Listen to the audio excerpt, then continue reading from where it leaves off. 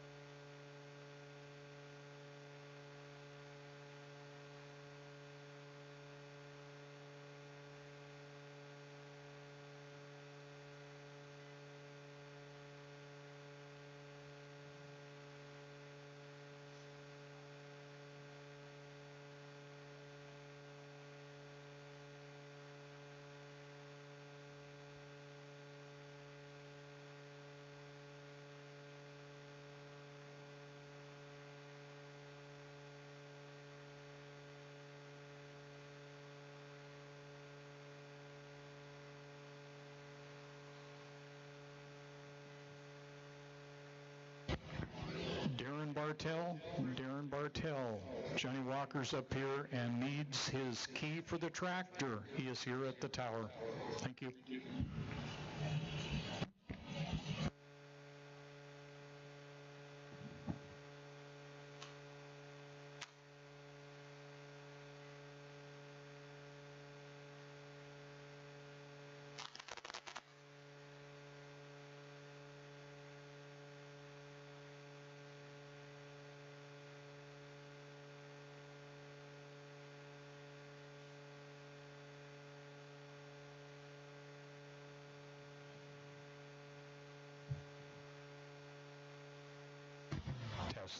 Bob Shellhays, contact the tower.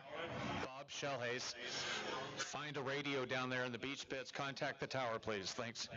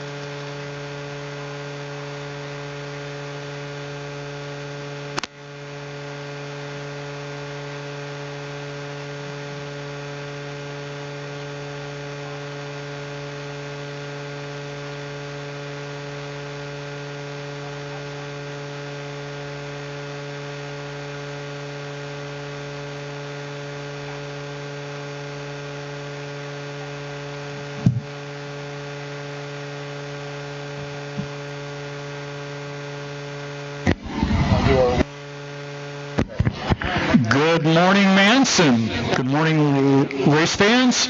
Welcome to Manson Hydrofest 2024. Thank you all for being here. We are about ready to get going. We've got our first boat in the water already. Thunder Chicken is down there with Gordy Cole. Going to do an exhibition here, 4 laps, I think. And first thing this morning is we are going to honor both our Canadian neighbors and the United States with our national anthem. So if you could rise and remove your hats, please, for our Canadian national anthem. Flag is on the start-finish line. Flag, please.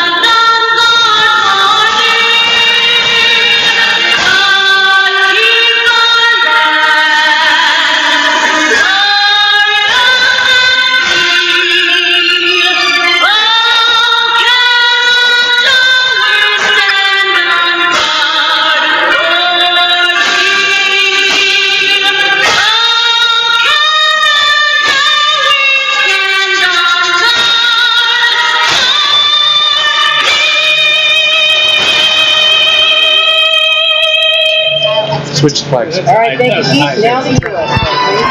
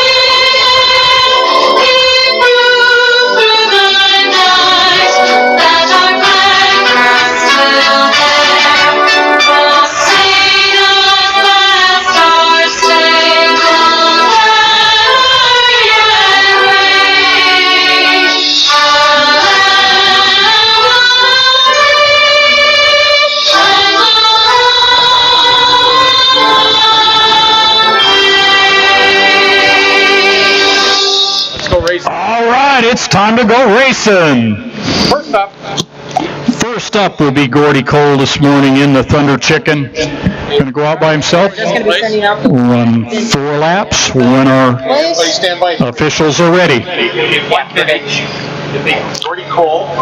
Thank you to Scott Edensword, Jim Codling, Aaron Stevens, our officials this weekend. Here comes your countdown. Is he ready? Oh, I didn't know your mic was on. Clock says 4:10, 9, 8, 7, 6, 5, 4, 3, 2, 1. Mark. 4-minute gun. Green flags on the course, please. Green flags. All right. F20F, excuse me. Mr. Gordy Cole, Seattle, Washington, in Thunder Chicken.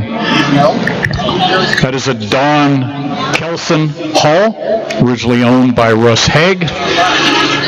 And Gordy's had that for a number of years now. Come on, let's go. There he goes.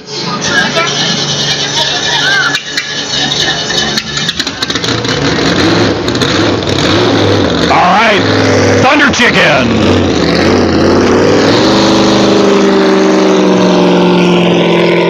Beautiful vintage hydroplane.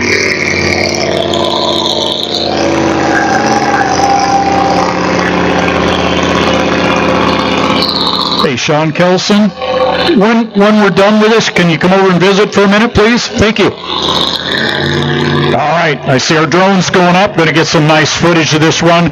We will have drones all weekend helping with course judging as we're trying to, I guess we're kind of the guinea pigs in the country right now in the inboard to get this going.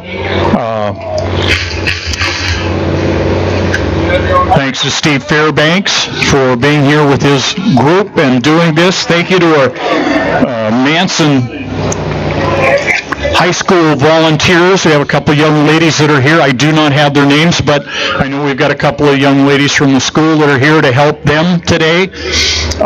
Want to say thank you to our referees again. Also to Pat Yarno, Chan Shaw, everybody's here. All of our scorers, everybody's doing a great job. And I know I'll leave out some names during the day, but thank you. Gordy Cole coming around turn 2. Brand new engine. Boat's been on the trailer for some time, but see that Gordy's out there just trying to get it warmed up and get things ready to go.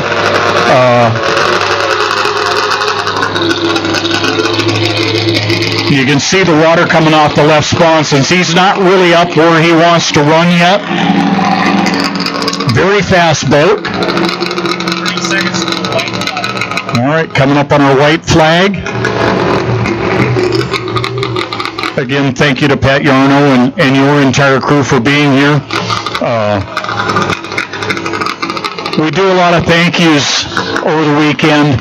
And I got to tell you, it takes each and every one of these individuals to do this event and all of our events. So, we've got our Commodore down on the dock as well.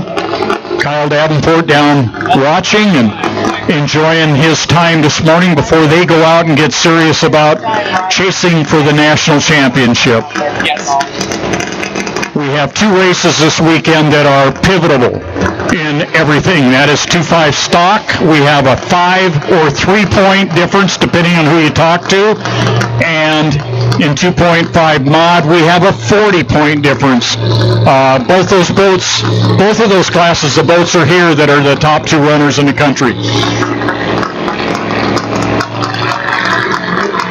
All right, now he's starting to pick it up a little bit. Why aren't the T-boats already in the water? All right, T-boats, you need to be going to the water. T-boats, to the water. We're going to have our qualifier in T-boat. And then we will move on from there with the rest of our racing day.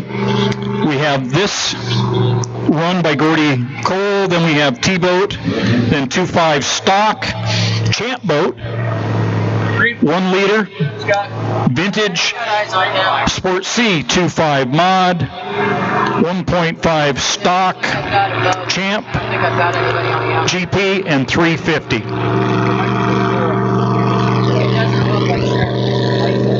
All right, Gordy Cole out there getting some time in the boat.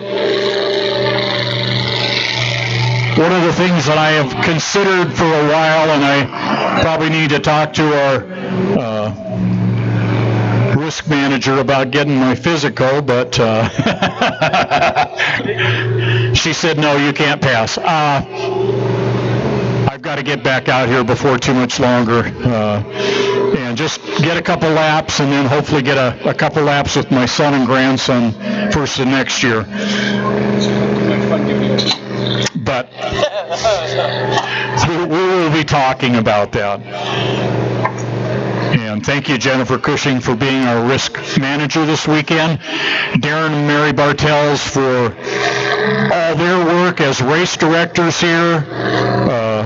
Kyle Davenport and the entire PNBRA club, all of its members, and a special shout out to our Canadian friends, NASCO.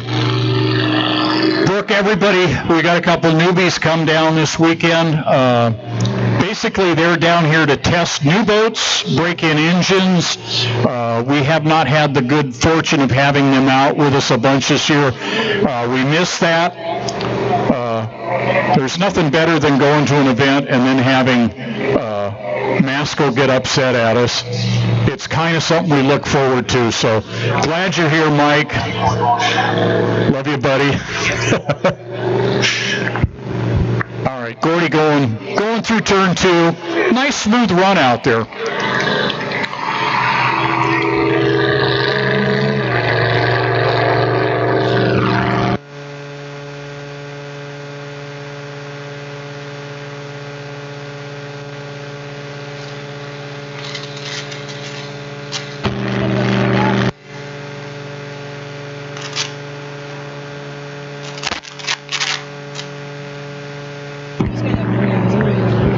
Well, we got a little bit of quiet. Let me pull up my sheet here, talk about sponsors for the event, and thank Cass for doing all of this and being able to put this event on. Bob File Boats and Motors, 12 Tribes Colville Casinos, New Horizons Real Estate, that's Bob Nosk, Lot 75 Vineyards, Wine Girl Wines, had a great time there last night again.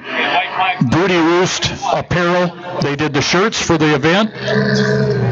Reed's Marine, Peterson's Waterfront Resort, Mountain View Lodge and Resort, where we're staying. Gordy Cole going by right now. Nice attitude on the boat. And a shout out to Lake Chelan Boating Club. I want to say to our good friend, hope your wife is feeling better. Just had major heart surgery, and hope to see him here soon. We all have to take care of our families first and foremost before we worry about boat racing. Gordy Cole. Gordy's been around this a long time. Used to race a boat called Thunder Chicken. Wasn't quite that big, though, back in the day. And did a lot of racing around the country. Checkered flag out for Gordy. All right, see his hand go up acknowledging that checkered flag as he goes around. Guy has been a huge part of the sport. If you were at our drivers meeting this morning, you know that not next month, month after, the week before Thanksgiving at Gordy Shop down in South Park, there is a gathering. It is for vintage members. Everyone is welcome, but you will need to let them know you're going to be there. They prepare hot dogs, hamburgers, there's a bunch of salads and all the rest. We get together, we have a great time. There was 80 plus there last year.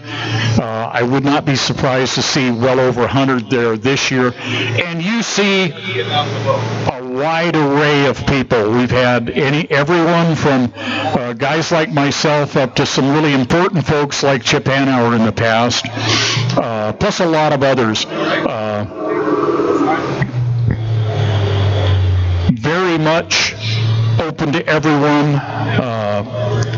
Great time. We get to visit. We get to share stories. We'll probably have a few boats down there. I'm actually going to talk with my son and see about bringing a barn find that we have down, an old Jones. Hey, how about a nice round of applause? That was a nice run out there. Thank you, Gordy. Very well done. Thank you. Like I said, Gordy's been at this a long time, done a lot of stuff in this racing business, was in the marine industry, used to make hardware for boats, all kinds of marine hardware, done a lot of things, and his son and daughter are the ones that have this wrap company down there in South Park.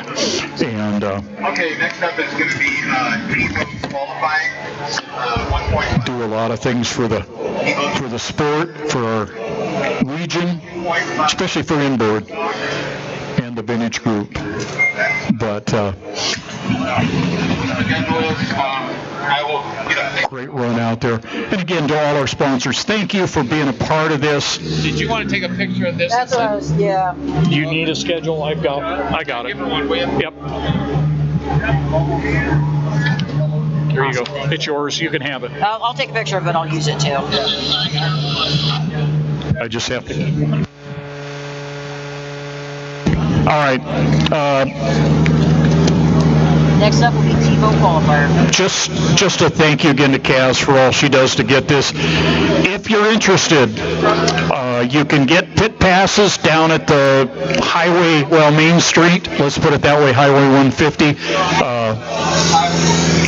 They have pit passes to the cold pits. That is not to the hot pits. Hot pits are a different story, but you can go down there, get a one-day pass for the cold pits, 2-day passes, family passes for both. They also have shirts down there. They have small to extra large are $20, 2X, 3X are $25, and they are beautiful shirts. Please go see her and do that. If you want to get into the hot pits, you have to sign a waiver. It is $20 for the weekend. You have to have closed-toed shoes. That is important. That is a stipulation of our insurance. And I know that there are people who will balk at that. There will be people who try to come in without it. You have to have the closed-toed shoes to come in. We invite you, if you'd like to be a part of this craziness, this fun that we do, apba.org, come down to the clubhouse or the Parks Department building, try and find me. We'll get your information, get you directed in the correct direction to go to be a part of this, whether you want to be a boat driver, you want to be an owner driver. I guarantee you there are boats available, and you can spend a smallish amount, or you can go hog wild. I won't mention Brian Richards, but Brian has gone hog wild. Glad to have the GPs here this week. These are all right, and I just got a little sponsorship info on one of the boats, and I'll share with you in a bit. Thank you, Pat. Glad to have them here. We have our National High Point winner here. That is the GP10, Brian Richards. Brian? Nope, we lost it. Where's Aaron? What did we do? We just lost power.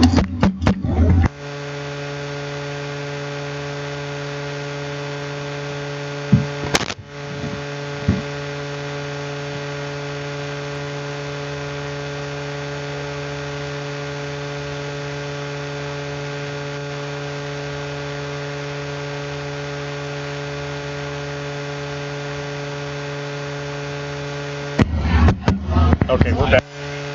All right. We had an issue there. I'm still not sure what that was. It was on. But Kevin Ekert, the driver of the 10, Kevin will be out for the first session today. And Mr. Jimmy James is going out as the driver for the second go-round. Be fun to see him out in the boat, and they've had an exceptional year. They weren't the fastest all year, but they went to every event, and they put on a good show. We're always there, always in contention, and they are the National High Point.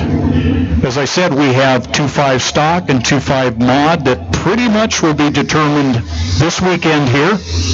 And that is one of the reasons why we are not having awards tonight at Wine Girls. We will have awards immediately following tomorrow. As soon as the points are tallied tomorrow afternoon, we will have our awards here in front of the Parks Department, just like we had our drivers meeting. The reason for that is because we may be able to decide a national high points at that point. We may not. It may go to Caesars Creek and to Florida in a few weeks to finish that. But we wanted to make sure that if we could announce that at that point, that's when it was done. So we are moving our awards to tomorrow afternoon at the end of the day. And we will have that as soon as those points are tallied. Everybody will be brought from their boats down at that point. When we're done, then we will go back and everybody can finish their packing up, get ready to go. We'll finish our tear down. Want to remind everybody in the pits that you are expected to help with tear down tomorrow. It takes a good afternoon and a good portion of the morning to set everything up, and thank you for all who were involved in that yesterday and this morning. It goes really quick in tear down if everybody does a part. The biggest thing is getting the dock and the ramp back up, and that we need Harvey for. So we will be coordinating that because we have to get a trailer in here to load everything on. But we will be doing that. Looking forward to the T-boats going out now with their qualifying session this morning.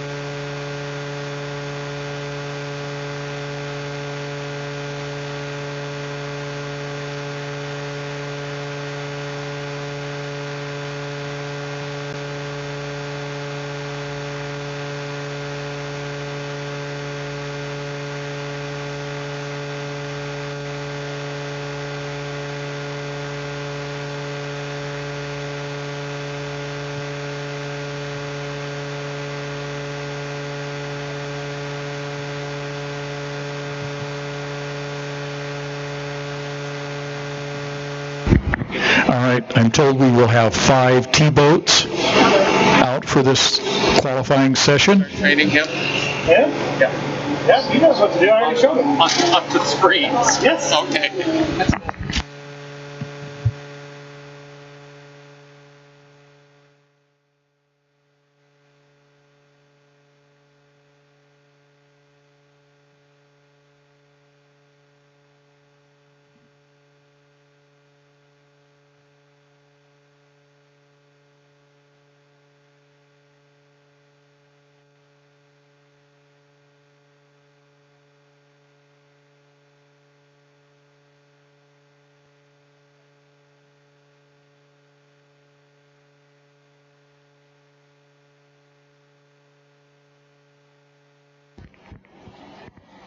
All right, our next heat up, and they're getting there. We got 4 of 5 in the water.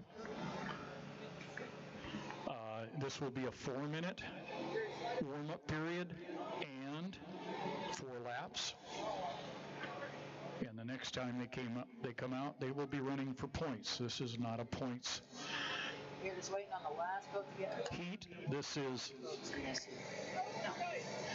it is for qualification, and we do have qualifying drivers. Plus, we have some of our regular competitors. Not that they're any more regular than the others, but the folks that are doing this on a regular basis. So we'll talk about all of that as we go forward, as we see the 333 getting ready to go. How are you, Sean?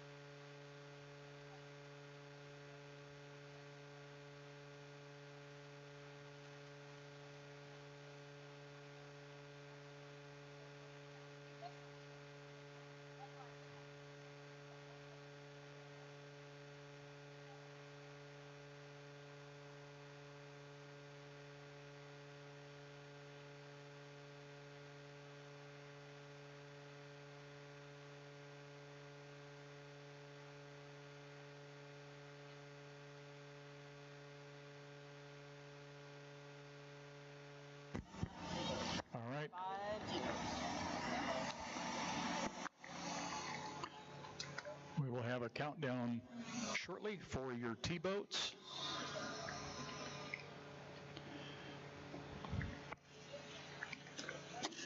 No, they did take it. Okay.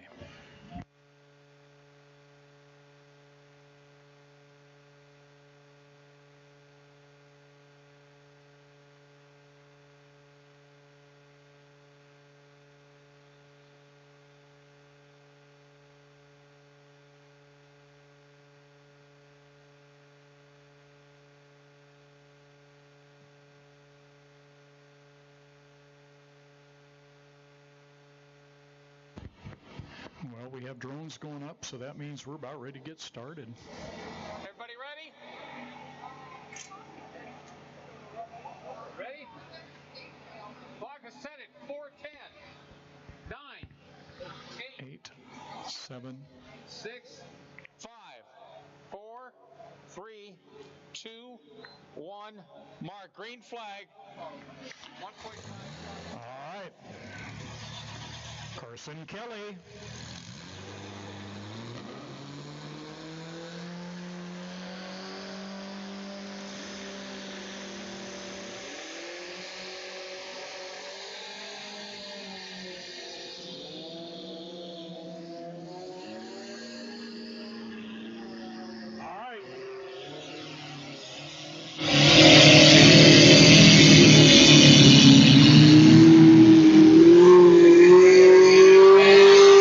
That's always a good sign. 5 in the water, 5 running, on plane, on the course.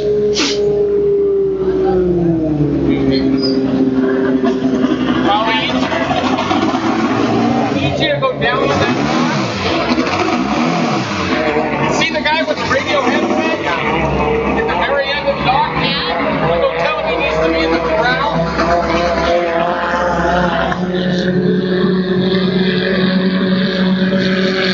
All right.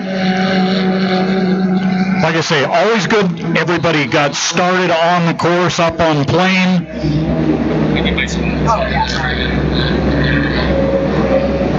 Brady Brackett in the 33. I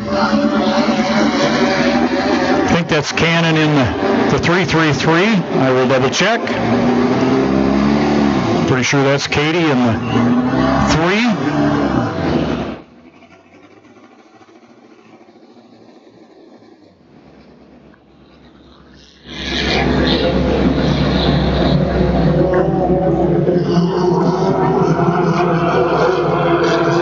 That is the T51 Shelton Racing.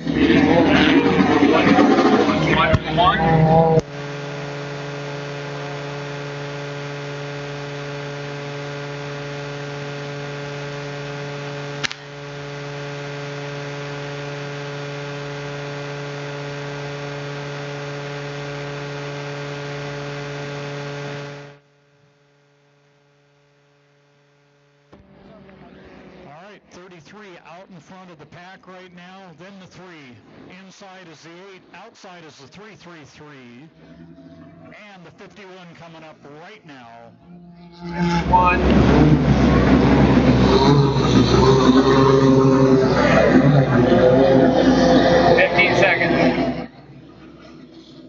All right, not running a score-up buoy this weekend.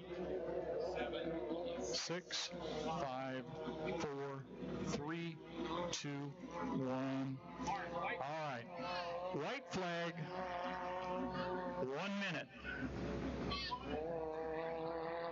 Boat out front, a little bit out of position right now.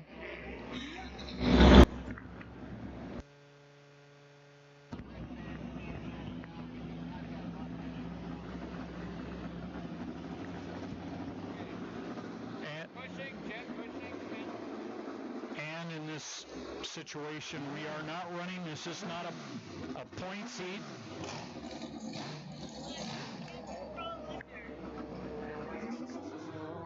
Jen Cushing to the tower. Jennifer Cushing to the tower, please. Jennifer Cushing to the tower.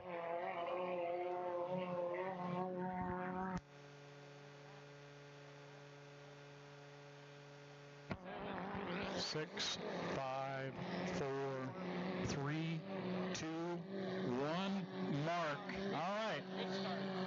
running a little bit behind, but at full song. Everybody else a little bit slow. Not bad, just a little bit. Brady Brackett on the inside. Been a tough year for the Brackets. New boat, and just has not gone the way they had hoped. Should be a very, very fast, competitive boat. It hasn't happened so far, but as you can see out there, Brady's got it dialed in a lot better. They've got things running much better than they have. You see him come through there. Nice turn. Carson gave him his lane, and that was it. That's called racing.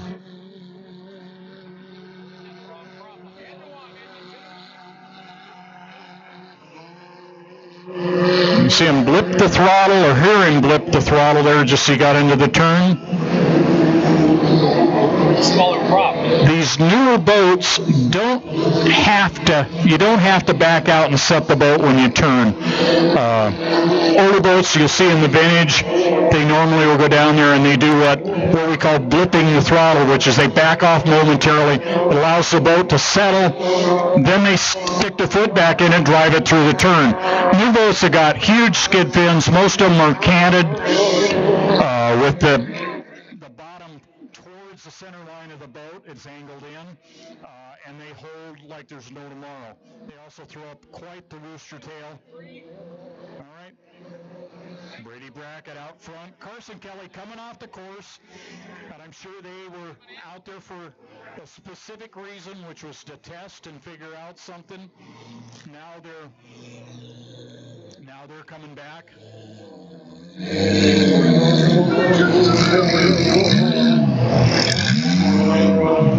We see our 2.5 stocks going in as Carson comes to the far side of the dock. And that will be a ballet all day long as we bring boats in and out. And we may, as we go, we will probably have boats that get moved out to the front dock.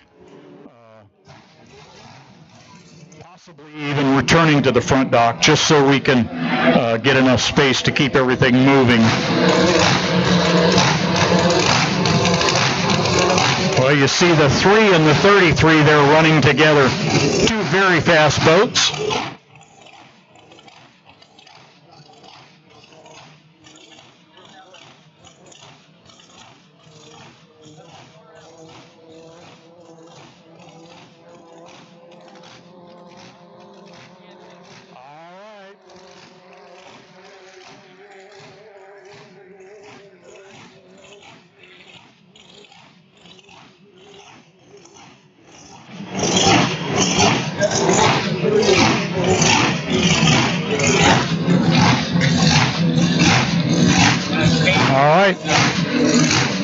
You see the 3 come across first there. Like I say, we're not racing at this point. They're probably thinking they're racing, but they are out there as a qualifying heat. Non-points basically gives them a chance to get seat time, learn how to start, learn how to run in a competitive situation. And also for some of the boats that run on a regular basis, drivers that run on a regular basis, it's a time to test. Test time. Oh, nice run. You see the 51 come just past the 333 there at the finish line.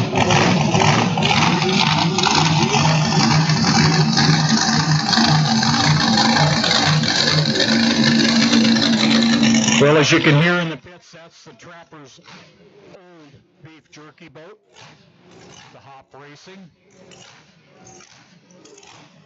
Getting warmed up. Already had the 10 warm their engine up earlier. We've got 4 GPs here this weekend. Should be a great show. We got the E350s. We got 2.5 stock up next. 2.5 mod.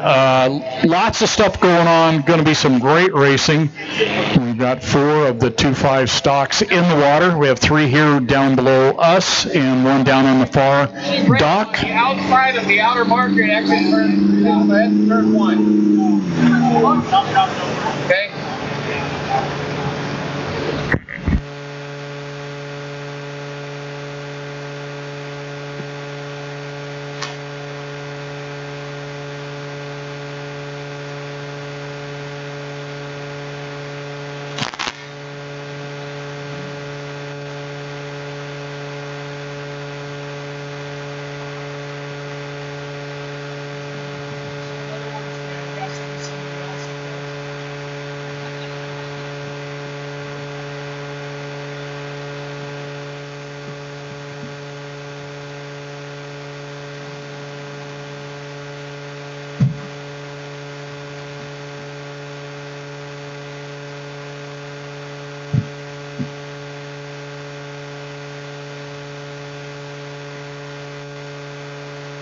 that they're showing up. Yeah. They have to be on the rock wall side of that yellow band that's mostly All right. walkway.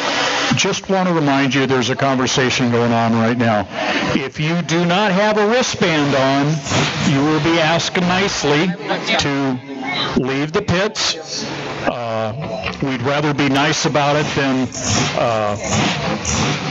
have to get a little bit ornery or nasty. That's not our goal.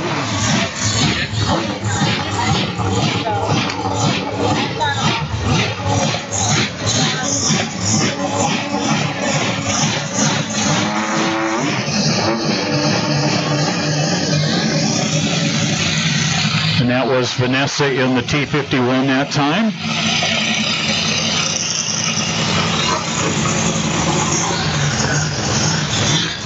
All right, let me go back to my schedule here real quick. Get back to that. Too many papers in front of me.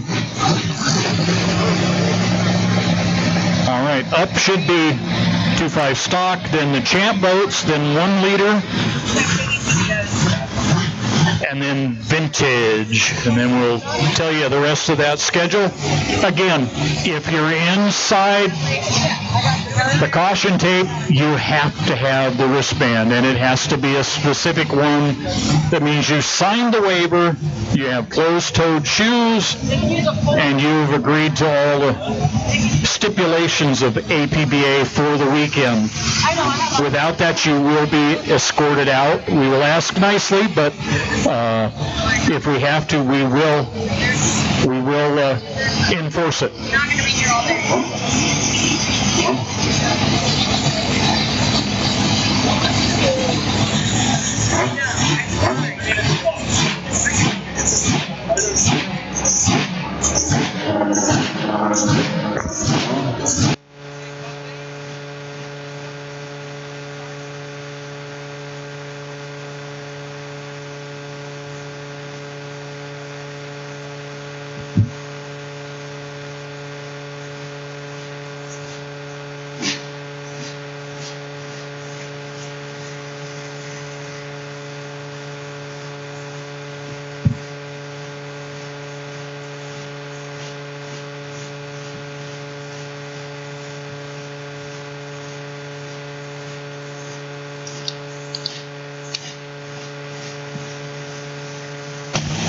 All right, 2.5 stock. You have the 6 down here, leading the points right now by 3. Or if you talk to others, he's behind by 5. I'm not arguing. I'm not in that category to have that information. Kyle Davenport, Commodore of PNBRA. Next boat behind him is the 77. That's the Fury, Jason Oslachson. And the third boat there, that yellow one, Monkey Business, the 12. Jason Illard, the owner, J. Michael Kelly. He and Kyle are tooth and nail right now at points. Down on the far dock, down at the far end of the pits, the ramp section, is the 8. Jay Deathridge, driver down there in the Crazy 8. We don't forget them. There's no way you can forget them.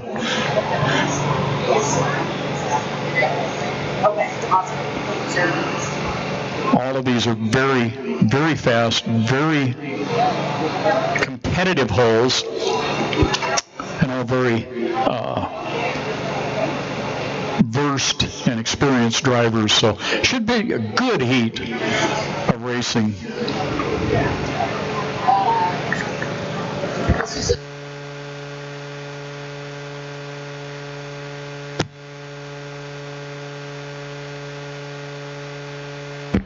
All right, 33 headed back to the trailer right now. Like I say, beautiful Ron Jones hull. Been a tough year. Just have not had the kind of season they wanted, but it's getting there. They'll look much better that time. Hopefully there's not engine issues. That has been a problem this year. So hopefully that's been rectified and they can move forward. And we'll see where they end up. But I know they have plans for the future, and I expect to see Brady stepping up as he gets a little older. And Okay, we need one more. Jim. Sorry. No. Gets a little more seasoned as far as his experience and age. He will probably step into the 2.5 stock class. So for most of these drivers in the T-boats, you use it as a stepping stone. There are drivers that could spend a whole career doing that, and that's fine. But most will step up into bigger and faster boats as they get older. And what do you want?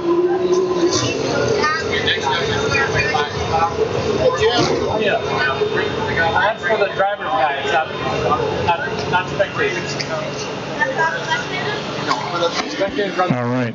The ballet goes on down here as we're jockeying boats from one dock to another. Behind the fence. So Behind the fence. That's All right. While I'm thinking about it, let me let you know that we have a fundraiser going on with the Manson Fire Department, Manson Firefighters Association. Across the street, across Highway 150 down there, the main street here. They're going to start at about 11 a.m. They go to about 3. But if you'd like lunch and you're not going to a sit-down lunch, they have hamburgers and hot dogs with soft drinks. It is a fundraiser, and that money will go to help feed some of the less fortunate here in the valley.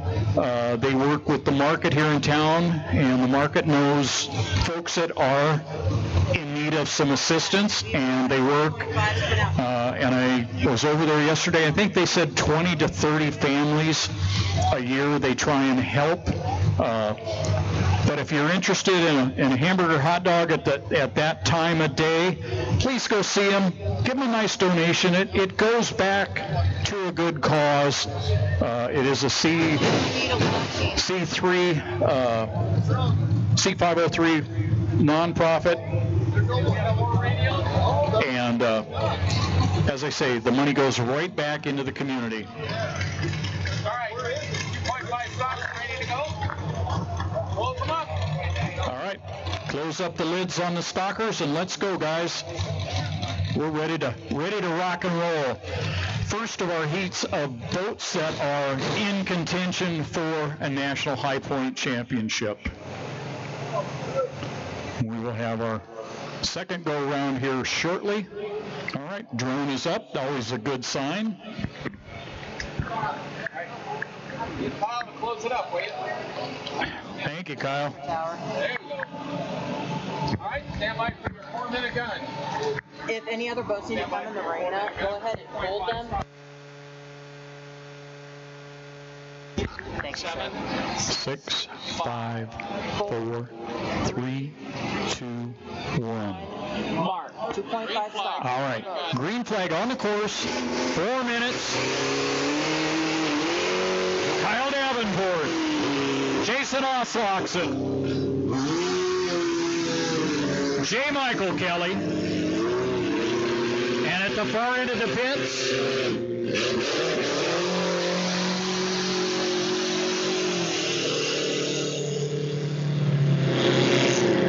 I think I can. That is Jay Deathridge. Come on, let's go. I want to get all of them up there because they're all very competitive. You can throw a blanket over them normally.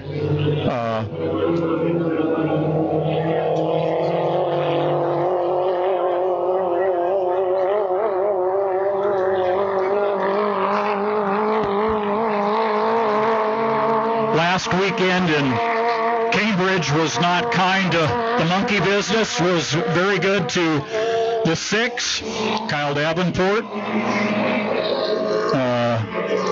Monkey business did not have a good weekend at all.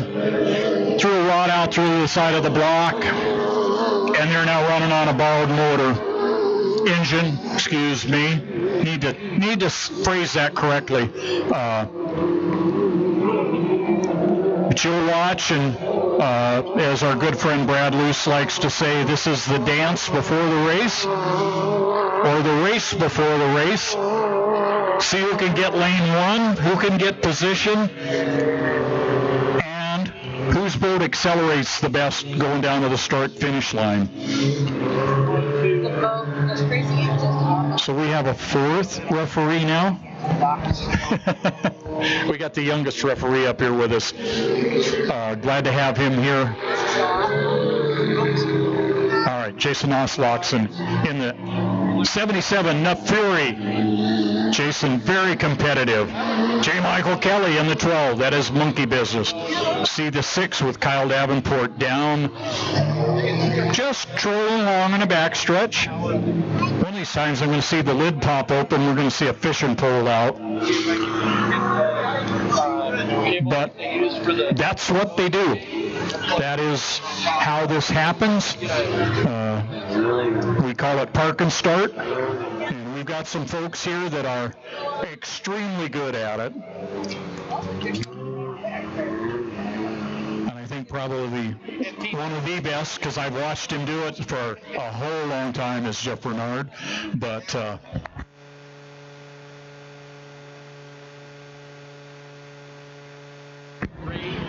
2, 1, mark, white flag. all right, 1 minute. And Monkey was just up here and let me know. Thank you, Jeff Bernard, for the engine, because without that, they wouldn't be here. And the points chase would be over at that time. So as hard as it is to lose a points championship, that shows you what this community's like.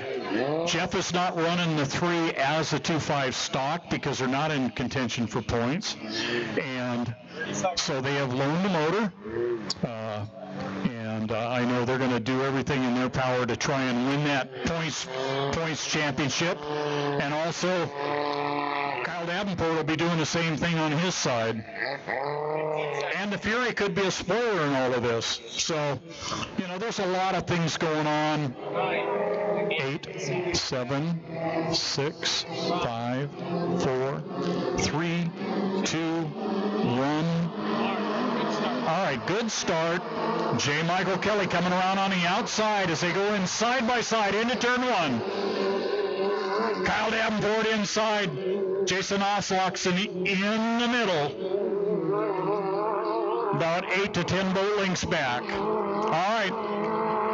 Looks like J. Michael's got a little bit of boat speed. We'll see how this goes. Got to be real careful. That turn is going to be very difficult today. We've got a breeze coming in that way. J. Michael with barely a boat lead. Kyle Davenport inside. Here they come, and to 1. J. Michael Kelly, monkey business. He opens it up a little bit at the end of the chute, and then in the turn, Kyle's able to pull back up slightly. Got a little more lead this time. Nice run by both these guys. Well, you can hear them. They're turning them up.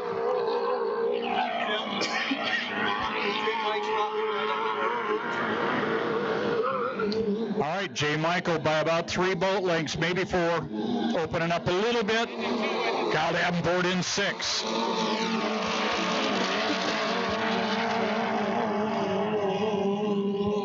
Jason Oslaughson, 3rd place. All right, not sure what happened. A lot of slop there, but it looks like the speed is gone from the 12 for whatever reason.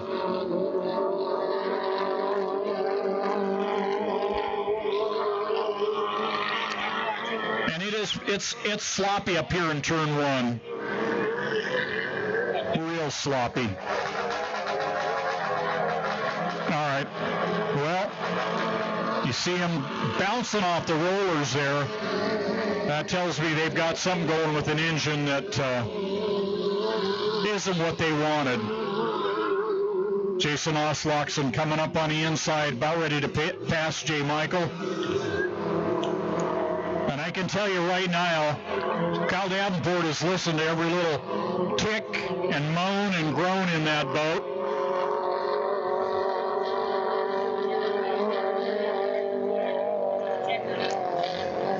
I'm not sure what's going on with the 12, but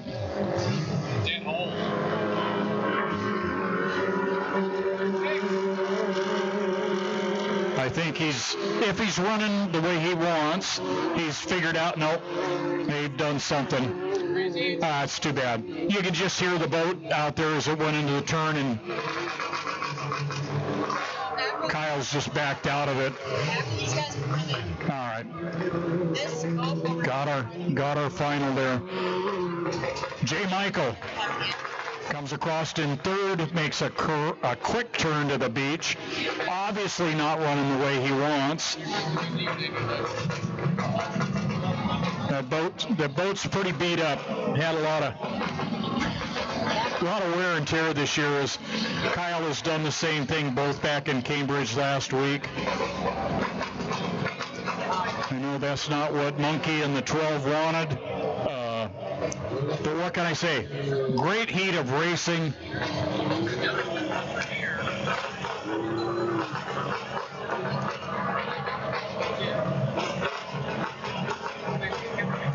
Just change the voice thing. What's that? Just change the voice. Yeah, he's in good shape. And with that finish, that will change the points. That'll help Kyle in his chase for the points. I'm sure he's got a big smile. Like I said, I know they want to win it with the best competition possible, but it never hurts when you do get that, I don't know, gift, I guess that's what you call it. When somebody breaks or is not running up to... Been there and done that. Yeah, we've all been there and done that. Hey, I ended up number 3 in the nation in a few times, and it wasn't because I was the fastest. I can tell you that. It's sometimes you have to remember you have to finish just to be there. And I've told a story about others that were very fast, but went through a lot of money and parts to do it. So. I think I'm in the right spot now. But that is racing. You guys gonna do the countdown here? They want you down in front of the...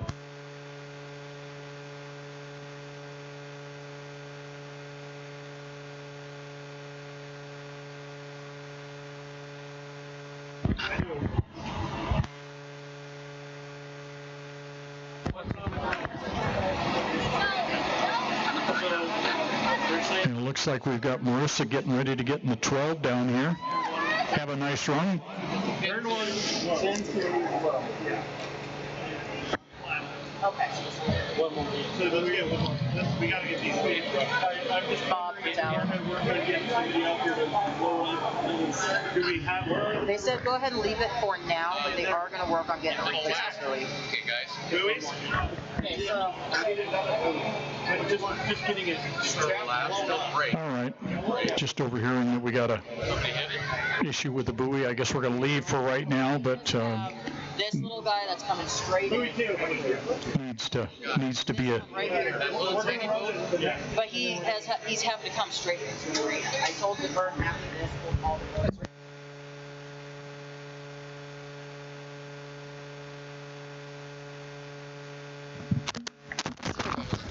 I did.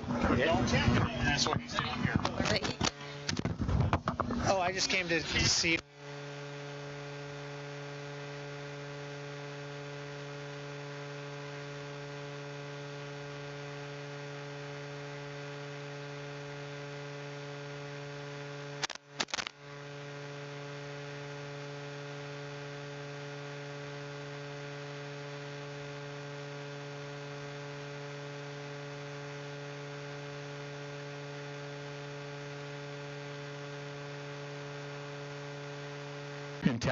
in town, and it was somewhere over $60,000 for a couple days. Those things make a huge impact on a small community. There's only so much money to go around, and if we can help, if we can steer somebody over there to have a burger, a dog, to make a donation to help those that maybe are having a tough time, please do that. Go and visit our firefighters over there. Thank them for being here for us. And here comes your countdown. 5, 4, 3, 2, 1. Champ boat. It's the Canadian race.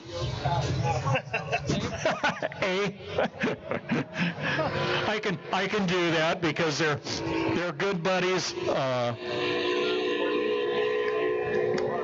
We'll call it for you as they go around here in just a minute.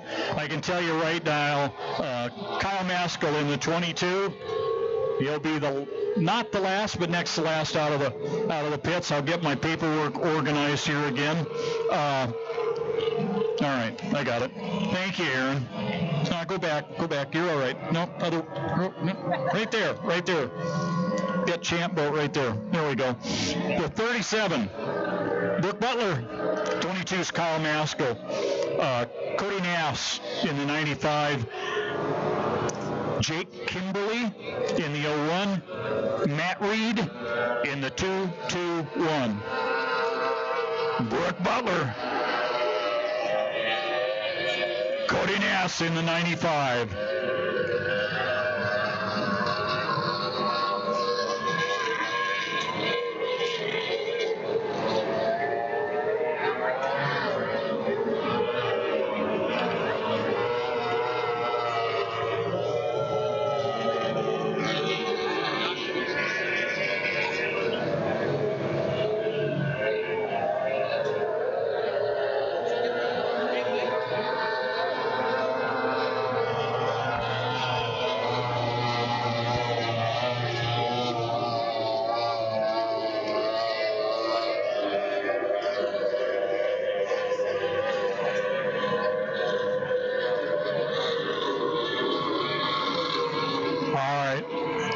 What you're going to see is four laps on this.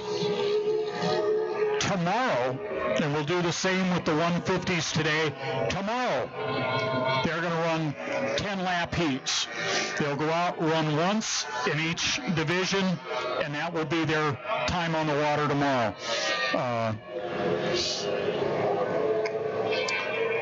For those of you that have not watched tunnel boat racing in the past, they do a lot of marathons. I have been to Parker, Arizona, also to Havasu, and run in marathons down there up to 12 hours. You run about an hour and a half in each session. You come in and fuel and change drivers.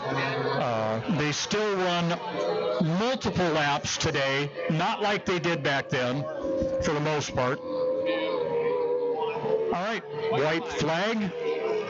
1 minute to the start of our heat. In that same spot. Hey, Summer, you doing okay?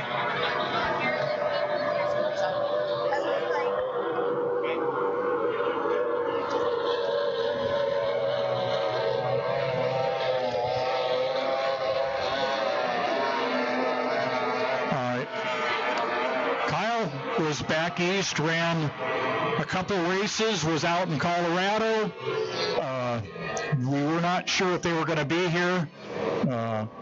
His dad and I talked quite a bit, and I was communicating with Kyle, and I know we had some discrepancies with what everybody was figuring. You see Kyle standing up on the transom there.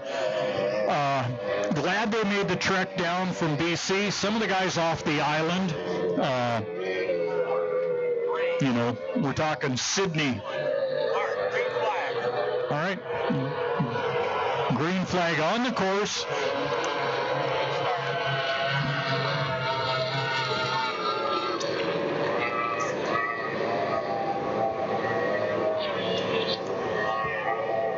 I spy an X on the back of that. And we do have rookies out here.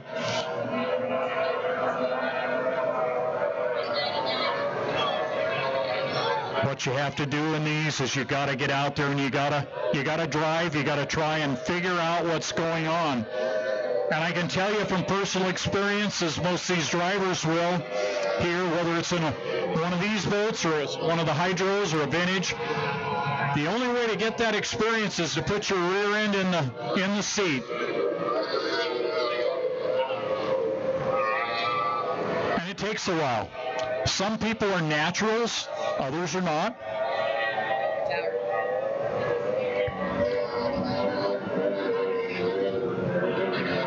Those of us that aren't naturals are doing other things.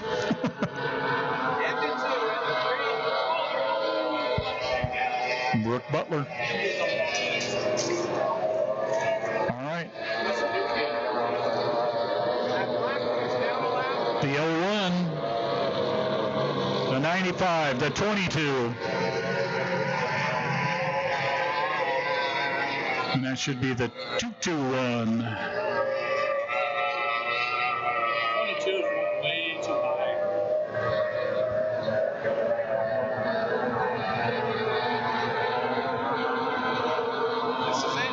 This is into 3, right? What's that?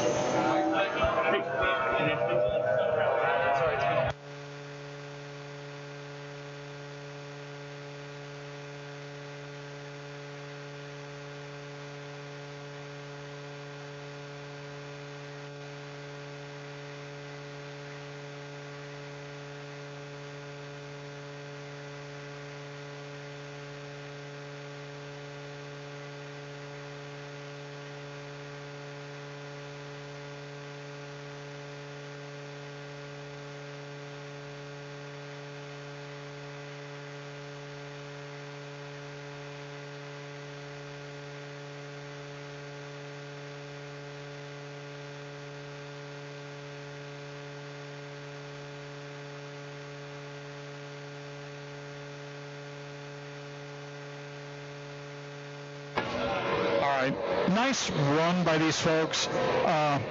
Problem is they're not running enough here in the region to really worry about points. I know they have in the past, and hopefully in the future we will get them out more. Check your flag on that flag up there. Check your flag on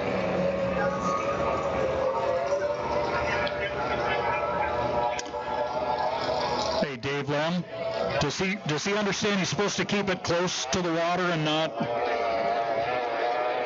Okay, I just wanted to check. Right side up.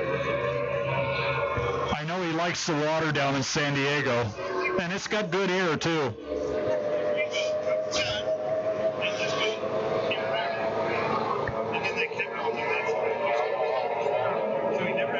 I'll probably hear about that one later. All right, Brooke Butler in the 37.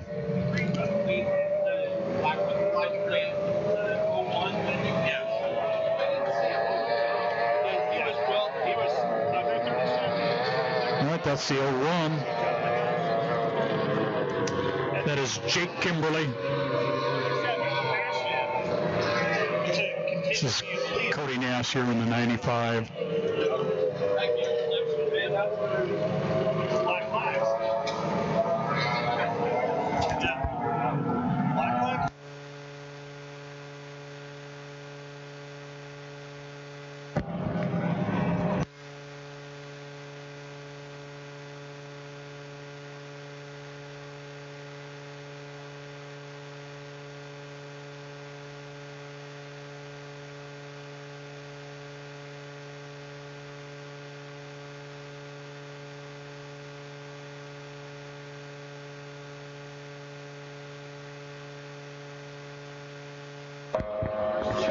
All right. Well, I know there will be a discussion now. See the Sport C's going in the water down there. So we got to get these last two.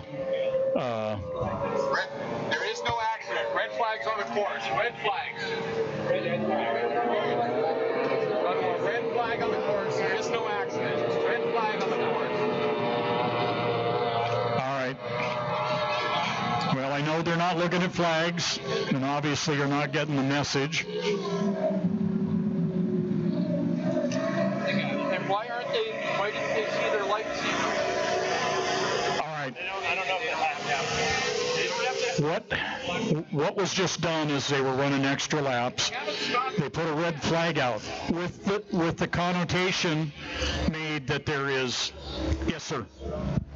OPCs, tell your drivers to return to the pits and come to the tower once they're out of their boats.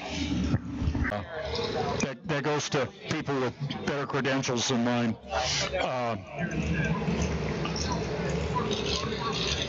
As we talk. Hey, Aaron, just have them come up here. I'm going to go talk to them. Okay.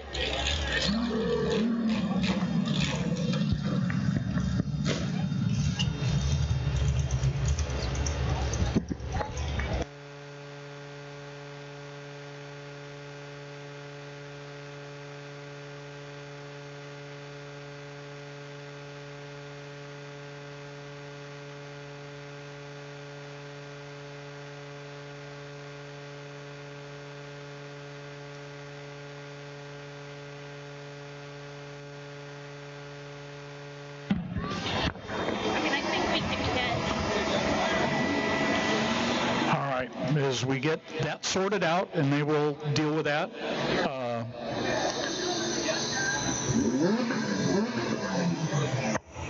We've got our 1 liters in the water down here.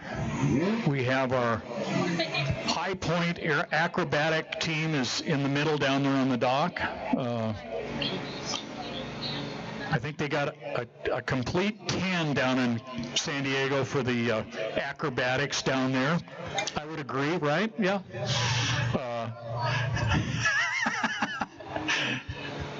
I'll get him later again, don't worry. We have the Y12 down here. Marissa Bartel in the boat. The 45 with some guy named Sanchez as a driver. And the Y333, Mr. Cannon Cushing.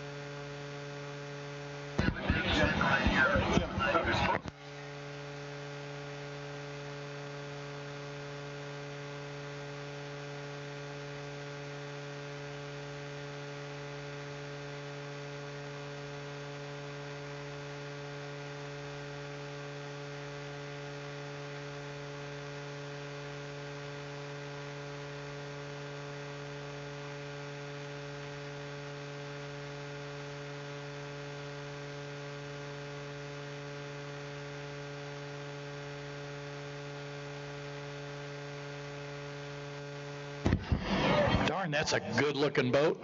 Look at that thing. Looks like a school bus.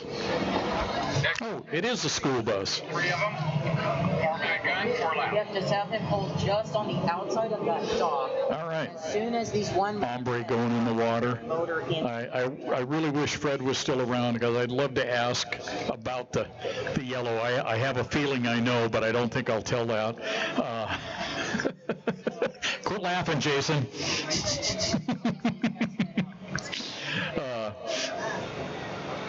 If you knew Fred Leland, you know what I was talking about. He's a great guy, and you know he's instrumental. That's one of the things Steve and I have talked about a lot over the last few years. Is we procured this boat out of Florida, got it back up here, and did the restoration. The number of people that Fred Leland was involved with who brought into the sport not only inboards but especially unlimiteds, and the number of boats that they built over there. just amazing, the number of, when you look at drivers, Kevin Ekert is one of them. Dave Villock, Chip Hanover. I mean, there's a whole bunch of people. I mean, names that drove for the man. A lot of the crews went through that. Greg Hopp is another one. All right, coming up on a countdown. For your 4-minute gun, clock is set at 4:10. 9, 8, 7, 6, 5, 4, 3, 2, 1. Mark. Green flag. All right.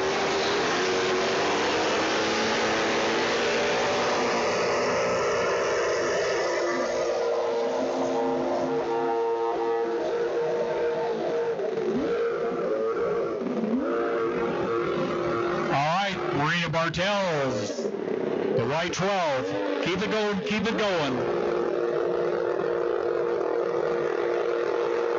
Not had the best year trying to get that boat up and running.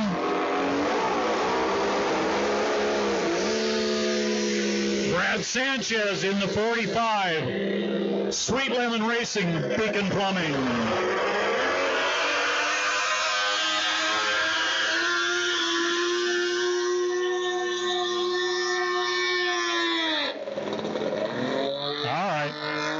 You saw him come around the corner there and see the other red boat? Well, we're going to have a party out here. Devon, you might not want to go too far. We've got 2 dead boats behind you. Well, that's not what we wanted, guys. All right, see the second of our vintage boats going in the water right now, Gangrene. Yeah, Ron Magnuson, the driver.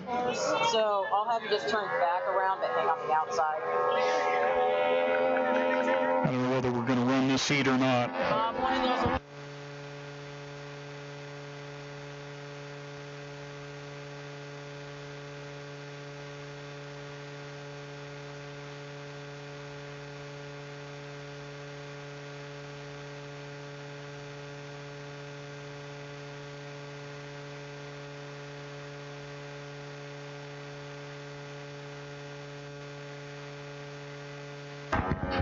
Get enough toes down at this end.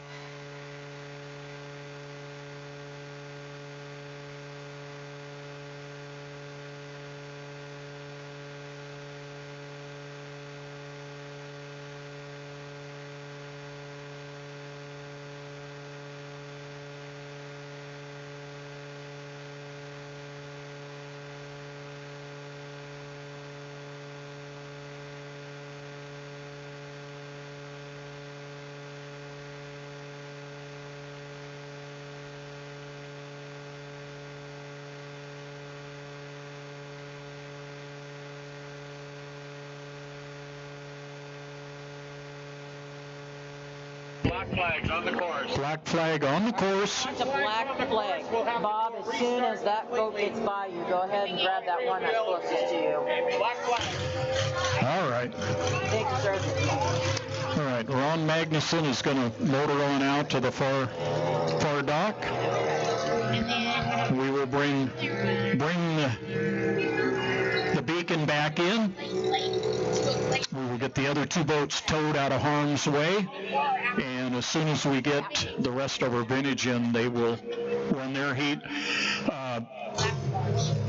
Reason for not running is they're not going to get any points with 1 boat. So we'll bring the beacon back in. Hopefully we can get the other 2 boats to get those scored away, and we can get them fired and get a legal heat underway. Hello.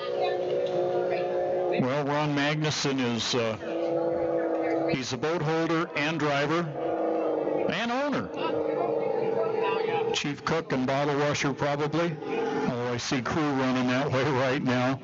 And this can be a bit of a logistics issue. Keep him in the water and refuel. Okay. Put him over on another dock or something.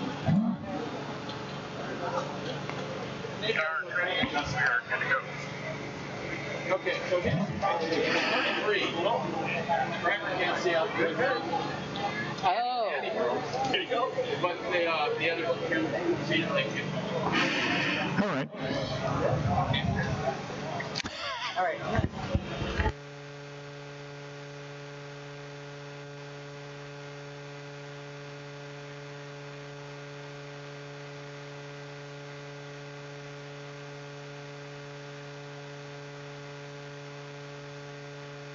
Hey, so the fire chief.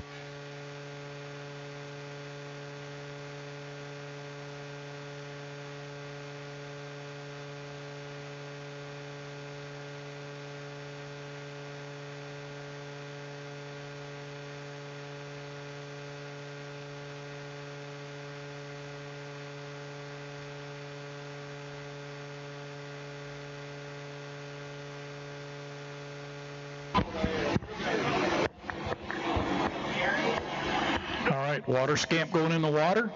We've got a couple more to go here yet, but we'll get our vintage in. And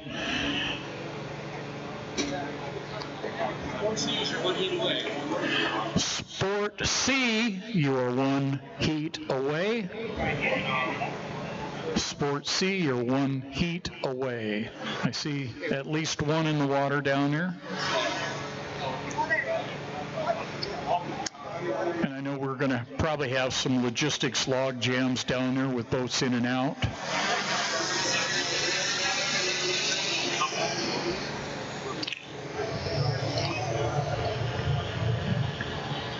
Thank you to Higher Vantage for being here. Steve Fairbanks and his crew doing the drones again this weekend. And a thank you to the two young ladies from, I think it's just two, I could be wrong, please correct me if I am, two young ladies from Manson High School that are here helping with the drone program this weekend.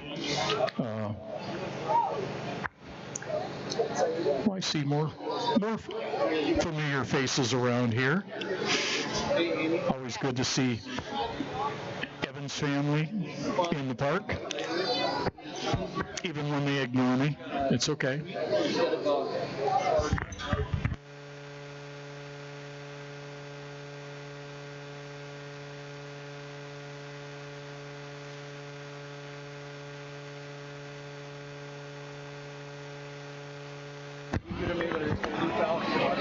All right, well, we're going to pull the 45 out.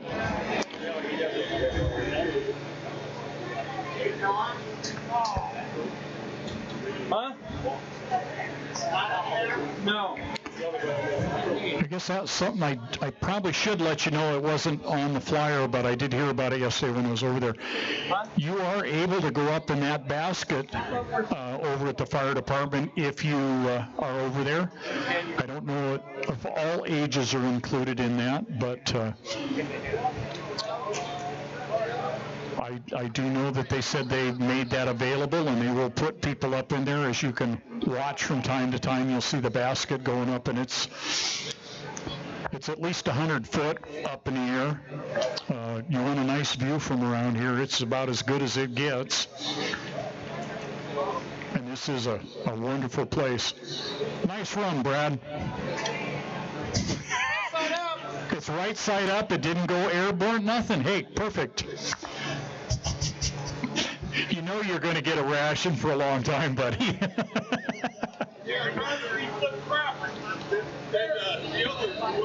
No, I'm going to give everybody a ration. Don't worry.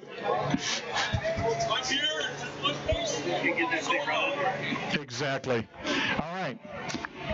We see the 12 coming back right now, and the 333 coming as well. I'm going to put the 45 on the trailer. We'll pick up the next of our vintage at that point.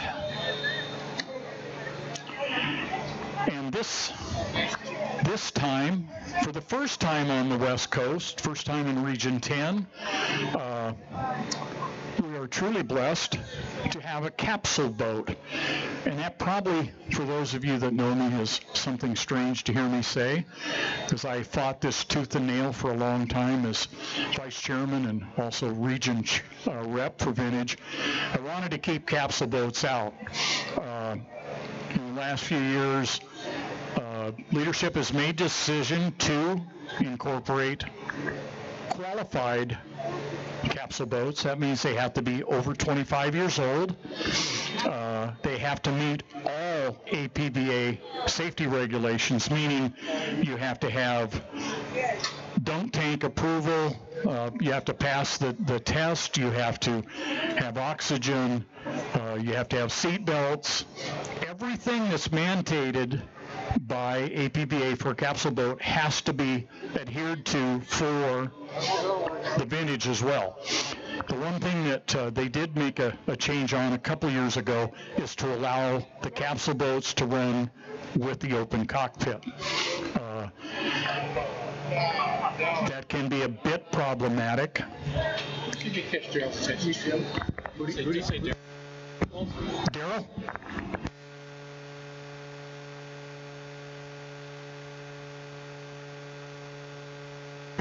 Darren Bartels?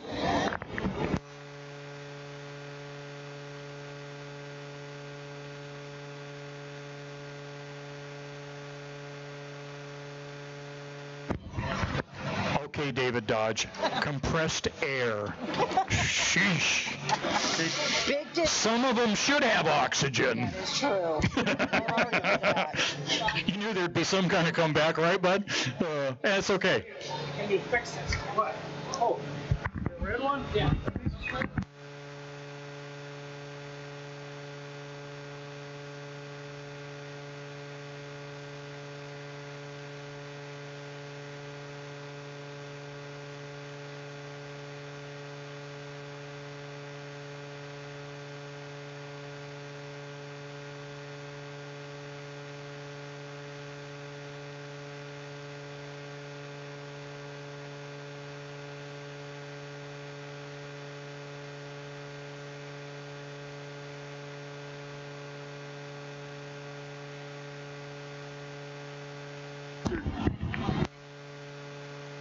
All right, Hill Family Racing coming to the water right now. Thank you for the... See Rochelle coming down. I think vintage are next steady. Vintage is up on our schedule next, and I would say we could probably change that with the sports seas, but I don't think we have enough sports seas in the water yet either. Yeah. Well, that sounds like Christensen. What the fuck we got going on? What are we doing here, Bob? What are we doing here? Oh, I can't look. I can't watch. I can't watch. What? Can't walk what? Can't watch.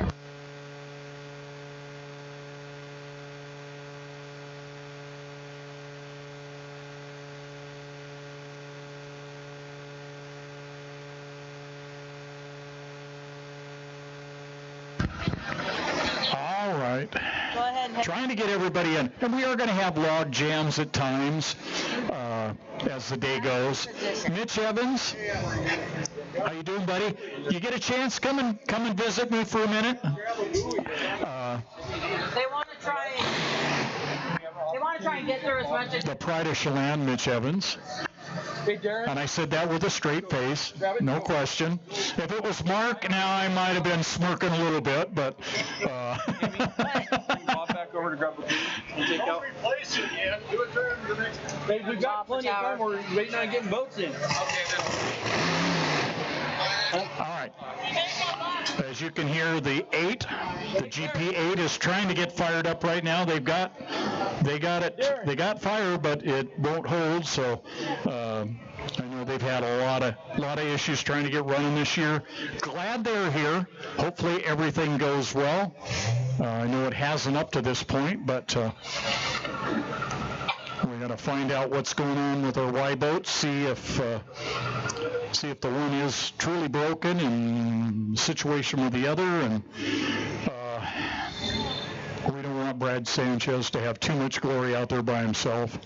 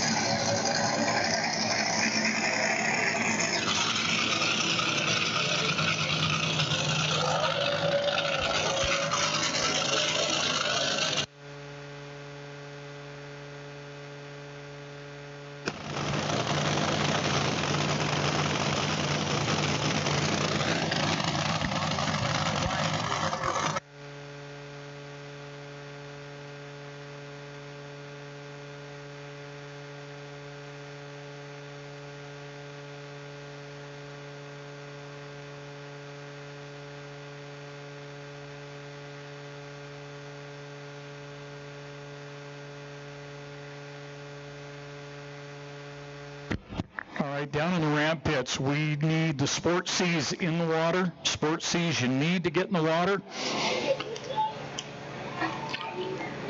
Waiting on the last of our vintage boats right now. Hopefully that will take place shortly. As I started to say a little while ago, we are going to have log jams today. One crane, a lot of boats, and I mean a lot of boats. There's over 40 boats today. Not what we expected. It is a blessing. It can be problematic. But we're blessed to have them here. It will help to make this a better show, and that's what this is about, is for putting on a show for the folks that are here. Hope you can enjoy all of that. Again, a shout out to our sponsors. We'll go through them again here in a minute. But don't forget, go on over starting at 11 o'clock, and I got to take a look to see what time it is. It is 11:21, so they are serving burgers and dogs across the street.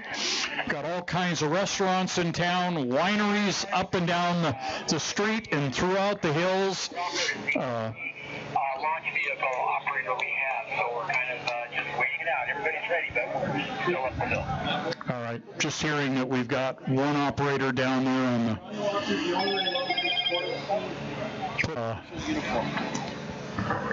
Again, like I say, if you can support the fire department in their charitable cause, that would be appreciated. We've got boats to get in the water. It's going to be another minute or two before we get boats moving, but we'll keep an eye on it. All right, just trying to keep that going. Get back here to my lists again. Go down and thank our sponsors, Bob File Boats and Motors. They do have a pop-up down there at the end of the far end of the pits at Highway 150 down there Main Street. If you're interested, boats, motors, all of that, they can help you with that there.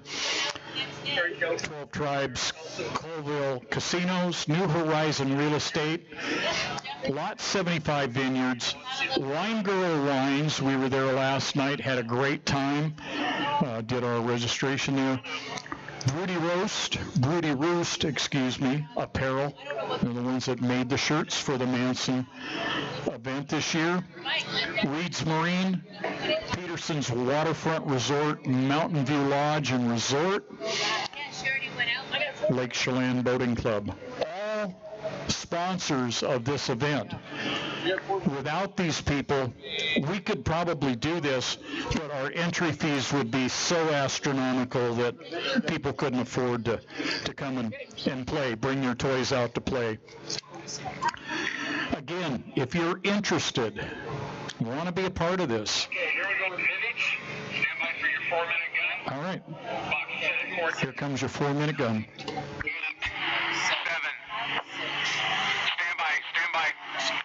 Stand by.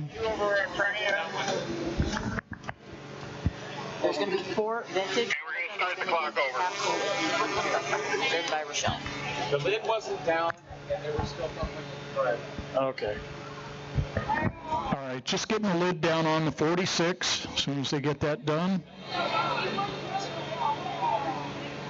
Okay, we got thumbs up from the 46. Clock is set at 4:10. 9, 8, 7, 6, 5, 4, 3, 2, 1.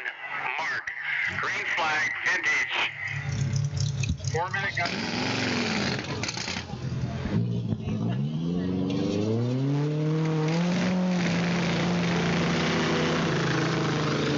Randy Christensen in the water scam. Aaron Olson in the ombre.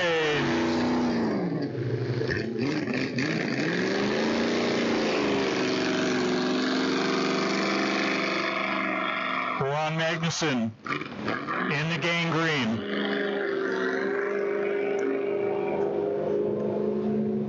Sounds like we need to do some motor work on that 40 boat. Need a bigger cam. Keep an eye on him. I know Steve's down there going, oh, be quiet. That line right there. All right, Rochelle Hill And he said it's in the 46, waiting for her to get fired and come to the course. And I see the lid come up. All right, got an issue there. Is it Jimmy I see jumping on the boat, I think? Jimmy Malden down there. A fair amount of speed disparity here, also in handling characteristics. You see the water scamp come through the turn and start to slide, kind of hook, and then straighten out. Gain green on the inside is a 145 hydro, 2.5 stock. That is a Kelson. The boat in the middle, water scamp. That was a 280 hydro. That is a Suey. And that was a kit boat. On the outside, you hear Aaron get into it right now. That is a 5-liter. Ed Carlson designed, Fred Leland, Ed Carlson, Frank Cushing built. And here comes Rochelle Hill. All right.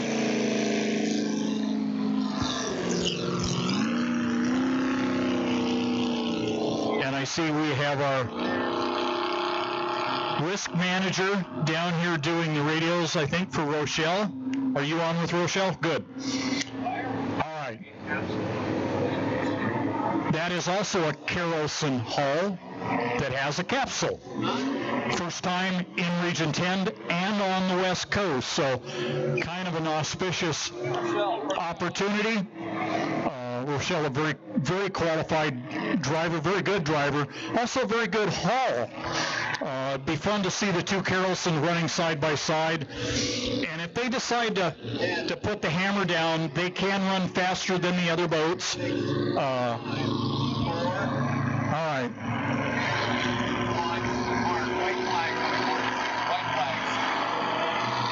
All right, white flag, 1 minute. We're not running for points. We're not racing. It's exhibition. And hopefully we'll get them all grouped together.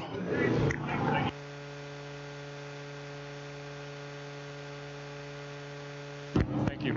All right, just double checking something with the referee. All right, now they're starting to, it's going to pick up the pace a little bit.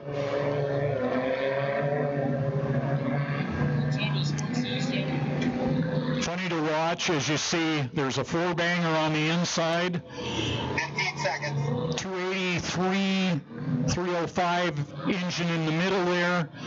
Then a 6-liter in the Ombre and a 5.3-liter LS. All right, you see the rollers out there.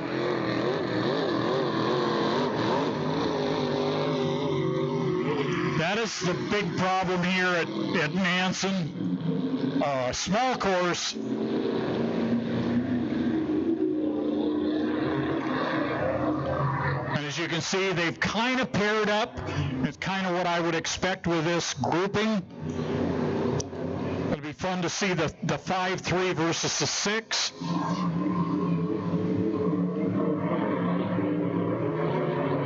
Two Carlson hulls.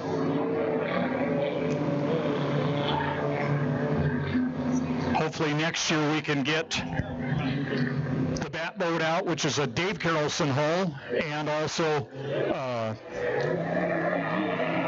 the Country Stoves back out and running, another Carlson.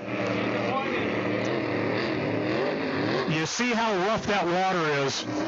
The problem with this small bay is everything that goes out is coming back at you. And you can see them hitting that, and it's lumpy. It's real lumpy. So, I get it. Done it. I remember running in Cologne one time, and it looked like the ocean. All right, you see Rochelle squirt ahead, and then you see Aaron pick it up a little bit. Fun to watch those two Carlsons. The boat on the outside is a little newer. It has updated rear shoes on it, a lot of things that the Ombre doesn't have. And really the only changes in the Ombre from when it was new is it has the right sponson's been changed slightly, has a secondary non-trip, as most of the boats have gone through changes. LS is not what was originally in it. Originally that was powered by a 302 Chev V8, fuel injection, methanol, about 520 horsepower. Very nice turning boat, very flat running, both of them. The two that are going by right now, the Kelson, that boat in good water, you can go out here and basically put your foot to the floor and drive every lap with it that way. Parked at a Tahoe. We'll be one. All right, the 1 liter with the Tahoe at the ramp, you need to move. You're in the way.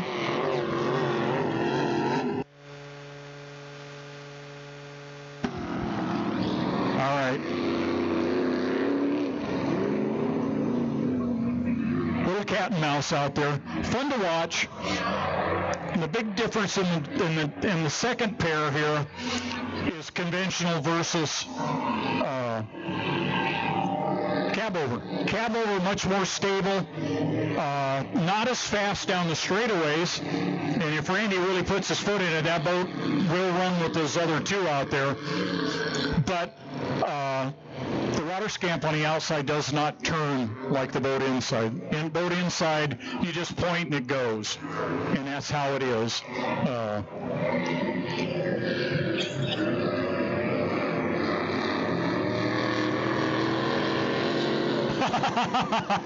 That's what we want from our vintage guys and gals. Came off the turn. They saw the checkered flag. Aaron was watching Rochelle, and Rochelle decided, okay, I'm going to nip him right at the finish line. And Aaron had enough time and quick enough reaction when he heard the engine to put the foot down. About 3 foot difference in the two as they went across. Fun to watch. This is the evolution of our sport. And when you look at a lot of the things that are on the new boats, this is where it all originated. You know, we went from conventional to cab over, and in the beginning they had a full bow. They were basically the same hulls, only made into cab overs, and then they started to change it, and then we had the blunt nose Jones, and then they had the tiny pickles, and then they went with a little deeper pickle fork. And over the years, you have to throw a lot of acknowledgement to the Jones family. Ted, Ron Jr. all had a huge part in this sport, and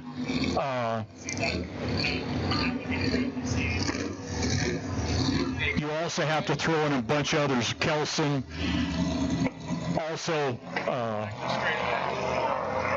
John Stoddicker, with all he did for many, many years. Just a great bunch of boats. And that is, as I say, the evolution of our sport.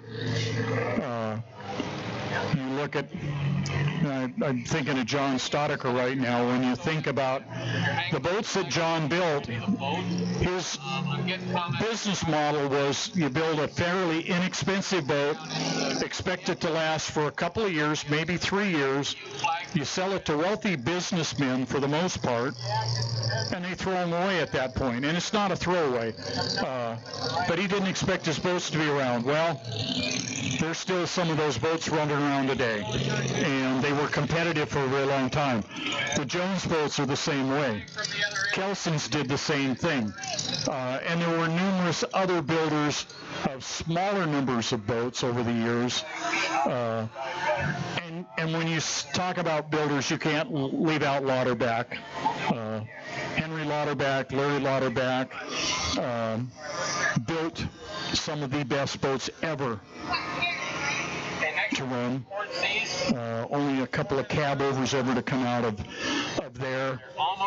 But even after the cab overs had taken over, their boats were still competitive, and the only reason that they weren't at the end was because we banned boats without capsules in inboard hydroplane racing, and it's just one of those. Just tell them we got like 2 more boats to load, and then we'll be out. All right, got 2 more boats to go. Oh, there's 5 in the water.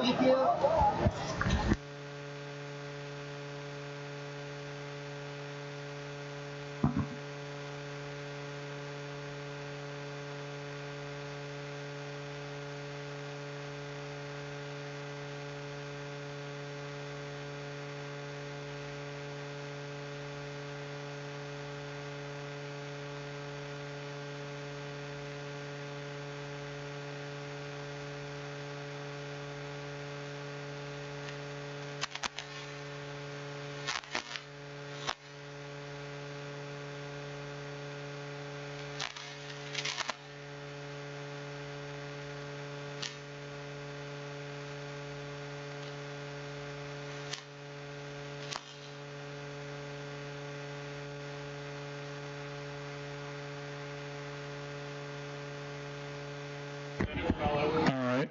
Well, we've got our 2.5 mods sitting here. We got Sport C down there that's trying to get in the water, and like I say, we got a bottleneck because we've only got one rig taking boats down. A little bit problematic, but that is the case. The neat thing about Sport C, not the fastest class out there, but there's 9 of them registered. And I got to tell you, I don't remember that many ever in Region 10. No, I went up.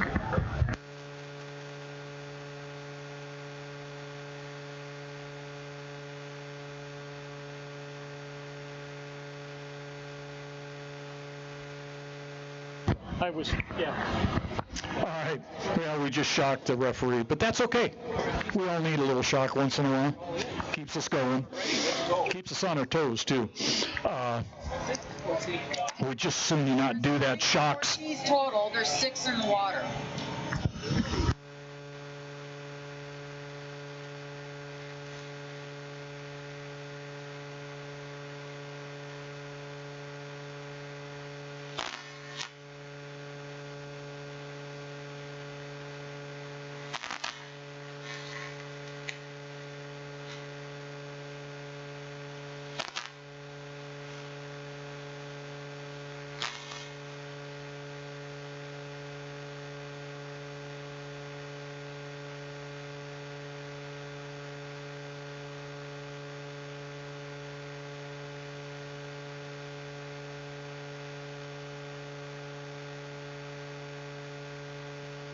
What's that?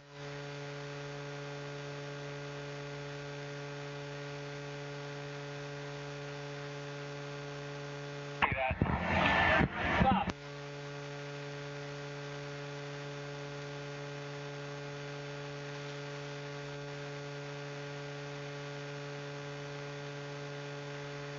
In the water, stand by for your 4-minute gun. All right, here comes your countdown for Sport C. Clock set at 4:10. 9. Hold on a minute. Wrong class. What class are you bringing out? Sport C's. We're bringing out Sport C's next. Stand by for your countdown. Clock is set at 4:10. 9, 8, 7, 6, 5, 4, 3, 2, 1. Mark. Sport C's 4-minute gun, 4 laps. We have 9 of them. All right, here they come. We'll see how many answer the bell. 1, 2, 3, 4, 5, 6, 7. Well, I've got 7 that I can count.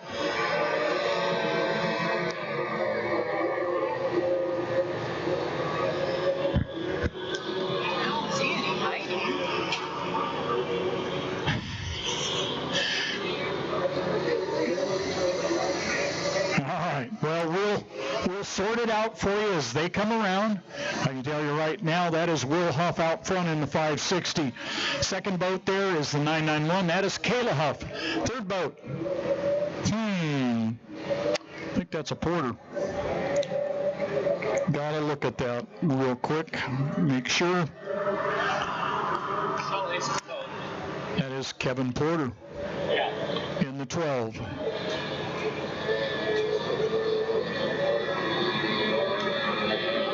And the next boat in line, fourth one in line right now, should be the 545. Brand new, off the shop floor. Russell Mead, outside of him.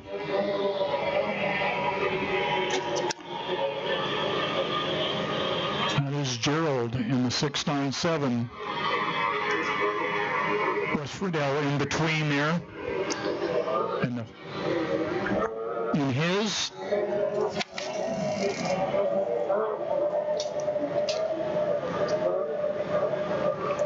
And that is the 447. And the light blue boat out there is the 845. That is Mark Mead. So that means that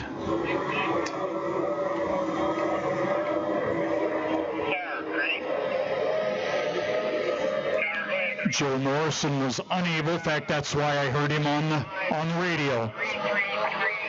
Obviously, they did not have the parts to get that fixed. They've got an issue with the shift from forward to reverse in that, and nobody has the part, so they are not running. The white flag.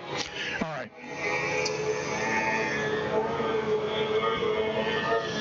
And the reason we said there were 9 is simply because there's a double on the sheet, and I hadn't caught it. 9, 8, 7, 6, 5, 4, 3, 2, 1. Mark, white flag.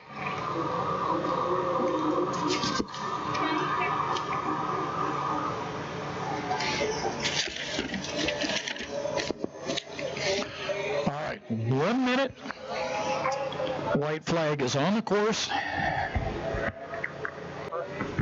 They have the best starts in the classes. That's good.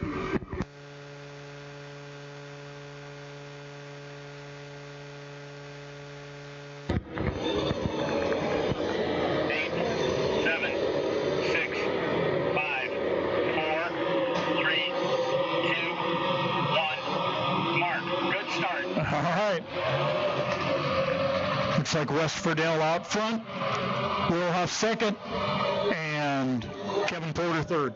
Good start. Good start by much. I hope I emphasized that correctly. It was by that much. Doesn't translate well to just doing the audio. Very close. But that's what you want to see. And like Scott was just saying, the best start that they had all weekend in Oak Harbor was the Sport Seas. That was the closest. We had to replay their start. They went over it a couple times to make sure that it was legal. All right, let's see how this shakes out. All right, Will Huff out front. Oh, I can't see. Second place, West Friedel. Third place, Kayla Huff in the 991. Fourth place, Kevin Porter on the outside here. No, this is 7-1. That's Gerald. And I got to get his last name correct.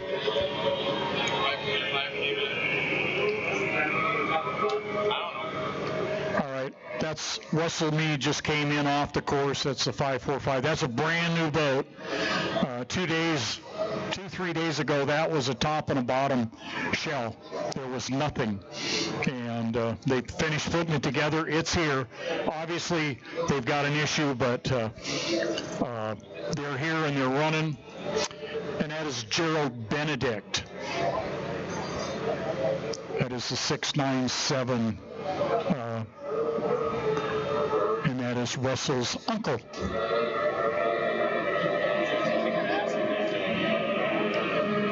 And the light blue boat, well, the darker of the two blue boats, that is Mark Mead, that is Russell's dad.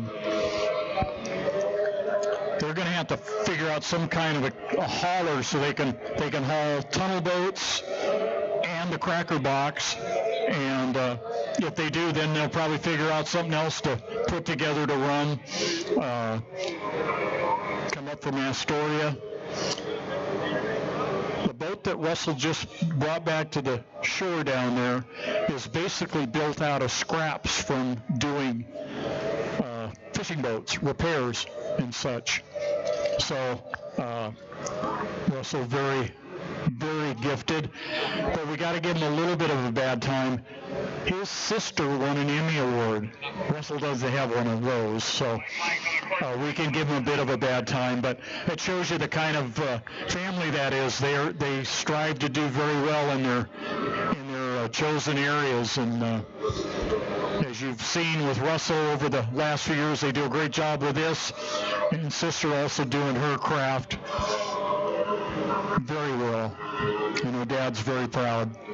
We were talking about that earlier. And I won't give Russ a bad time. Congratulate him. One of the things to note with these are basically, if you took a hydroplane and you cut the whole afterplane off the boat and bolt that outboard on at the back of the sponsons, that's a tunnel boat.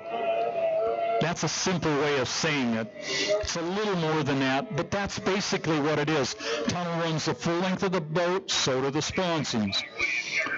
When that boat is up and running at its freest, at its fastest, the only thing touching is the very back end of the sponson and the propeller with part of the skeg, the lower unit. All right. Checkered flag, Will Huff, Kayla Huff. Third place, West Friedel in a 4.47. Sheriff boat, is that boat coming straight for the course off your bow? Oh, gonna be close.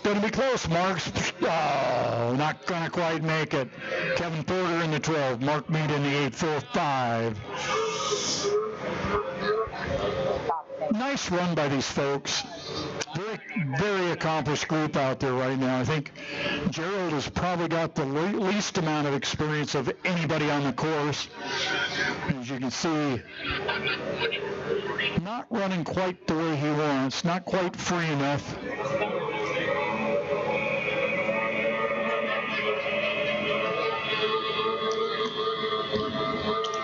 All right. Black flag is on the course now. Everybody will proceed back to the pits. And you noticed during the driver's meeting this morning, referee asked that people come around turn one, and if everyone had finished, they were to proceed to the pits.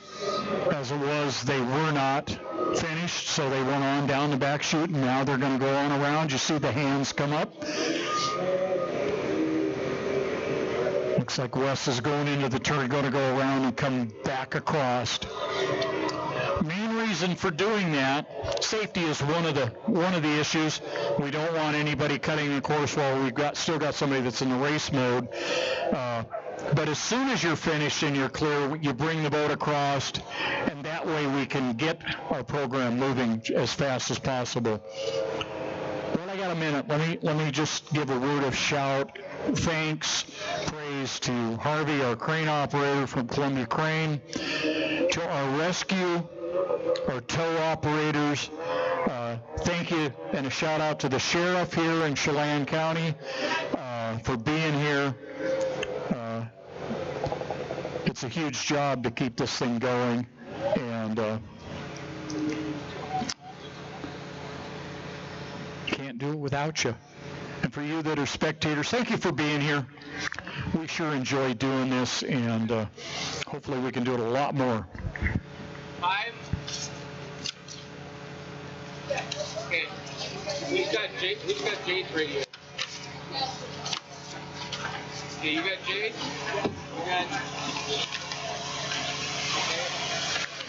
All right, just looking for my schedule again. I got a mound of papers here. We just had Sport C. We'll have 2.5 mod next. All right, all your drivers ready to go? Yeah, one bone down here. I know. We get a 4-minute gun here in a minute. Are we good on the 2.5 drones? Because I just see one come down near my shoulder here. Not scary type, just. How's a seagull? It wasn't a seagull, Jim. I guarantee you, if it had been, I would have known. Perfect. This part is on the way down. Huh? Yep. Just waiting on the road.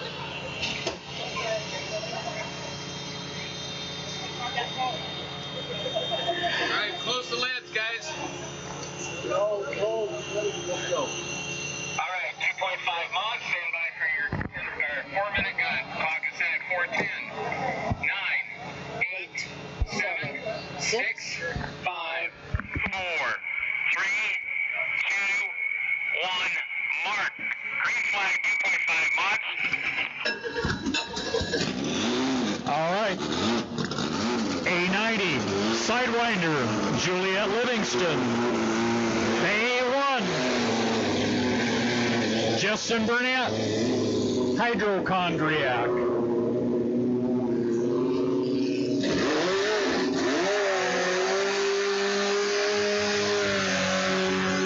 A11, Marissa Bartel, Fury, Jason Osloxen.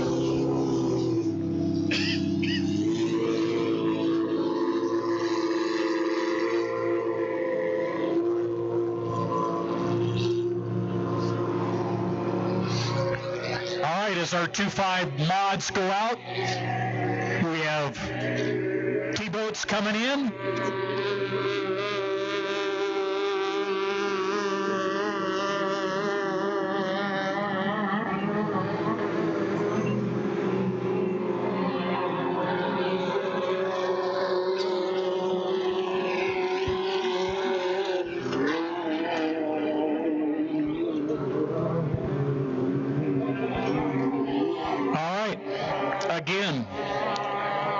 Championship.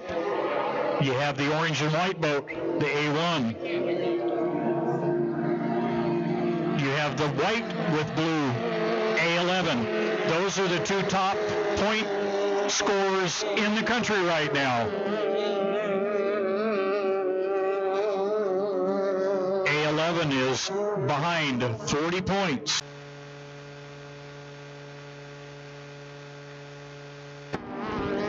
We need the champ boats in the water. Champ boats in the water, please.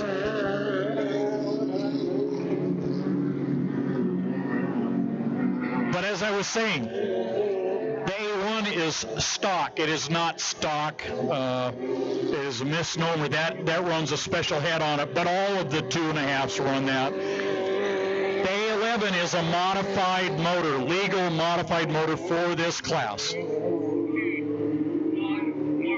All right, white flag on the course. The 11 is faster. When it runs right, the one is not going to run with it. The reason that Justin is where he is right now is he's able to finish every heat. And, or most every heat, I won't say every heat. They've had a very good season. Not sure if any travel is going to be coming, depending on how we are after the weekend. But as I said earlier, we are hopefully going to crown 2 new high point champions this week. 1 in 2.5 stock, 1 in 2.5 mod. Down into turn 2. 10,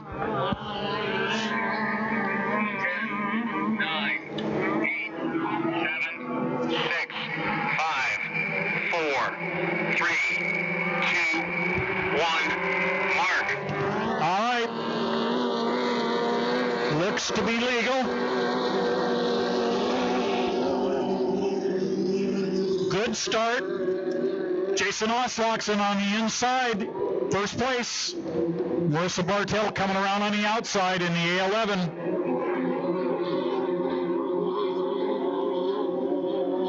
There she goes. Nice run from the A11. Side by side down into turn 2. You see how clean they come around there. You see Jason in tight, hooks the boat a little bit as it comes around, trying to get it straightened out to make the run. Marissa just motors by. She's got a lot more motor.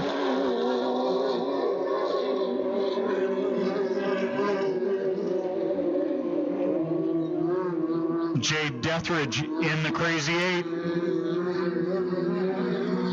Juliet Livingston in the Sidewinder.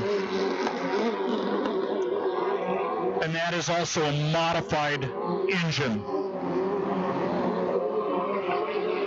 Jason doing a nice job staying with the 11. Fury on the inside, the 77. Into 1, into 2.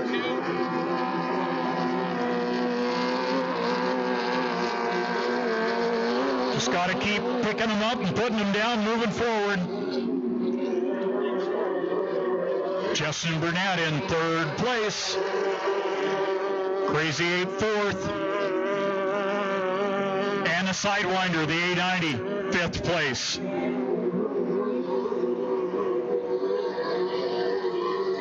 All right. One of the things we haven't talked about is the branding on the boats. The A11 is a Jones. The Fury, the 77, is a Henderson. The A1 is a Henderson. The Crazy 8 is a Jones. And the boat on the backstretch, that's a Carolson copy.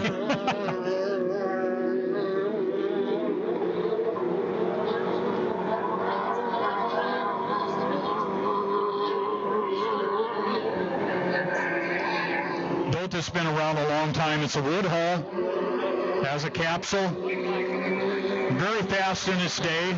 Bertram's ran that boat for a very long time.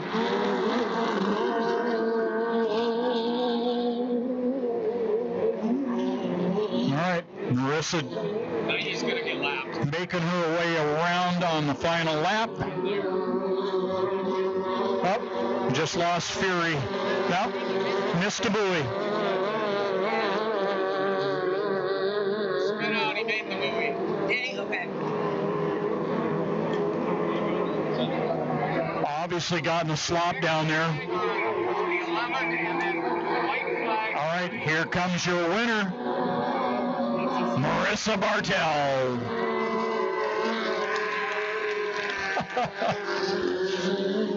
Well, there's some happy people over here. That's good.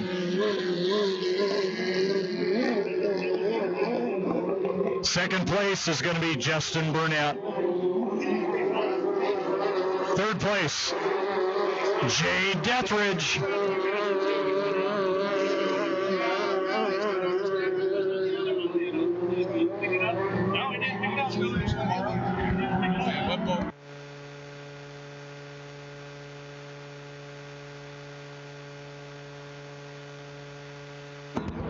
Fourth place. Yes, I've been cooking. How about that? I have a visitor. Fourth place is going to be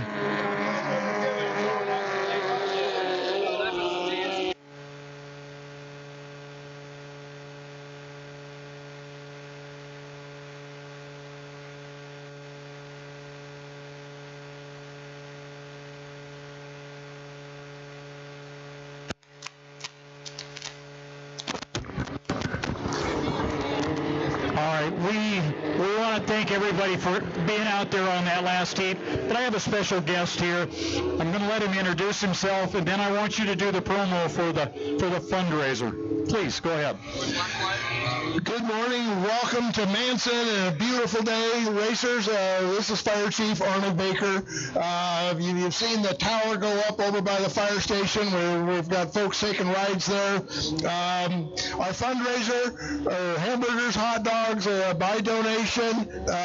It feeds the hungry people of Manson, and so all those proceeds just go to helping people in need. And you were telling me yesterday, number of families, 20, 30 families, something like that? We'll do 20 to 30 families, yes, and then we'll probably be over $10 to $15,000 a year.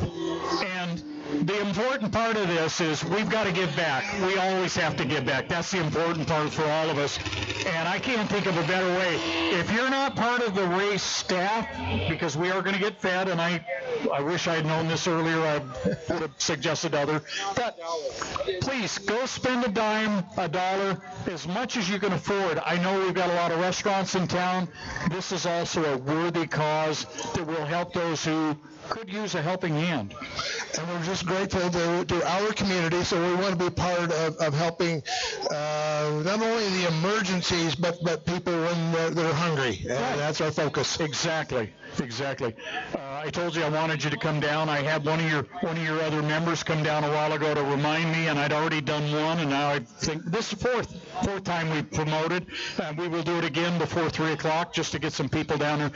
Thank you for a great cause. Thank you for the effort that you put in. You're always here, always.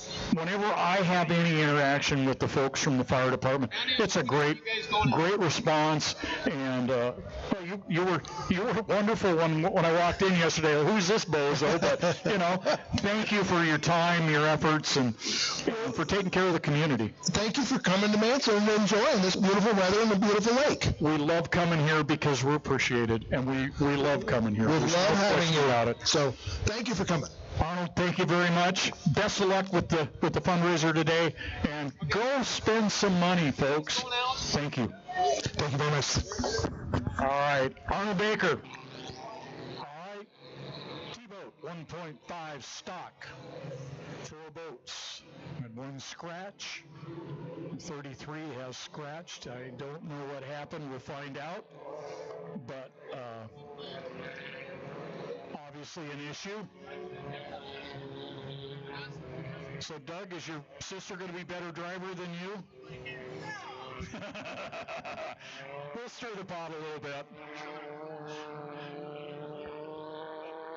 You have to do that with siblings.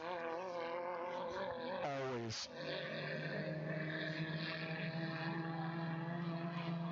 V8. Must be Kelly. There's the 51, the 3, and the 1. 1 denoting National High Point. Haley Scarborough. Steve Waldy. Discovery Bay, California. The owner? And his wife up here all the time supporting Region 10. Would be nice if we could get some more racing down in California, hopefully with what we did this season with the California Speedboat Association. That will help, but we need some more competition racing in California. And right now they're really not running hydros down there. Would love to see more of that, more of the West Coast. Back to where it was back in the heyday. I know a lot of things have played into it over the years with environmental concerns and noise concerns, but it is a great recreational sport and a wonderful use of our lakes, rivers, and sometimes the sound and even the ocean. We were down in Clear Lake in May, week before Memorial Day, for a vintage-only event in Buckingham. 7, 6, 5, 4, 3, 2, 1. Mark. White flags. White flag, 1 minute. Everybody kind of on a different page here as far as starting. Looks like the 3 is going to make a run from behind. We'll see how this all works out. We had, I want to say 10 of the vintage boats went down there to help them and make that a real success. And they look to build on that next year as we need to rebuild a bit, get more of our participants out. We did some soul searching and looking in the cobwebs in the back of our heads this year, we've come up with over 100 boats here in the region that fall into vintage, and that doesn't include boats that are out actually still competing. 7, 6, 5, 3, 2, 1, mark. Looks like a good start. I'm just the announcer. I'm not the official. Try not to call it wrong. But we got Carson Kelly on the inside coming off at turn 1. Yellow on the outside. Oh, okay. Looks like the... Okay. Oh, Katie? Oh, 3. Oh, okay. Okay. That is the one that just went into the lead, Haley Scarborough. Should be Katie Brown in the 3.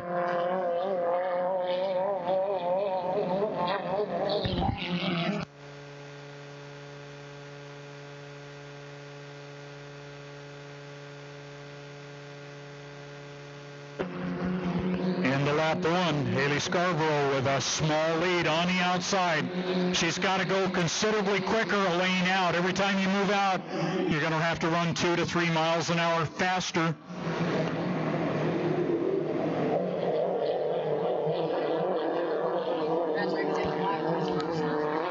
Our rookie doing a nice job out there. That can be a steep learning curve.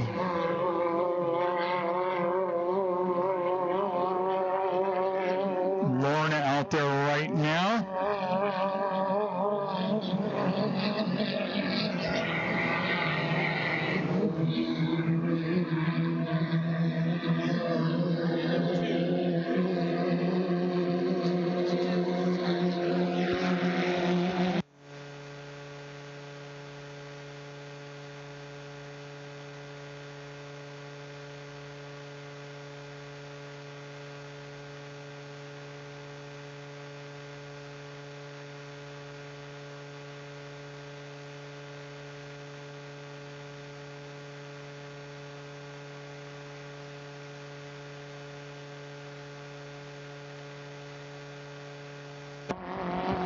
Lorna going by right there. Here comes the one, slight lead. Oh, Carson dove outside.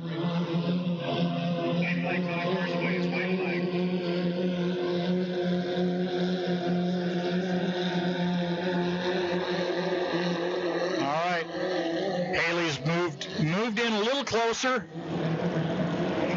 Now Carson's dove back inside, trying to hold off the 3. Watch him go down the back chute. I don't know, the 3's going to be able to make it. Watch the 3 as they go down into turn 2. Haley out front, Carson in the sandwich there in the middle. 51 coming around right now. Nice clean run for Lorna on that.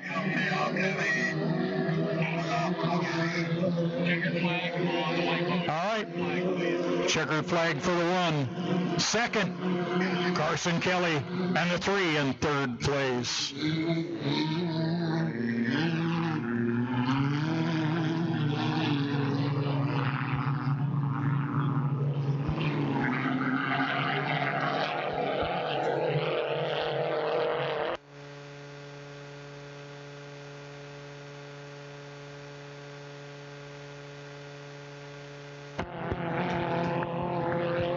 Continuing on the back chute as the 51 comes around to get the checkered flag, and the black flag will go up immediately thereafter. All right, black flag is up. For the black flag, guys. All right. Nice run by the 51 in a qualifying heat. All right, black flag is on the course. Everybody will return to the pits.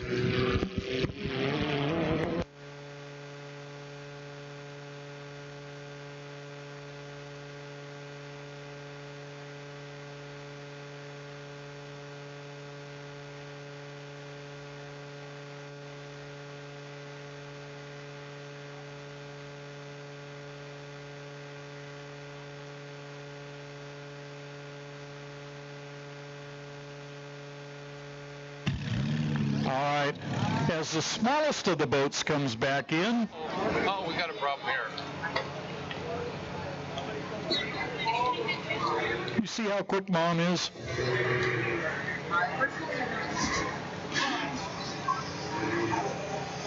I love it. I love it when parents go into parent mode, you know, even if their kid's not the one that's going to have something happen. All right. Cushing, come in, Jennifer.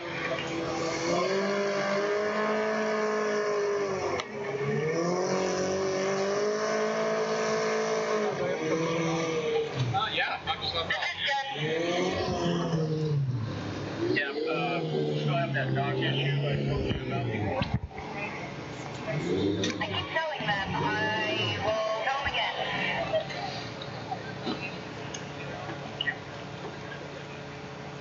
And next up is going to be champ boats, followed by GPs and E350s before break. How short a break can I pull off? Maybe 30? Hey, Scott, I have some people down here who For them to come off the water, tie up the boat, walk up here, eat, use the bathroom, and go back out, it's 45 minutes minimum. Okay. So they can pee and grab their food? Because you cannot eat on the water when the boats are racing. It's not possible. Who is calling? It's not.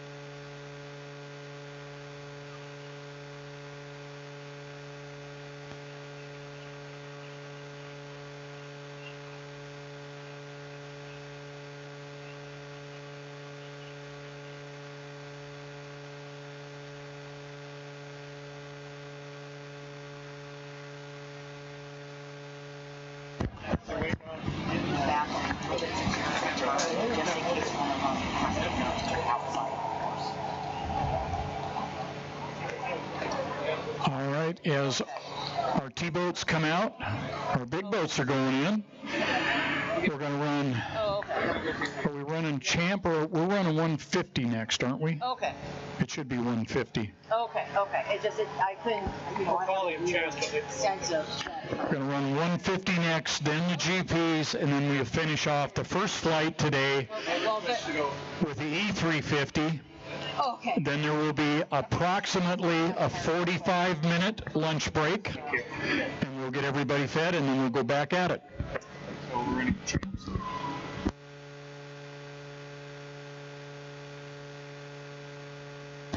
All right, clarification from the referee. We're going to run the second of two heats for champ.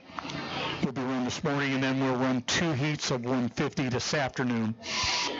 And I'm guessing that's because of different power heads on a couple of boats.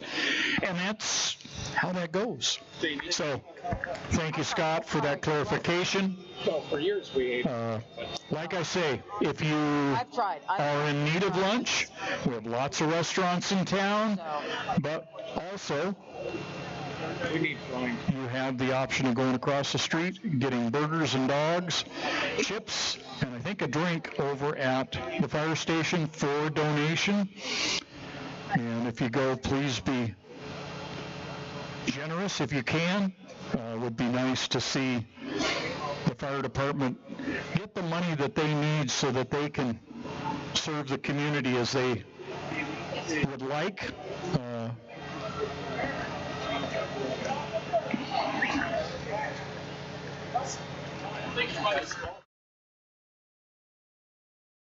When they come in and they peak, then you can grab that food on the way back out. Was the one on flush the systems in the boat. They were down in San Diego.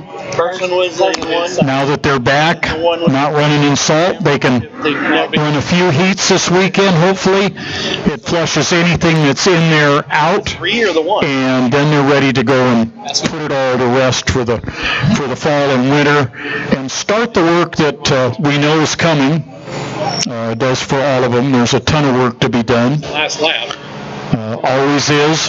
Lap 3 is with A lot of engines to build and replace. Hull repair, hull changes.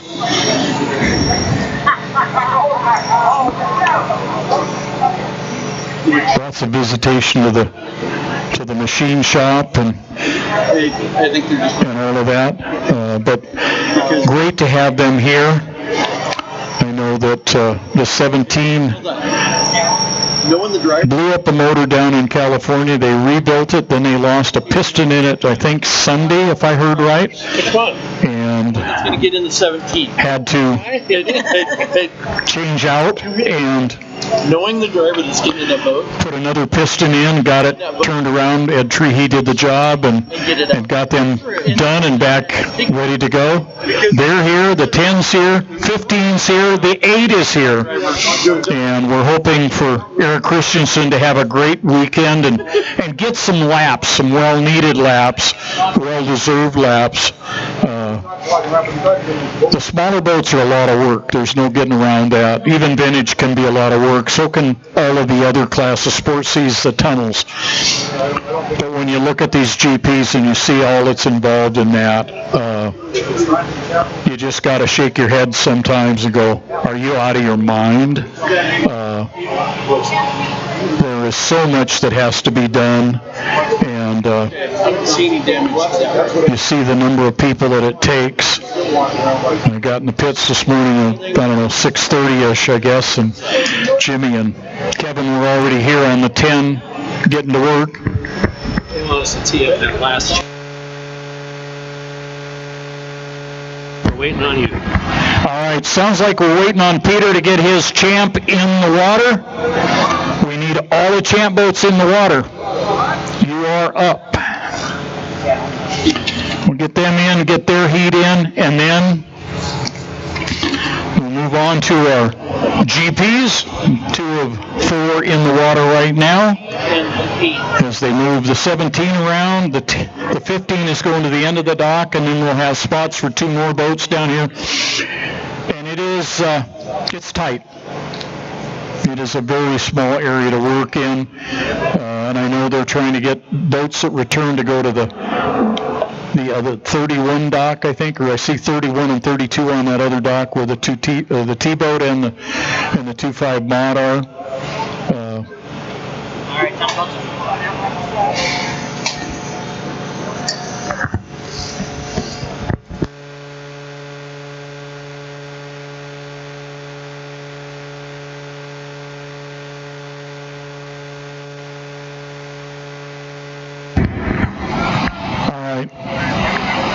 Again, just so you understand our schedule, we'll run the champ boats, then we'll run the GPs, and finish off the first go-round today, our first flight of heats, with the E350s. No. Ken's here. He is on fire. All right. Yeah, it kept dying.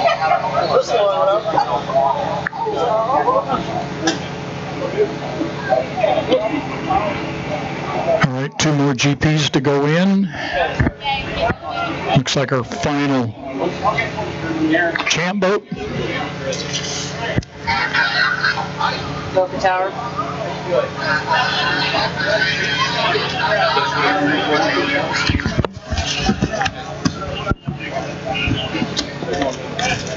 Copy that. Go ahead.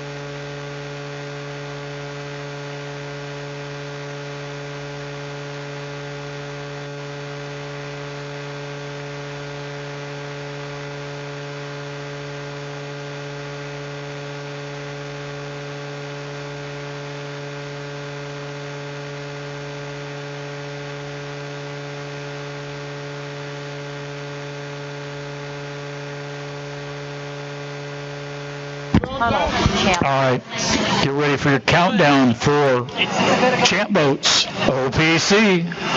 Grab on your shorts on the way up. Yeah. I got one up. Okay, here we go. Clock set at 4:10 for champ boats. 9, 8, 7, 6, 5, 4, 3, 2, 1. Mark. Green flag. OPC. Champ All right. 50s for me. OPC on the water.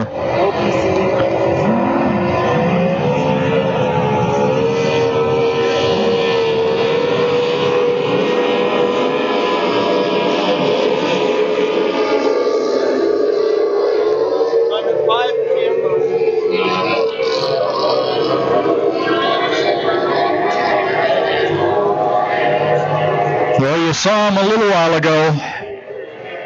I'm sure that we're going to see some faster runs this time from a few people. Part of that learning curve. You see how fast Brooke is going down there, catching up to Cody.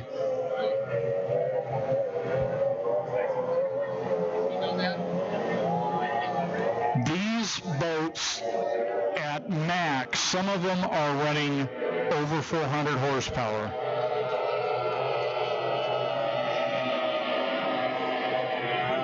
As you see Brooke Butler go into the turn down there, he trimmed the boat twice, it hit, and he took off again. And as soon as you hit and the boat's, basically what you do is it's like hitting a brake when you trim the motor under.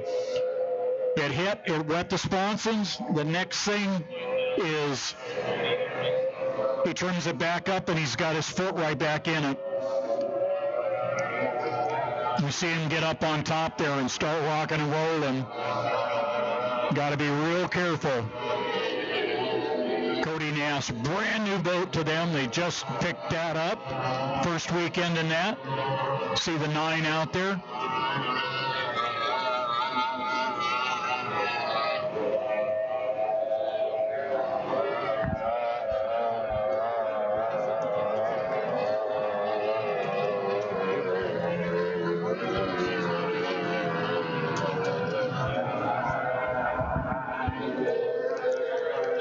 Ron Magnuson, you are the man, without question. Well, I don't think this is on my diet, though. They were blessed.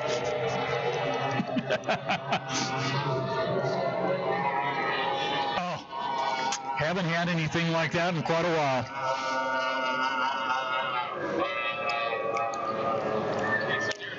They're going to run 4 laps when we get underway. They are in the 4-minute milling period right now.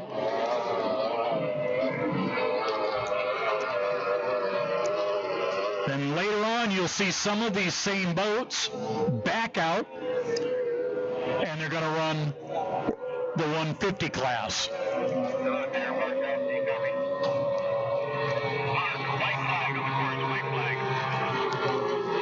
All right, white flag. Down to a minute until the start.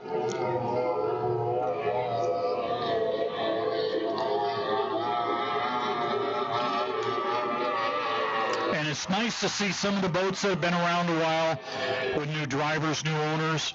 Got Jake Kimberly and Matt Reed out here getting started in this. It's their first weekend.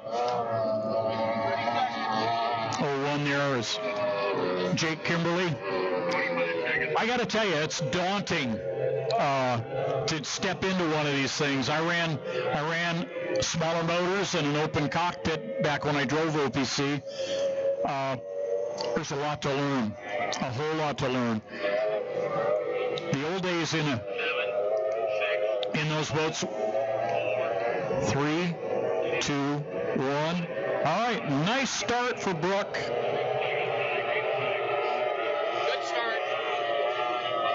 See him take off. See the second place boat move right inside.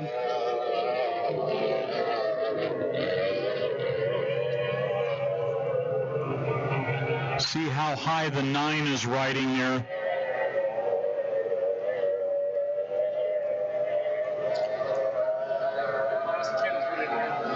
You do not use a trim indicator in there. although you have power trim, and that's how you control the boat, other than the throttle and the steering wheel. But you have to literally feel the boat in the seat of your pants. I've said it before, I'll say it now. When the boat's lumpy, you haven't got it trimmed enough, and you aren't going fast enough. When it gets smooth, you're about there, and when you don't feel anything, it's too late. That's a little different than what was said to me in the day, but I won't say that. But it is true. It's a fine line between being fast and being on your head. And they go over in a hurry.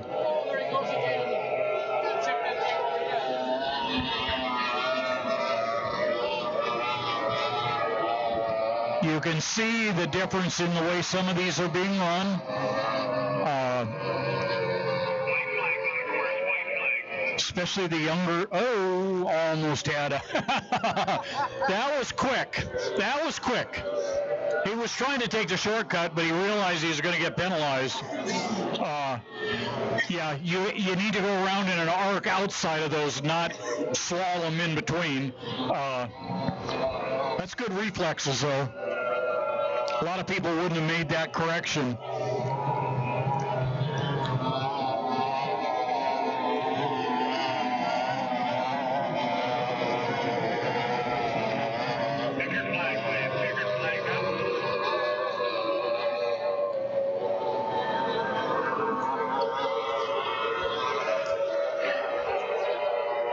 These boats right now, Kyle just ran with the champs in Colorado last weekend, I think it was. I think he ended up 4th or 5th overall. The big boys, the guys that are running all the time, are running even more horsepower than what they've got. So you got to be careful. As we got the checkered flag out for the end of the heat, we'll do this again this afternoon with a lot of the same boats, but running as Formula 150. And tomorrow they're going to run 10-lap single heats. Now, one of the reasons is to get them done early, also to help so they can get back to Canada, because they got a pretty good jaunt to go. But it'll help speed up the program because we got a couple less times of putting boats in and out of the water. All right, as you can see, the 4th and final boat.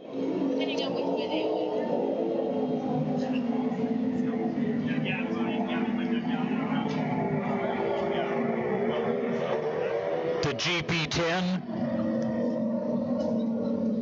and it is. We still get Miss Marlene on there, the Charger, known as the Freak. Kevin Eckert, the driver. 8. That is Kevin Christensen, the 17. Oh no, it's another Eckert, Austin Eckert in the GP17, and Greg Hopp in the GP15.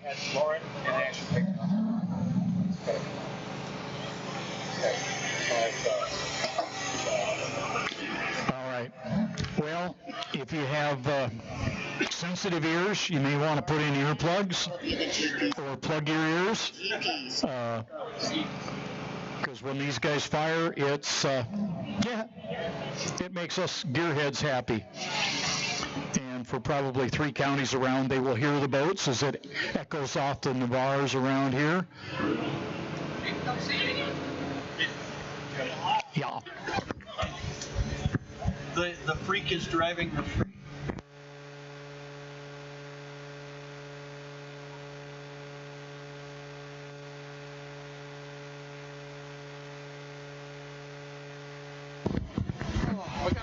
All right, GPs are up next. Got all those good-looking crew guys down there. There'll be 4 of them. Yeah. I couldn't pass. Hello. I gotta have fun.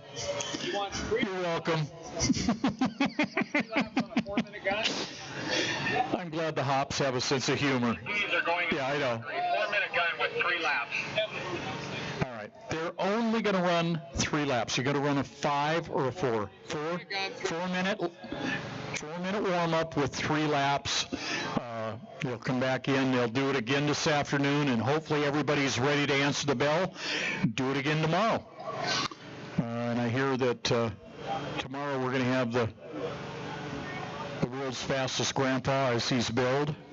Jerry Hop's supposed to be out. Either that or this afternoon, and I'm not sure which on that. We'll check.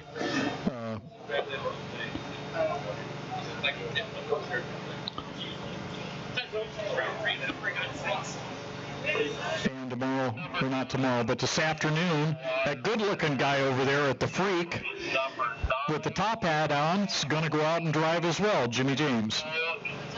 Railroad number 9 is dead in the water.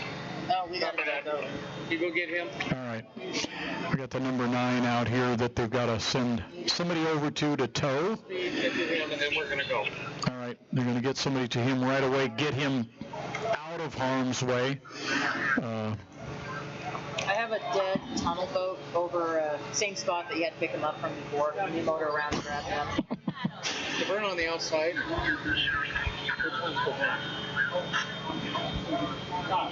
There's a big white one that's headed towards you.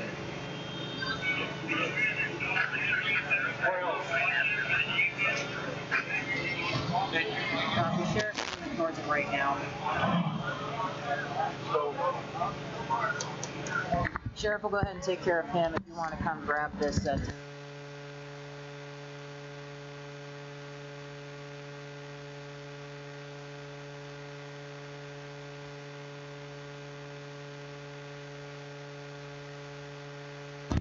Well, we got all kinds of logistics out here going on right now. We got a boat we need to move out of the way. Where's the 4th radio guy? And we have... Hi, how are you? Okay, now with So what we're going to do, we got a sheriff getting a couple of boats out of the way, and then we'll launch you guys. Let me know when your lids are down. I've got some really big boats coming out.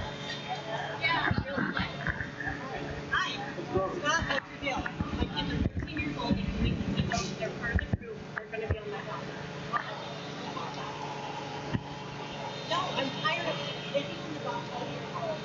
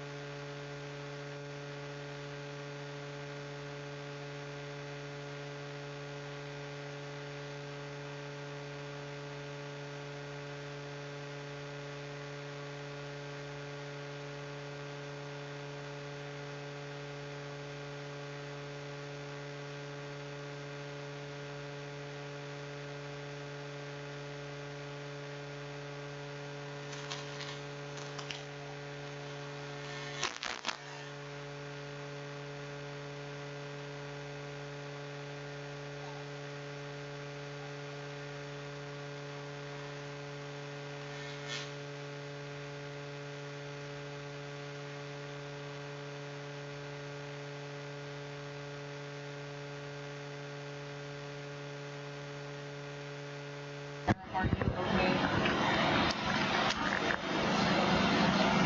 Awesome, thank you, sir. Yep, he's good.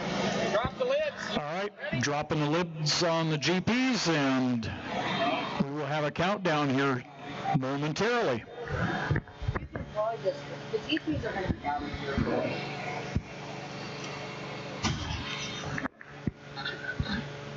Yeah, we're good. We're good. All right, everything is A-okay.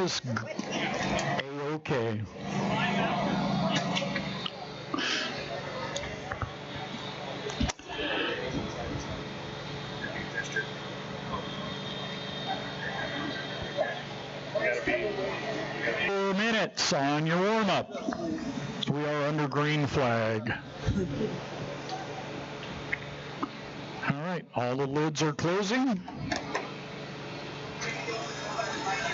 There goes Greg Hop in the GP15, Old Trapper.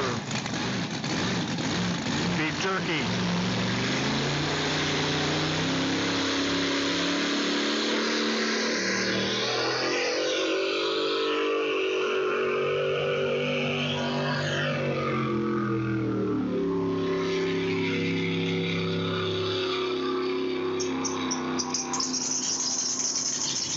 Austin Ekrit in the GP17, Miss Renee.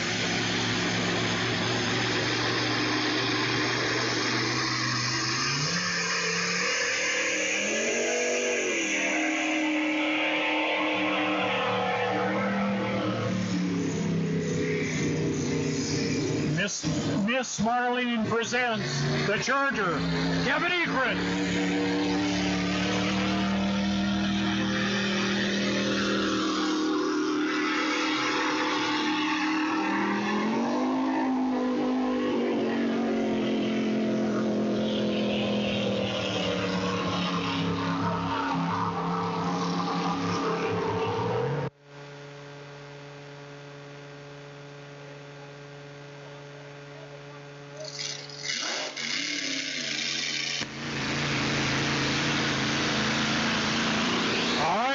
GP8, Eric Christensen.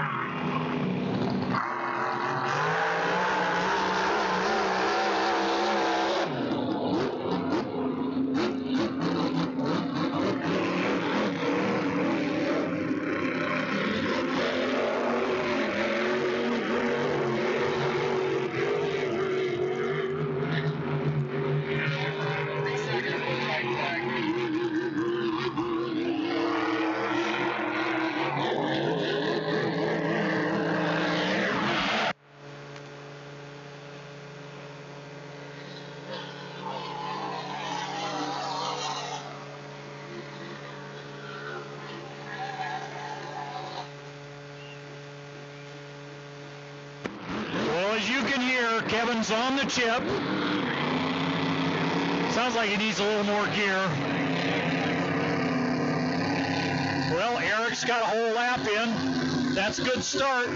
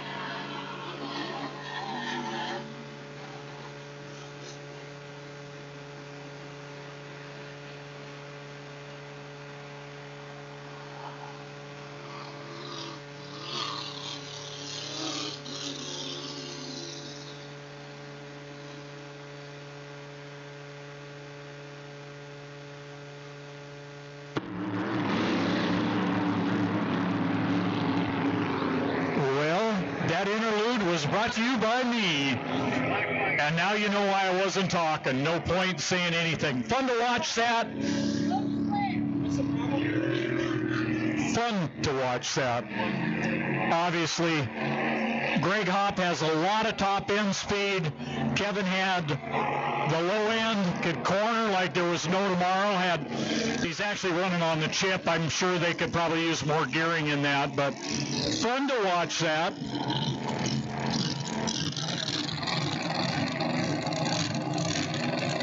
And I guess the thing is, like watching NASCAR, they tell you to turn up the sound. There's no point trying to talk when they're doing that. I can't hear myself, and I'm sure you'd rather listen to them, so. Nice run by these guys.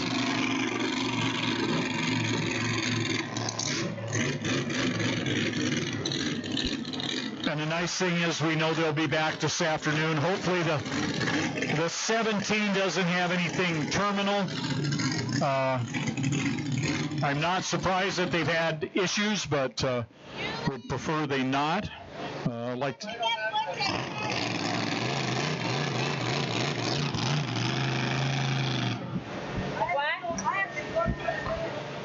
Okay. Yeah, we were making sure if you needed to go or not. Well, and the neat thing, besides the fact that they got a good heat in, Kevin got a full heat in, which I know was first for him with that boat, and happy for that whole crew to be able to pull that off. We have one more heat before we take our break. We have the 46 Hill Family Racing. We have the 20 JJW Weymouth Family Racing. Kip Brown, the driver. We have the E57 Cheetah. Chris Bertram.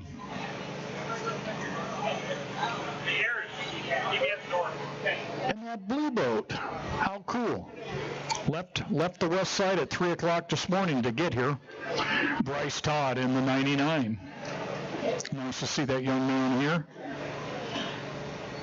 National High Point champion in this class last year, also Rookie of the Year. Had quite a year last year, did a lot of changes and work on the boat.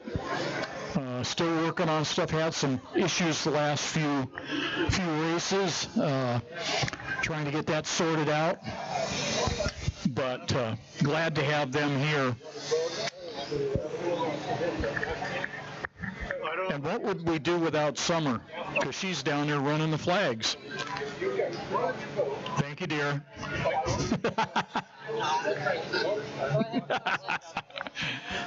We got a great family here. Is this a mismatch out here in the towing? We have one more heat before we're taking our lunch. All right.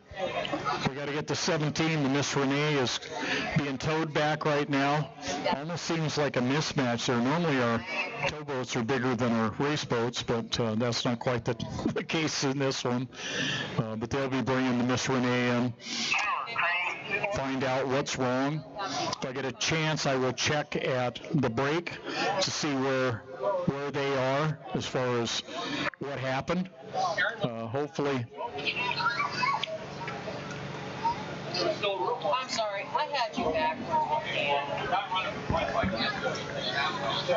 Sorry.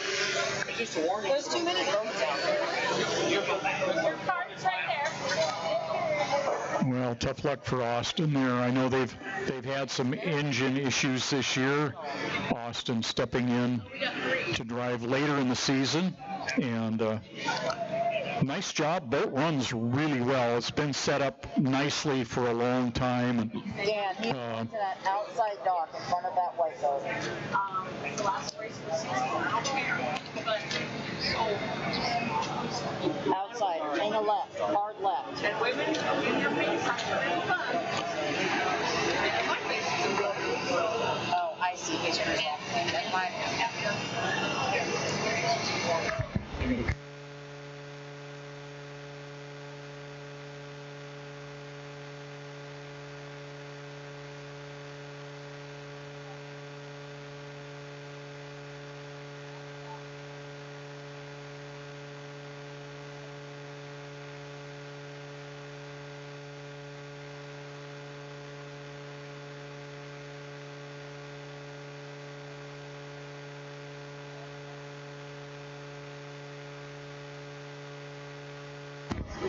must be.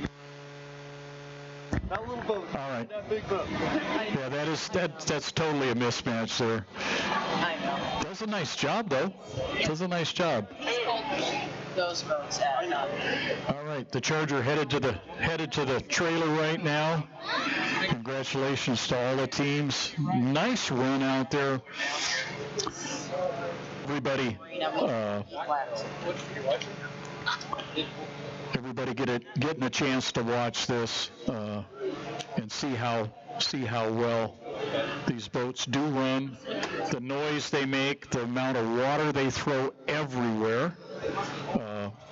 It's just fun to have them here. It's difficult a lot of times to have them at region events, but when we can, it sure is nice. Rescue, can we go? Rescue. Yes, we're clear. All right, get ready for a countdown here for the 350s. So hold on, you've got a GP hanging out in the waves. I don't know what they're doing. No, they're trying to bring the boat back here, but we should be okay with that, I would think. I put these books together. Above the tower? Right. So I read all this stuff. So, 350s are going out. Okay. I'm sorry, repeat. How much have you got in the water? Yeah, 350 going out.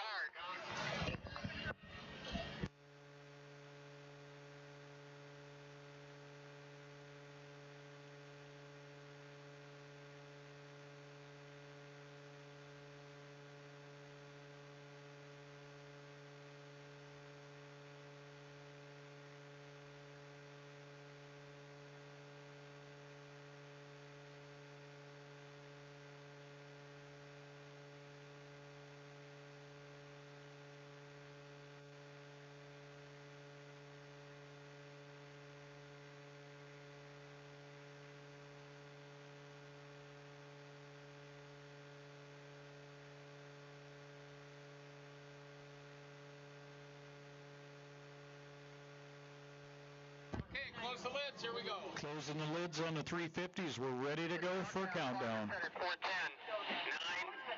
8, 7, 6, 5, 4, 3, 2, 1. Mark, green flags, E350s, 4 of them. All right.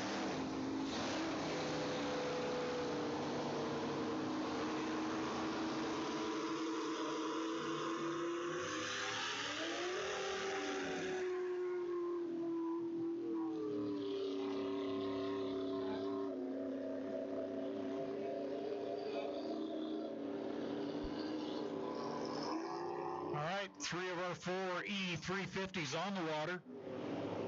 Fourth one making their way. Bryce got the engine fired.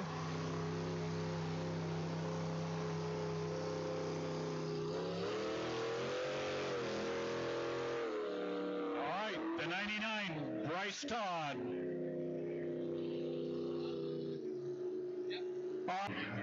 The 46, Rochelle Hill, the 46, Rochelle Hill Family Racing. Haltech, the sponsor on that. And the E99, Bryce Todd.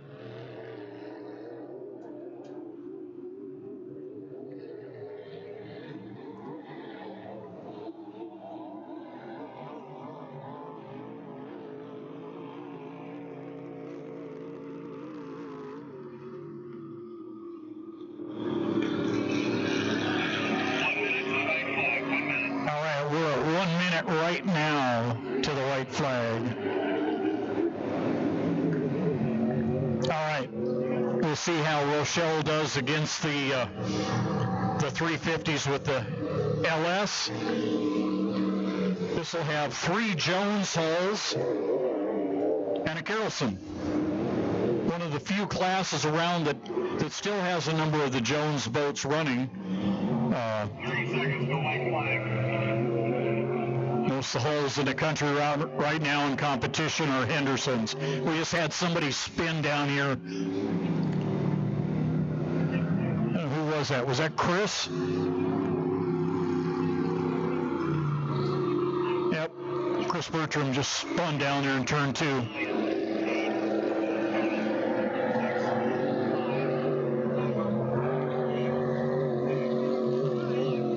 All right.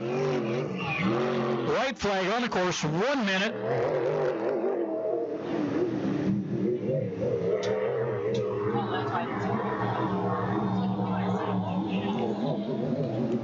Looks like Rochelle over on the back stretch.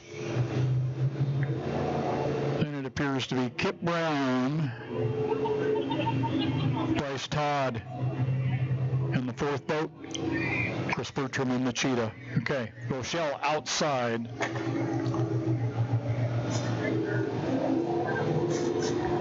I think I got that right, but I may have the 2 boats. It looks like the 20 is inside of the 99. All right, here they come.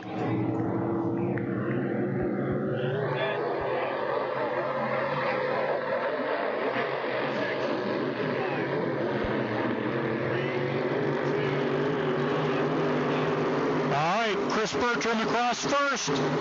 Kip Brown second, Bryce Todd third, Rochelle Hill fourth. And that is a good start. All right, there goes Kip Brown passing on the outside. Chris Bertram second place. See Kip get a little bit loose.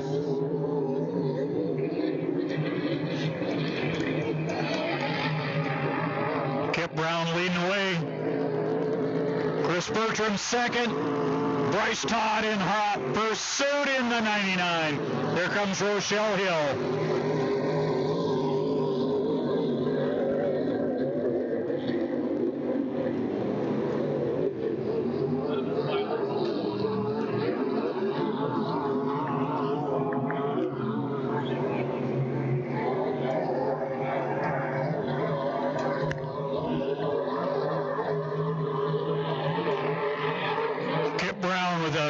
With a comfortable lead right now. Chris Bertram second, Bryce Todd in third, Rochelle fourth.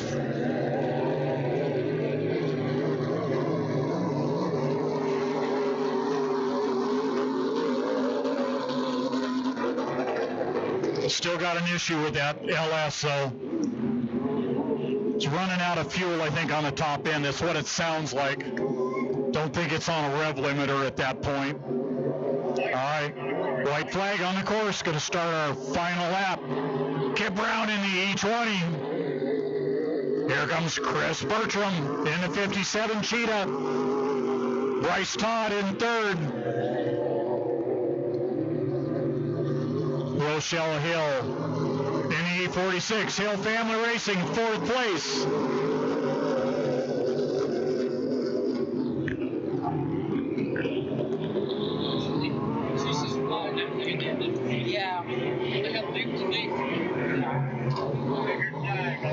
All right, here comes your winner.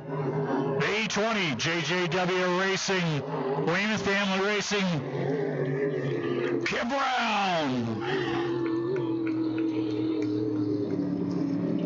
All right, second place. They're going to make it close. Bryce has been working on it. Second place, the Cheetah, Chris Bertram. Third, Bryce Todd. And fourth, Rochelle Hill, Hill Family Racing. All right. We will be off the water about 45 minutes. It gives our rescue, our safety, time to come in. They'll get fed, use the bathroom, do the things they need to. Back out there. Roughly 45 minutes. We will be back with our afternoon program for you. Thanks for being here. Please, if you're going to get lunch, think about going over to the fire department and having lunch with them, and be back here in about 45 minutes. We'll have some more racing activity for you. Black flags on the course, please.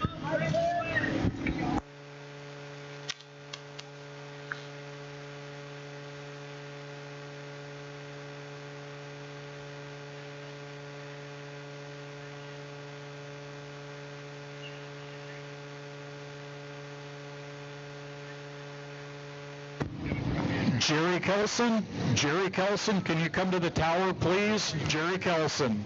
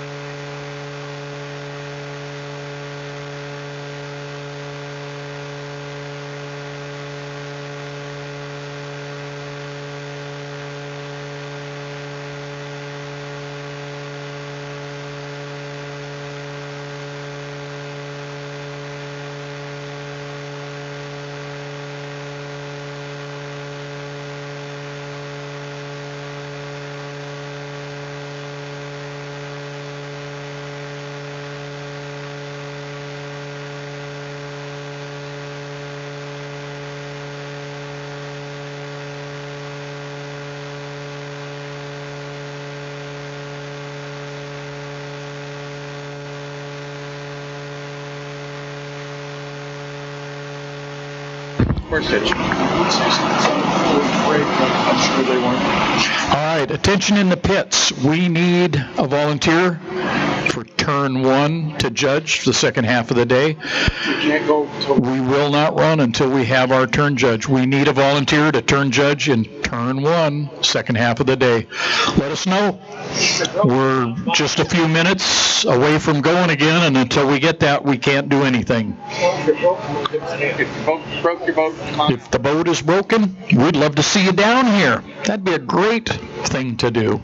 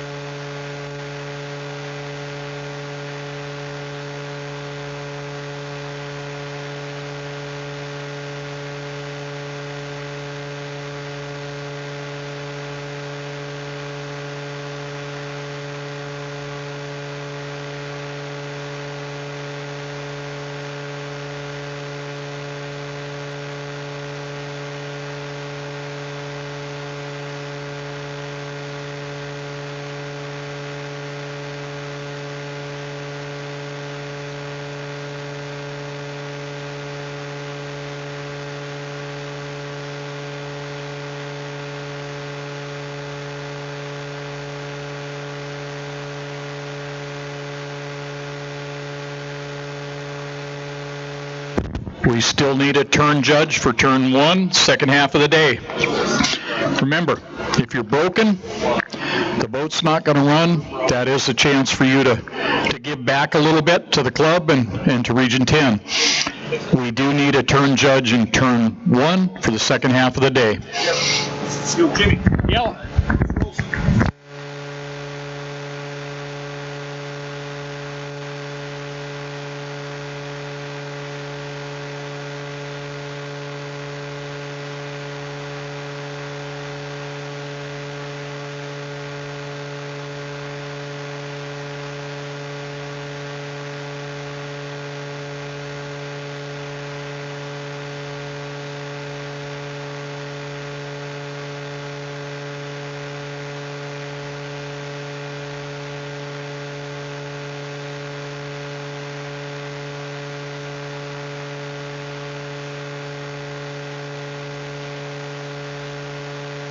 All right, a reminder, while it's semi-quiet right now, 8 o'clock tomorrow down in the swim area.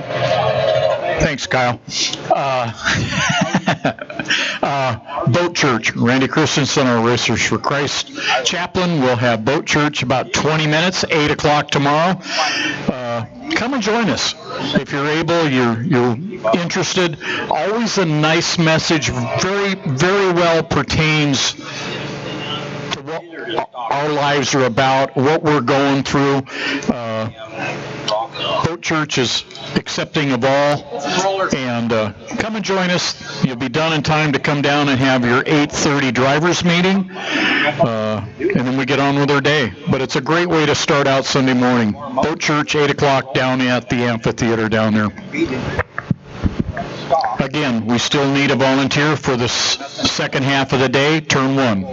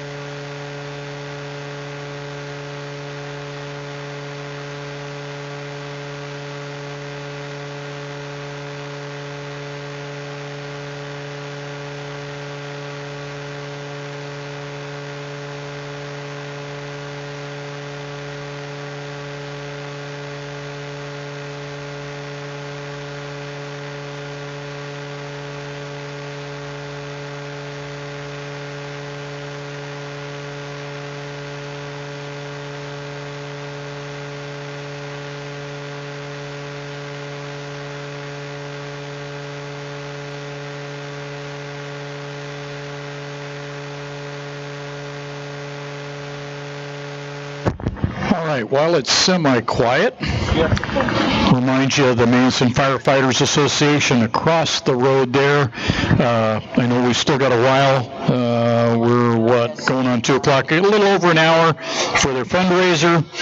Go get a hot dog, a hamburger, something like that. Support what they're trying to do for the community and helping to serve those who are in need of a little assistance. So if you can do that, please do that. Hydrofest, Manson Hydrofest 2024. Thank you to our sponsors. Bob File Boats and Motors, 12 Tribes Colville Casinos, New Horizons Real Estate, Lot 75 Vineyards, Wine Girl Wines, Broody Roost, Apparel, Reed's Marine, Peterson's Waterfront Resort, Mountain View Lodge and Resort, and Lake Chelan Boating Club. Thank you to all of those sponsors for being a part of this and helping us to put on the event for you. Always fun to come here to Chelan, or to Manson. Chelan. I won't insult anybody. Love being here.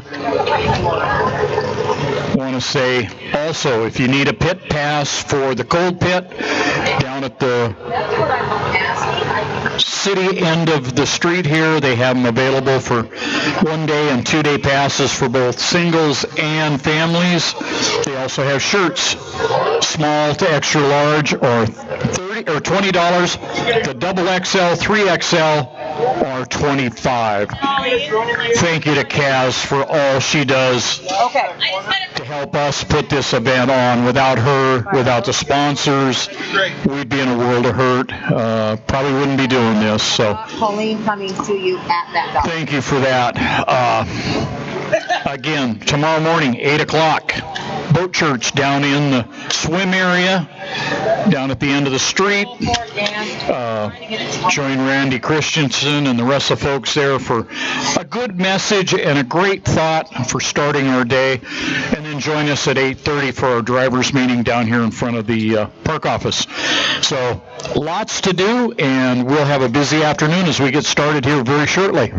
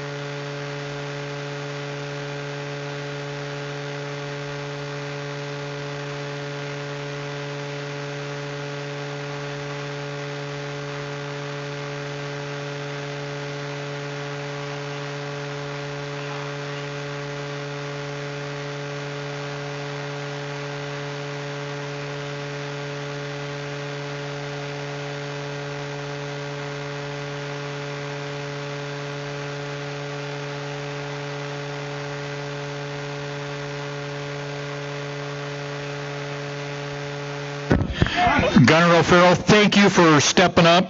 Appreciate it, my friend. Is he going out by himself again? I don't care what anybody says. You're a good guy. And he's good at taking a ribbing, so thank you. We do have our driver for turn judge in turn 1 this afternoon. I will be back with you momentarily. Going to have a quick conversation with Jimmy here.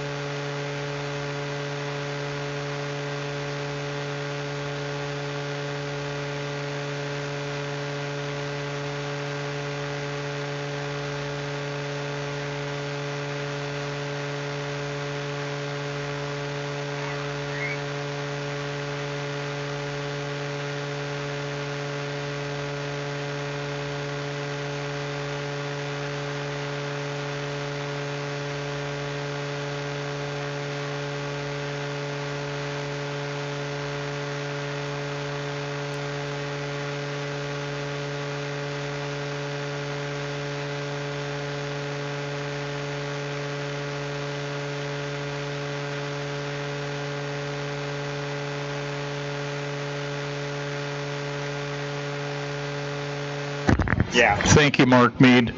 Just a word. Russell's boat will be 24 hours old at 6 o'clock tonight, and his sister is Melody, and she's the one that won the Emmy. And Dad just had to come down to let me know that. That's a proud papa, and I understand, rightfully so.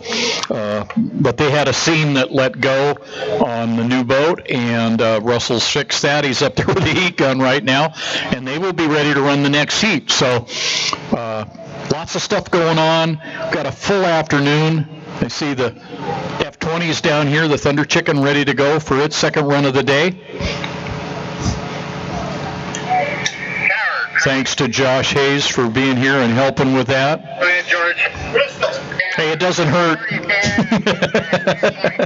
Or maybe it does. I don't know. I know. We're our own worst enemies all the time. It never fails. Let's see, we're getting a little cloud cover now. Beautiful afternoon. Great water. I mean, you cannot ask for much more than this. Hey, Josh, did you guys get the throttle thing figured out? Good deal. Good. All right. That'll be good. Did the 1 liters cancel? Have they scrapped because they didn't have any?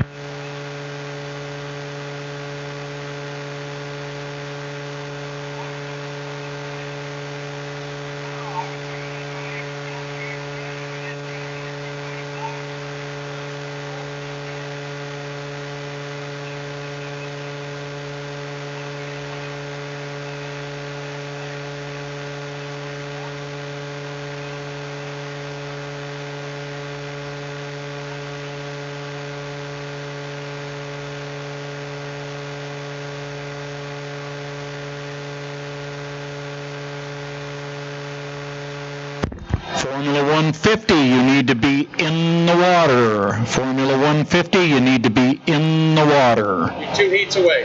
2 heats away. We've got the F20 in, or 20F. You guys are ready? Okay. We'll have a countdown as soon as we can. Fixing the course. Yeah, they're just hey Josh, they're redoing a couple of buoys right now. Replaced one and moving one. Yeah, it did. Definitely. So we're just waiting on that. As soon as that's done, and I see that buoy moving right now, so that will get us going. As I say, we've got a full afternoon of racing and exhibition. Scotty with Dan. Go ahead, bud. Can we move the 1 liters back up the schedule somewhere? Stand by. All right. At the end of the day. You can at the end of the day. You can. All right, just listening to some chatter here about some of the classes. Your second go-round today is a little different than this morning. Before the GTs and the 350s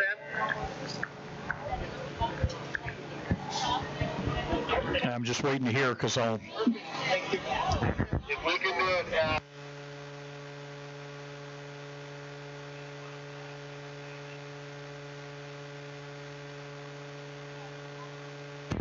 All right. Make a class that they got to work on this white ball. All right. So we're moving. Yeah, gentlemen, it's the last heat of the...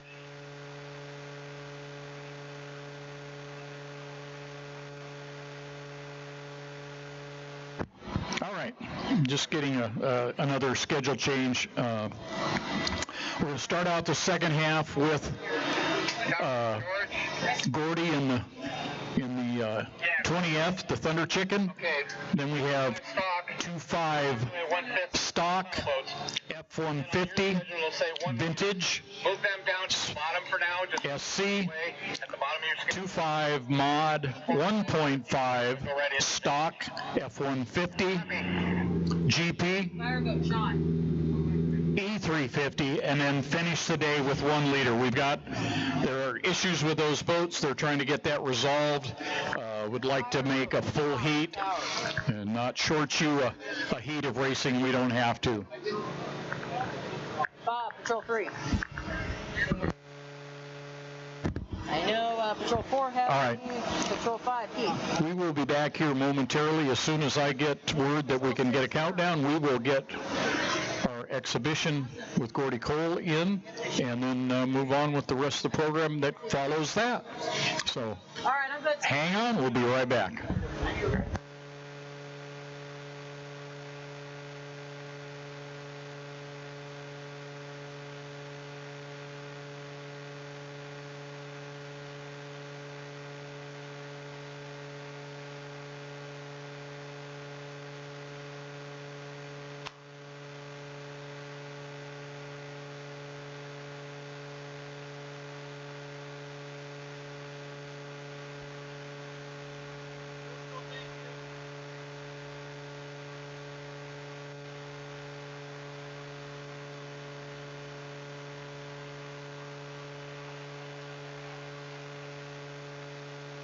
Only on the 20F. Clock is set at 4:10. 9, 8, 7, 6, 5, 4, 3, 2, 1. Mark. 4-minute gun. Green flags on the course. All right, green flag. Oh, the one time I did. F20F. Thunder Chicken. This is my favorite. Aaron Stevens, come in. Aaron. From the beginning, this was always my favorite dinner. Go ahead. Can you jump at the tower, please?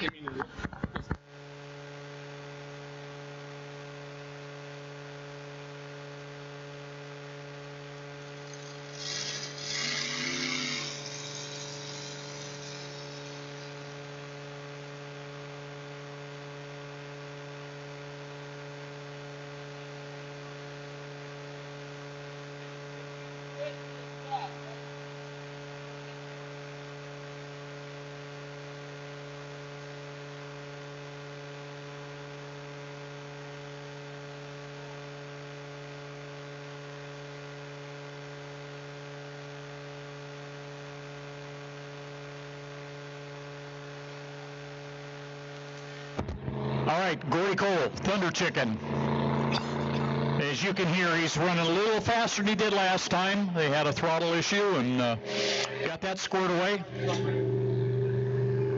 Boat is very quick. Well handling. As he comes around. It looks a lot better. Because I couldn't get anybody fucking else up. All right. I don't know what.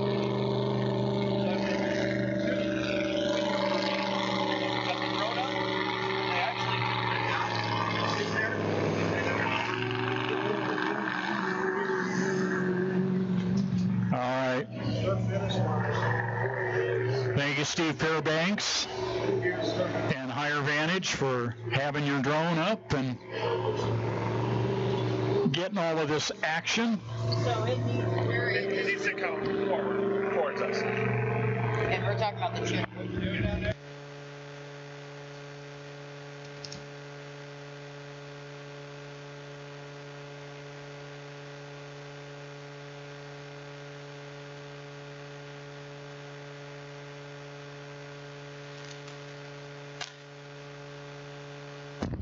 All right, all kinds of stuff going on behind the scenes. Uh-oh. Okay. Well, I don't see him sitting anywhere. Take a look at what we did with See the exit bed. coming off plane. I don't see his shirt anywhere. Okay, Manson?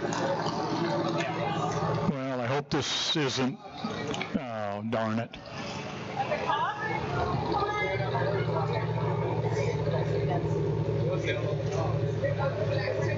Jack's lunch.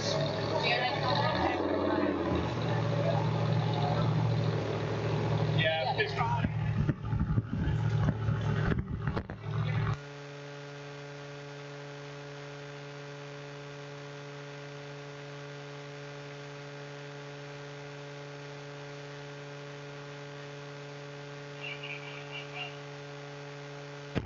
All right, white flag. I think we had an issue that our lightsaber wasn't jiving with where Gordy figured it should be, and he was probably right. And the lightsaber, for those of you that have not seen him, is a small little, it's bigger than a phone, a little longer and a little thicker than a phone, but it's got a bank of lights on it. 7, 6, 5, 4, 3, 2, 1. Mark. Green flag. All right, green flag on the course. But what it does is that is operated by one of the referees, and it is in conjunction with the flags. And one of the reasons for implementing this, and I was part of the discussions that I was not in favor of it, anytime you're in an open boat, you need to look around, and you should very easily be able to see the flags. First thing you do in a boat when you go out is you find the entrance pin to a turn, you find the judge boat. The flag is there. When you come around, at the end of your first lap, you come back to the start-finish line, you should find it there. I always say it's a crutch. I know some really rely on it, but my feeling is that you shouldn't have to. You should be able to.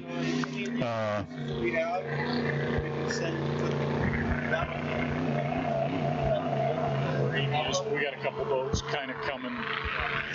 All right. Gordy running a lot smoother this time. Not fast, not real fast at all, but a nice run. The boat sounds better. It's cleaned up. It's not down in the slop. That is very nice handling boat.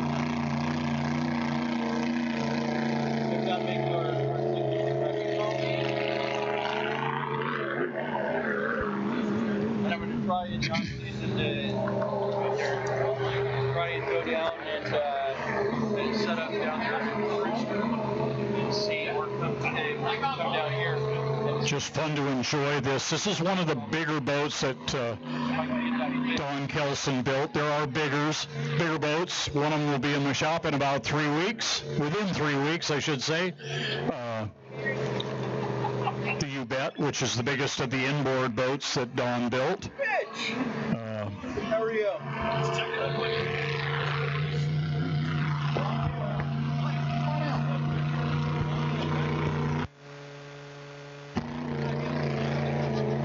Yes, Mitch Evans, come out. I want to visit for a couple minutes. I actually have 2 microphones. I won't embarrass him too much. Probably embarrass myself, because then everybody will know just how old I am.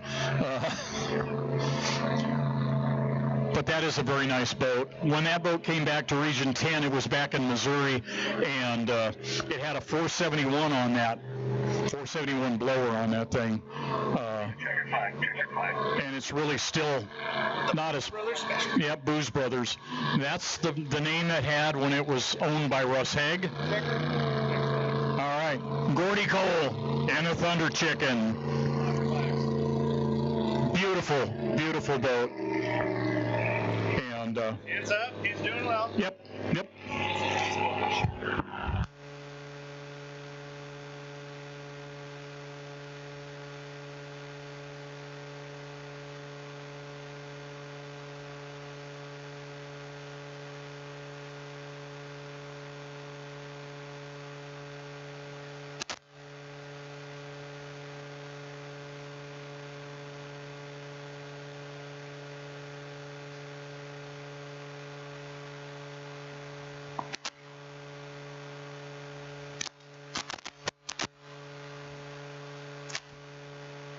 Josh.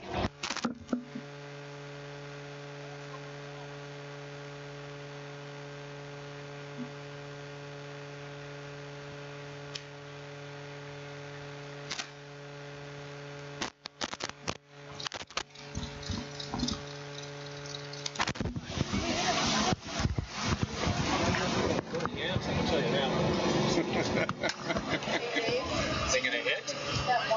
No, they're good. They're good. This is the boat launch. All right. Step in here, Mitch. Thank you. Ladies and gentlemen, Mitch Evans. Good to see you, my friend. Good to see you guys. Seem to run into one another once in a while around here. If it has anything to do with the boat racing, we're around. Always. I saw pictures of a boat you acquired. Yeah. You don't know anything about it, right? That's what I'd say. I had somebody say, hey, listen, I might know where there's some engine parts and a boat, and maybe you want to go take a look at it. So pull it up close. So I did. No, I understand.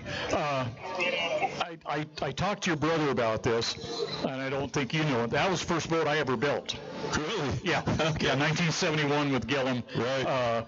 And it was right after that we replaced a boat that Leland blew over in Green Lake that summer chasing Mickey Raymond in a going thing. Right. So I saw that because I had thought I wanted to buy the boat for a long time, and I knew it was out in the Carnation area, but I didn't know who or where. Yeah. And so when I saw it, I was just tickled to see that it was back. You guys going to put it together and run it? We'll see how it goes. Really, I was, looking for a few more engine parts, but as I got to looking at the boat, it was in way better shape than I thought, and all the pieces are there to put it back together. So we'll work on that. I need to finish running the blue chip. Yeah. And I understand. And then we'll work our way back to that one. But it's in a rebuildable shape, and we'll keep working on it. Well, I was going to say your last name isn't Strong, and the money's not that deep. I understand. Oh boy, that's for sure. Yeah, for sure. I can't wait to see it. I always enjoyed the boat. When the front runner never was going to be, but it was outdated when it was put together. But it's going to be fun to have another one of them back here. And I just wish we could get the 88 back and somebody could do that boat, because I think that really belongs, along with some of the other stuff from that time. So yeah, I was just really surprised that there it was, and it could definitely be put back together and add another boat to the fleet. That'll be good. It'll be good. Yeah. So you ready for next year?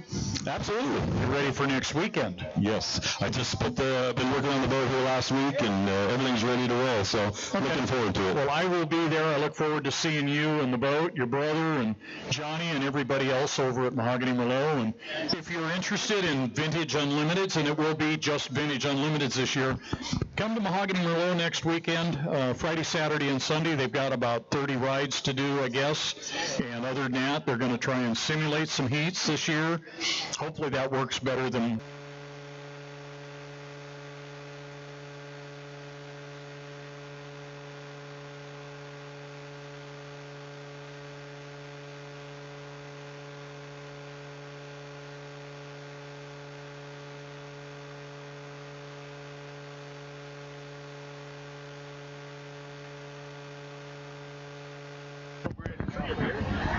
And while we're doing some thank yous and other things, everybody here that's in the staff that's doing the event this weekend, whether you're on the water, you're up here in the announcing, or the referees, whoever, all the staff that run the pits, Harvey, our crane operator.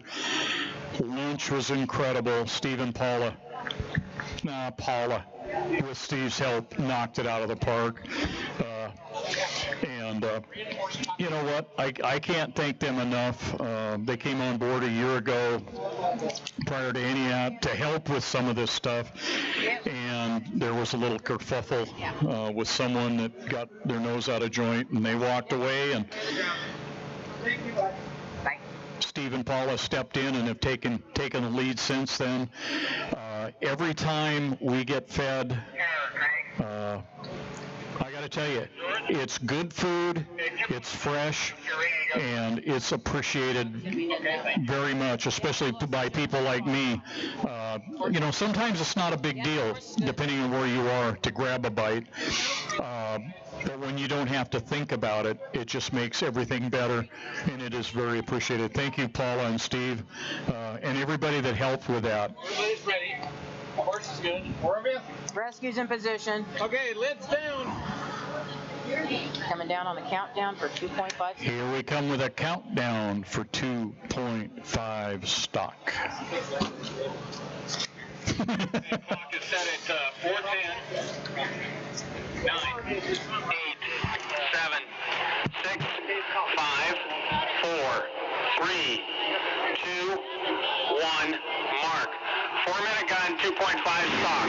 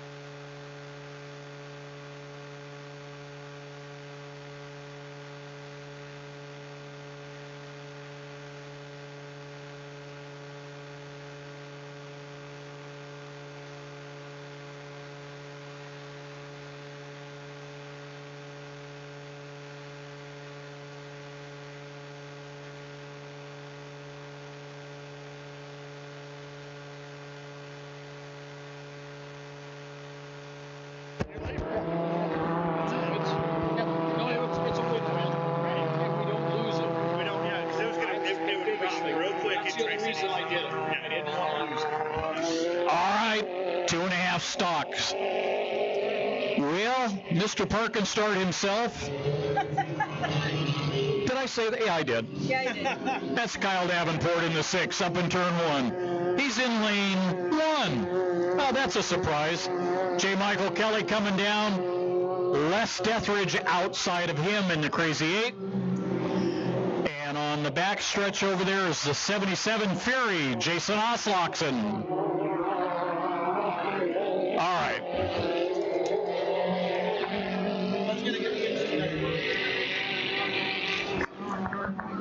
All right. J. Michael Kelly cutting the field, coming back around. 30 seconds to the white flag. And what that amounts to is you got to go real slow if you're Kyle Davenport. He's gotten very good at it.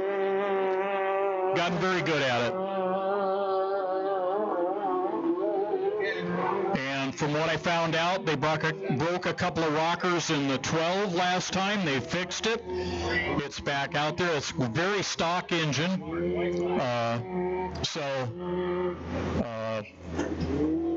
They gained, well, it's how you look at it. Either look at it as Kyle gained 10 points of the lead, or Monkey and J. Michael lost 10 points as far as the championship. So a lot of things to be decided yet this weekend, depending on where everything finishes. Then you're probably going to see some boats going back to Caesars Creek in Ohio next week, and then 2 weeks after that to Florida. So lots of stuff going on. Our 2.5 mods, they're still working on their championship. We'll see where that goes. A lot of stuff will be determined today and tomorrow. So we come down. 3, 2, 1. All right, looks like a good start. J. Michael jumps right into the lead. On the outside, got to go the long way around. Kyle's right there with him. Start's under review. Start is under review. And And when we have that, there goes J. Michael again. Here comes Jason Osloxen right alongside of Kyle. Nice run down into turn 2. J. Michael outside, Kyle inside, Jason right in the middle. That's a good start. J. Michael with the lead right now. You see him pick the boat, picks up just as it goes into the turn. Floats in real light on the right sponson. And that's because that skid fin is digging in and picking it up. You hear him back out of it there momentarily. They cannot push that thing too hard for too long, or they're going to have garbage. Is he still on the course? All right. J. Michael leads.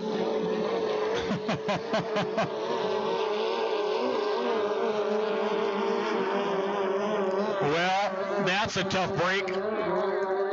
I was just about ready to say he was leading Kyle, and I see what looks like Kyle sitting in turn 1. Hopefully we don't have any infractions.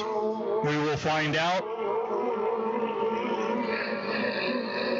Well, you just never know when you go out. That's why they call it racing.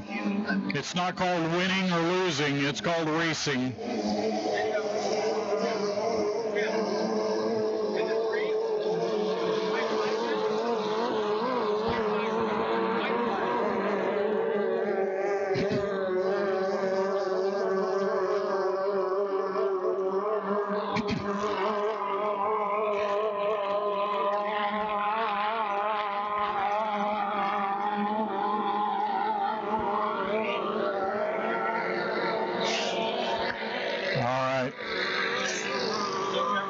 Find out once Kyle gets back what happened.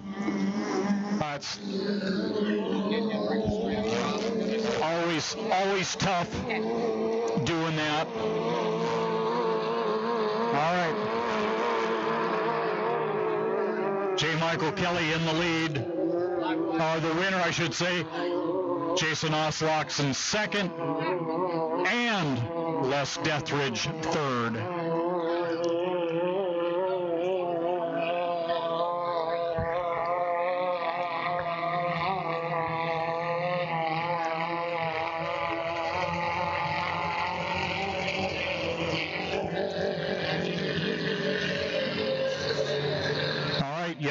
Yellow and black flag on the course. Black flag meaning get in. Want them to come back low, reduce speed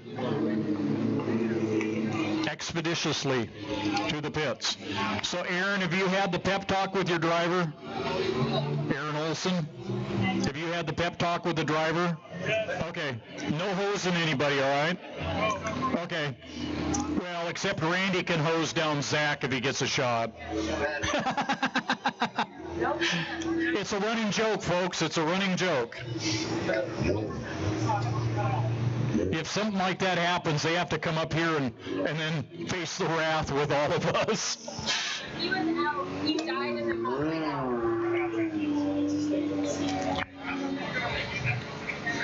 All right. We'll find out here in a little.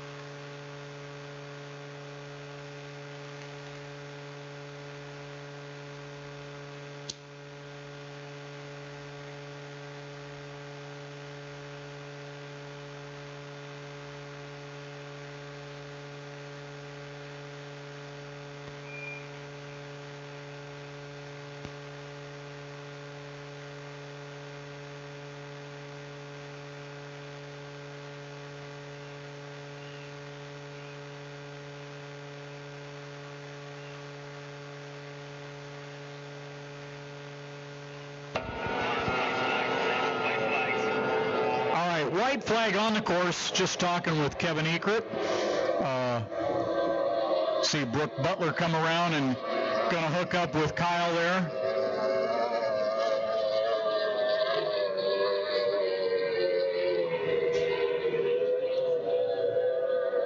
This should be a good heat of racing.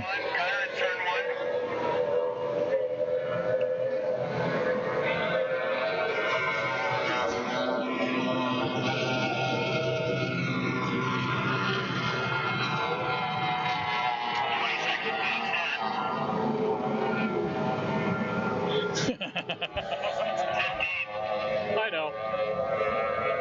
Yeah, but the other one's not a rookie.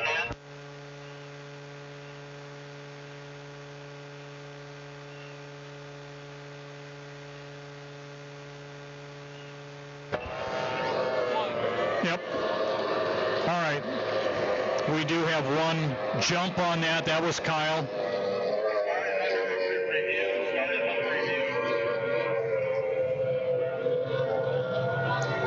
So we'll call it as they are on the water. Kyle's out front. I think that's Peter Wilson coming in second place. We'll see how this sorts out here.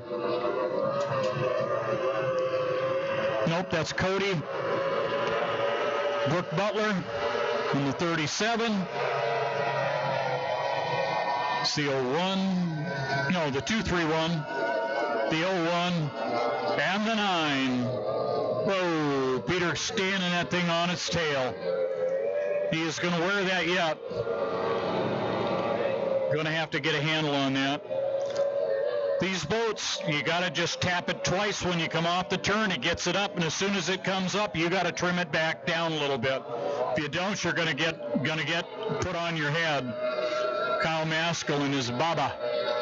Hall, Cody Nass, Brooke Butler, the 221, Matt Reed.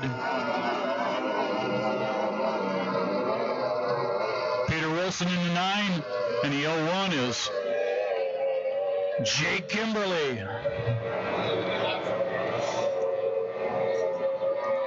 You see as Kyle comes through the turn down there, these boats do not turn on this kind of course. They're not designed for that. As you see, he comes down, he trims at each buoy, runs a straight line, trims it, and turns again at the next buoy. Final lap.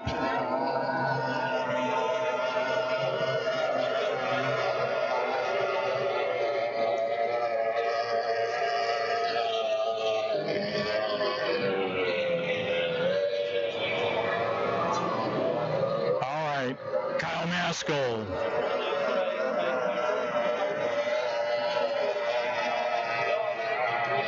And your winner, Cody Nass. Second, or excuse me, Brooke Butler. Second, Cody Nass. Third is going to be the 221, the 9, the 01, and here comes the 22.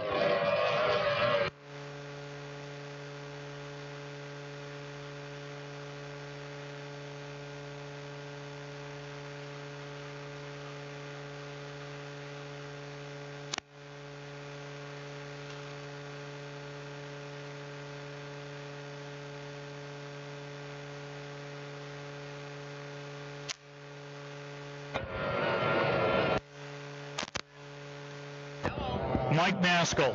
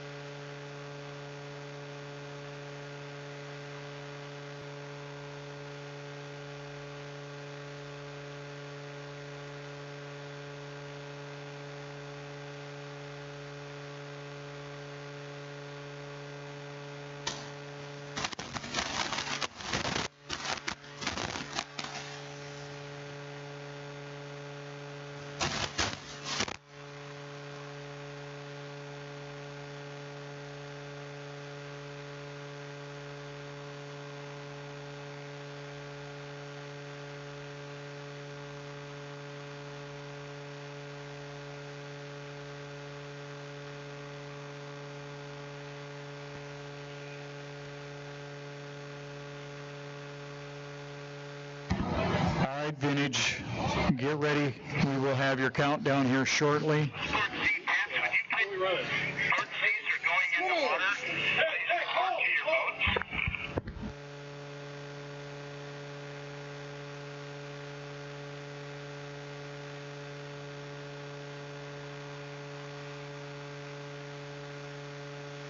We don't.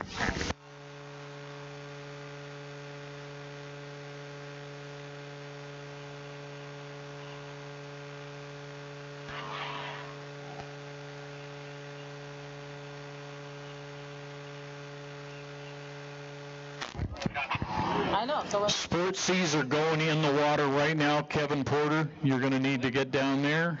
Sport Cs are going in the water, so Kevin Porter, your chariot will be awaiting. Okay, let's send the minutes.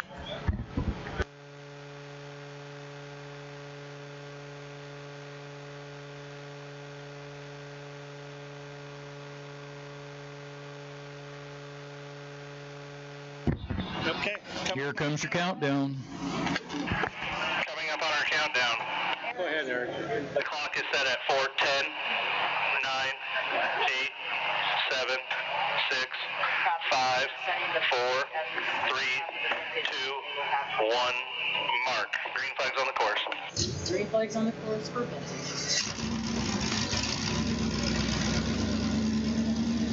You have the thousand. What?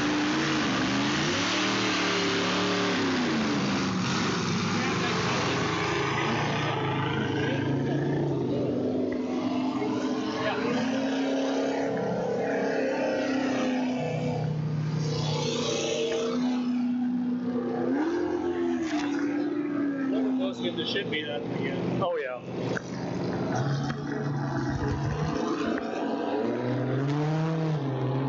All right.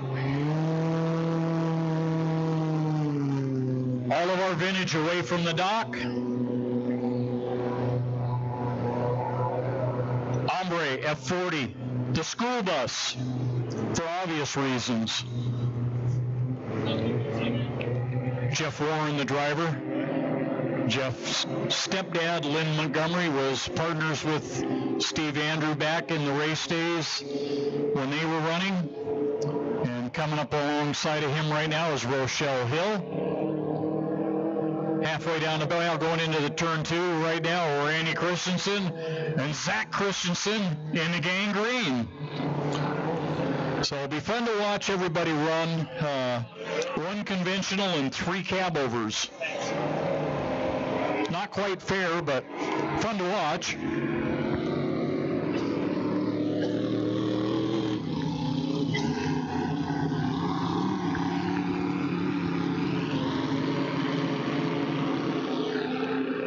Does he have to sit that high in the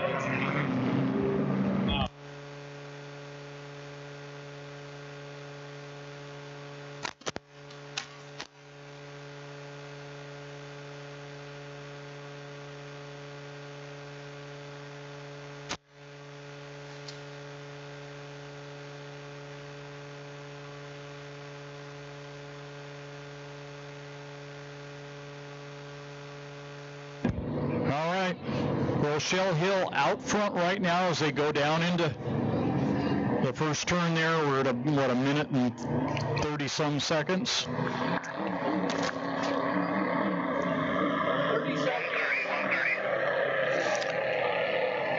They've got plenty of time to get around and get, we're watching the rollers as they come.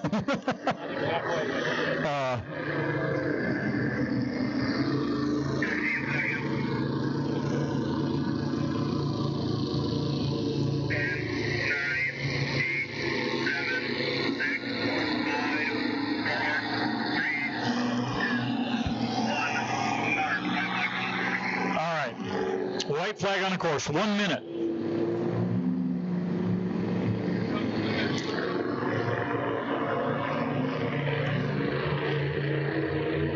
You can hear the bigger boats.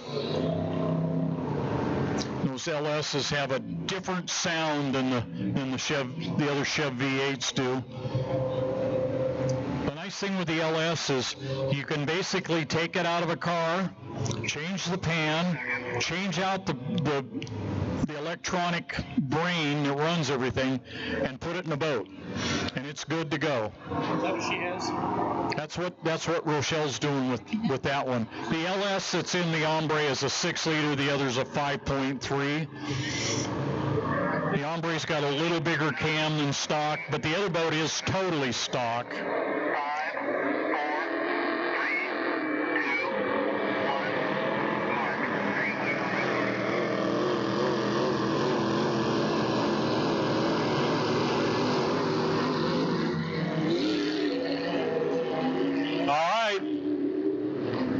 Jeff Warren leading Rochelle Hill into turn 1 and through.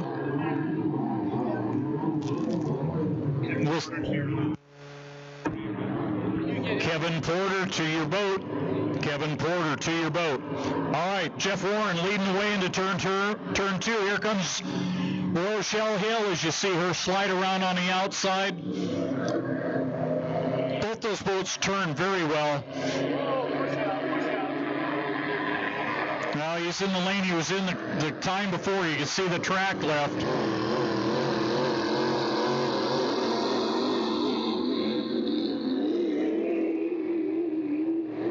You see the other two coming through the turn right now. About that Don Kelson, 145, 2.5 stock inside Zach Christensen.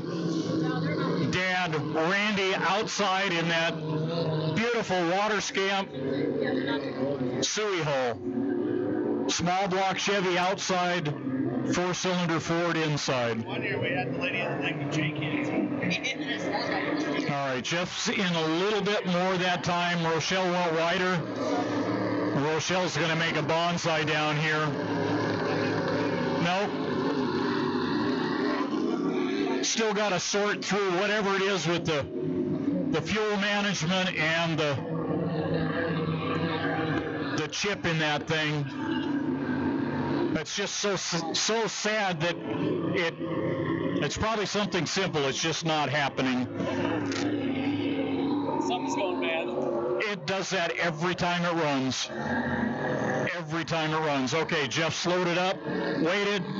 They'll make another nice run down here to the start-finish line. You see him pick it up?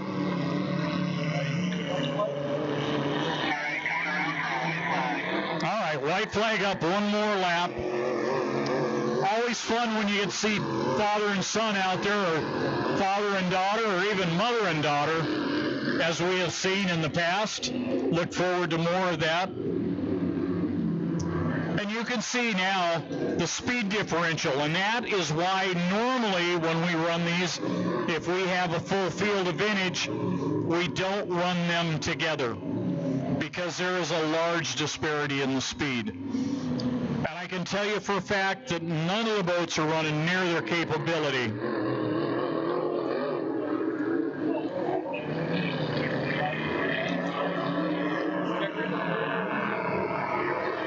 All right, Jeff Warren leading them down to the finish. Rochelle Hill on his hip. Zach Christensen coming across right now. Black flag. Got a black flag? Black flag on the course. Black flag on the course. With the checkered. Right? Or do you want them? You just want them off? Want them off. And I understand. We want to get them in and get it turned.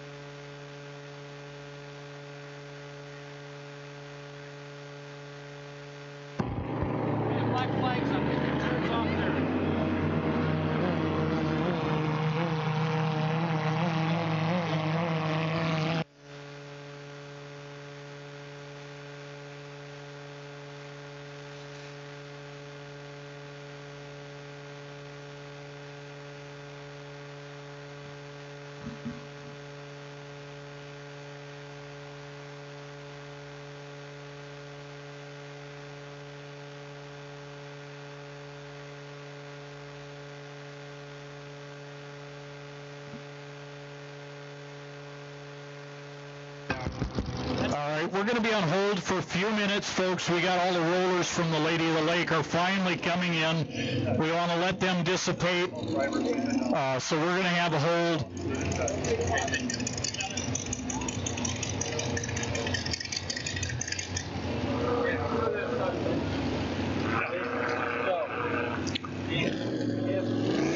Hey, Aaron, ask him what he's doing. Tell him some old guy wants to talk to him. What would you guys like to...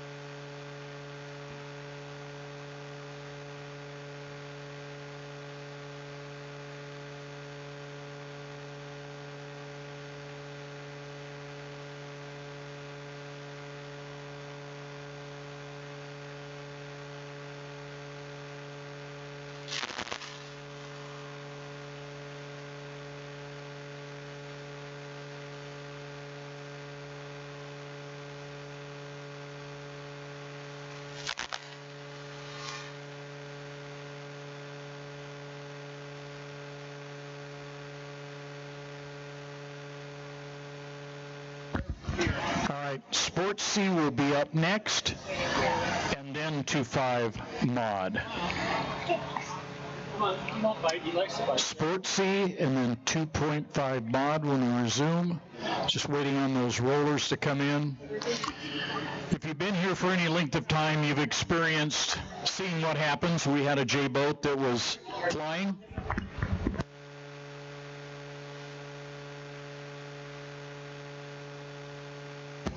We could even help get parts if people are broke down. I can call the shop, things like that. So we're here for you guys too, which is great. Well, that's always good.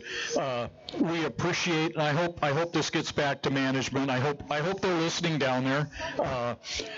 We appreciate all of our sponsors. Try and do what we can to make sure that their name is out there, and I'll do it a couple more times this afternoon and again tomorrow. Thank you for all of your support. Thank you for being here. A lot of times our sponsors aren't on site, and it's always better if they are. Well, I appreciate it, you having us here, and we'll see you next weekend too. Oh, I'll be there. Thank you much. Yeah, they're holding it All right. 5 minutes. They're on that second. Okay. Always good to talk with our sponsors. Can you hear me? My radio is messed up. Let them know what's going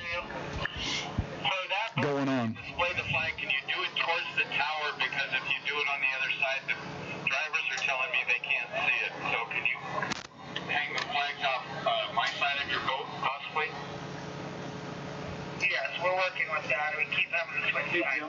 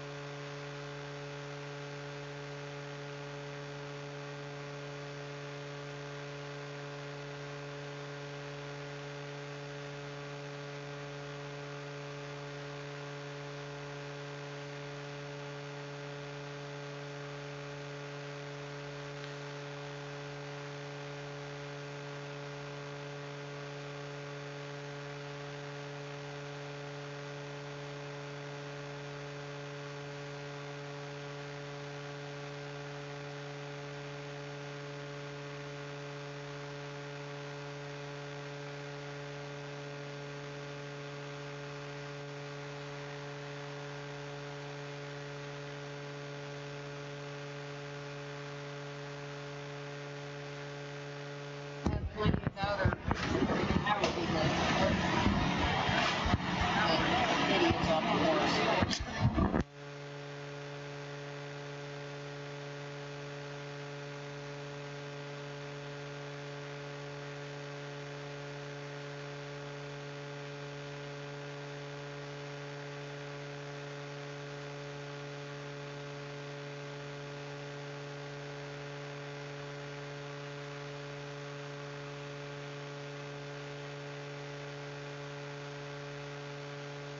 All right, how does the water look out there?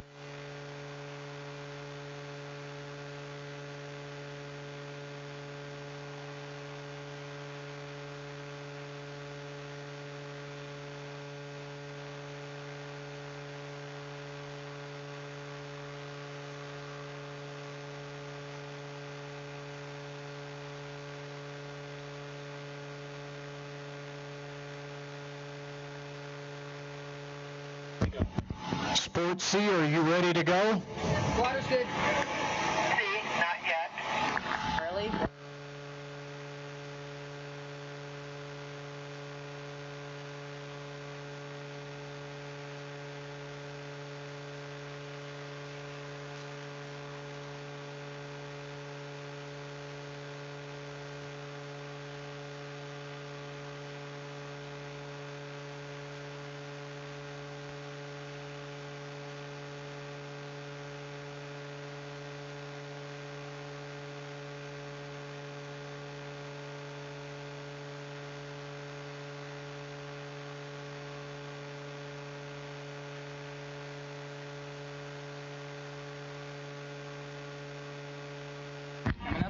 All right, here comes your countdown for Sport C. Set it. 4, 10, 9, 8, 7, 6, 5, 4, 3, 2, 1. Mark. Sport C is 4-minute gun. All right, and you heard the countdown, and away goes Will Huff. West Friedel. Kevin Porter on this side. The 999 is Joe Morrison. 697 is Gerald Benedict. The 991 is Kayla Huff. 545 Russell Mead, and the 845 Mark Mead. So the brand new boat that's not even 24 hours old yet is back on the water. Glad to have that.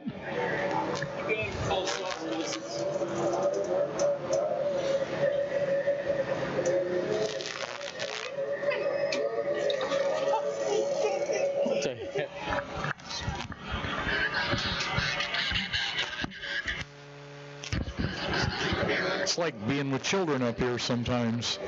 All right, Kevin Porter cutting the course right now. No, the lady was Olsen.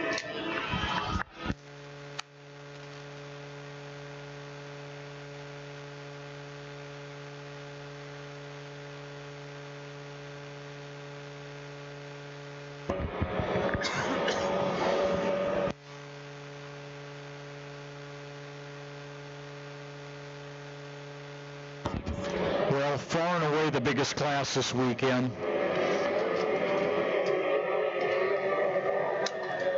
Always good. It's the best part of this now is we were able to get Joe Morrison back on the water. Been having trouble with the gear case. Obviously they figured out something. I don't know what, but the boat's out there. It's running. I don't think, unless everybody jumps the gun and Joe doesn't, he's probably not going to win, but at least he's back on the water and having some fun, and that's what this is about. This is also, for those of you that are interested, APBA.org is a great source to go to if you want to be involved in boat racing in some way, shape, or form. We're at a minute 30 right now, or thereabouts. But APBA is a great source for that. If you're really interested and want to do something right away, come and find me down here at the Parks Department. Take your information, find out your interest, will point you in the right direction. This is a class, if you're really interested in an entry-level class, whether you stayed in it, all right, white flag on the course, 1 minute to the start. Whether you wanted to stay in it your entire career in racing, whether you wanted to do it as an entry to get in and move up, this is a great place to start. For under $10,000, you can buy a boat, motor, trailer, and be ready to go in the water. It is a lot of fun. They would love to have you as a part of it. I can tell you for a fact, I'm sure Russell's got a boat for sale right now. Seeing as he has a brand new one out there, I know there's one sitting at home. And there are others around that I'm aware of. But the same with the vintage, with the competition. There are boats out there. There are boats available.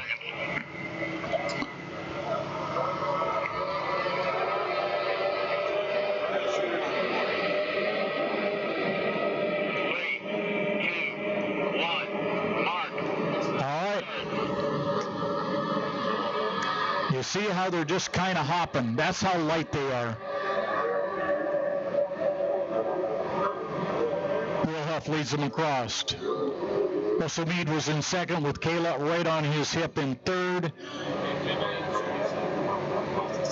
Looks like Kevin Porter's taking over third. Shorter way around on the inside there. Just gave it back to Kayla. See how that goes.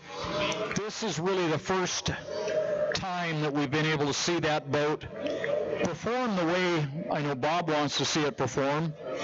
But always fun. It's the only capsule boat in this field, which means they've got to run the belts and, they're on compressed air. They got to have a radio.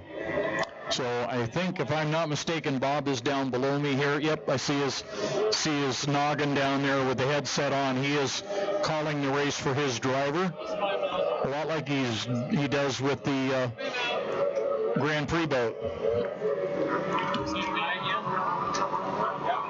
At the 697, looks like could be Peter.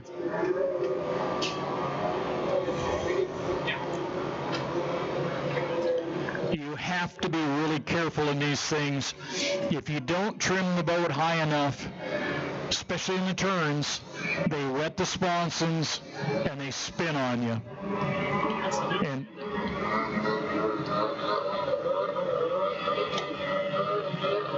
looks to be Peter Benedict in the 697. And don't ask me how I remember that, Jim. Probably put a sign in it or something. They've just been doing it a while, watching this bunch. Great group of people. Will Huff leading the way. Kayla in second. Russell outside in that brand new boat in third place. Nice run for him with that. I'm sure if it's that fast now, we can expect much more from him yet. Nice thing there is they know how to set up a boat. He's done this for quite a while. Does really nice work. Joe Morrison going by right now in the 999. Glad to see him out there, able to finally get running today. I know yesterday they were really worried about that. And I heard his voice as the response from down in the other pits earlier when they were ready to go. So glad he's... Peter spun out. Again? Covering underway. The other one is fine. Keep him off. Still on. Right there.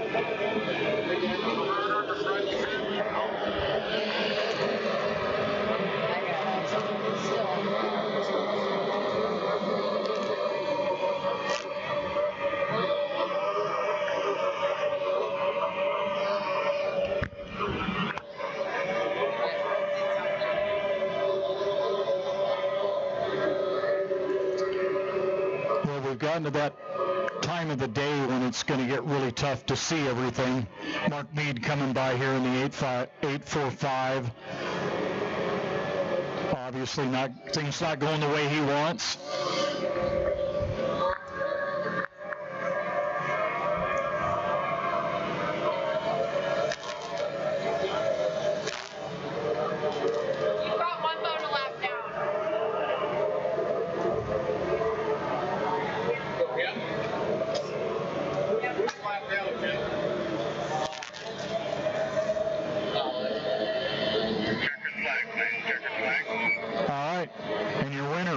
Huff, second place.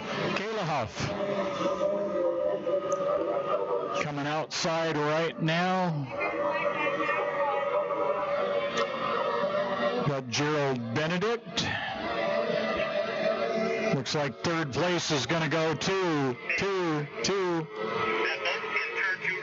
Kevin Porter, fourth place. To Russell Mead, fifth place. To Russ Friedel.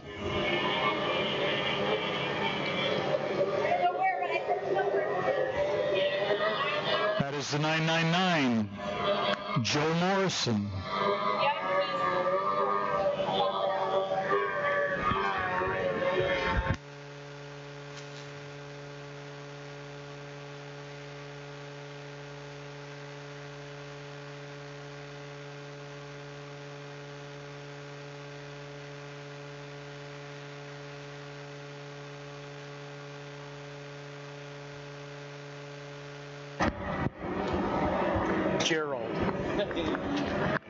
Gerald. All right. Got one boat that has not finished yet. That's Gerald Benedict in the 697. All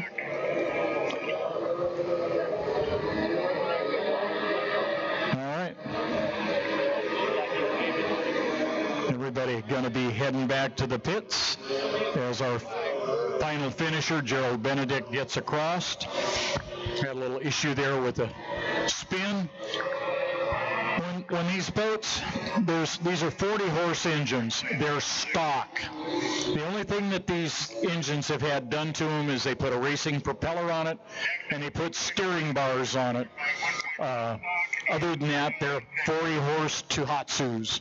Formula boats now. Okay, stand by for your 4-minute gun. Okay, stand by for your 4-minute gun. All right, here comes your countdown for 2-5 mod. Clock is set at 4:10. 9, 8, 7, 6, 5, 4, 3, 2, 1. Mark. Green flags on the course. 2.5 mod. All right. Marina Bartel away from the dock.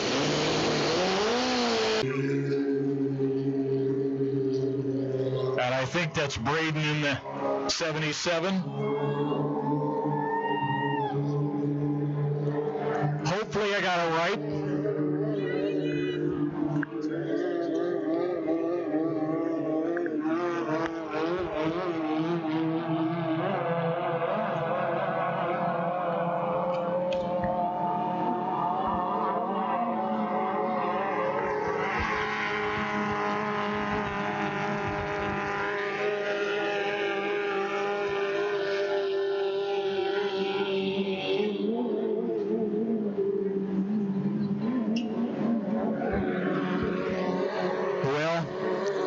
Started out with a 40-point difference in points. I'm not sure where it is now, but I can tell you it's close. The 11 and the 1 are in a really tight battle, just like the 12 and the 6 in the stock.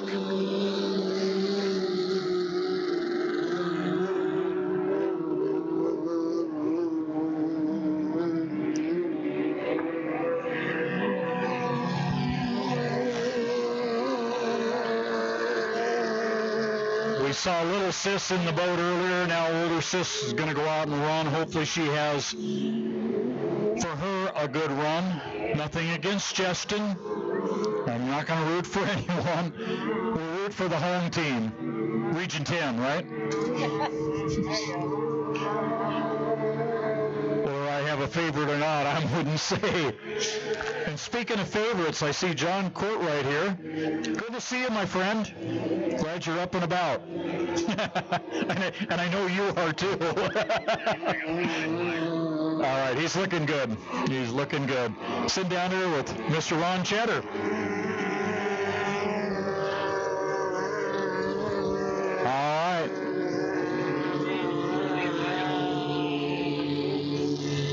Coming down to 1 minute. 9, 8, 7, 6, 5, 4, 3, 2, 1. Mark, white flags.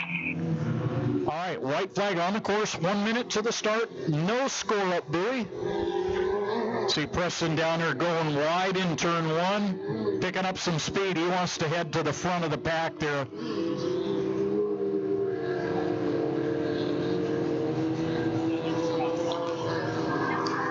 As we get to this part of the day, that is one of the issues with being here at Manson, is that sun just makes it almost impossible to read numbers at times.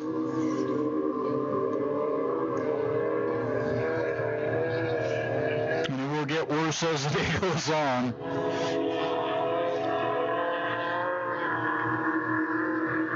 All right, we'll call it as they come down here. 15 seconds.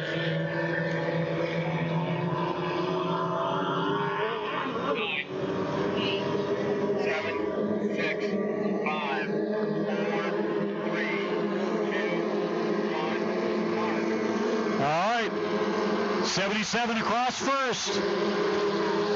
A11 on the outside, the Crazy 8 inside. Good start. It was close. Yeah, it was close. You notice I didn't call that.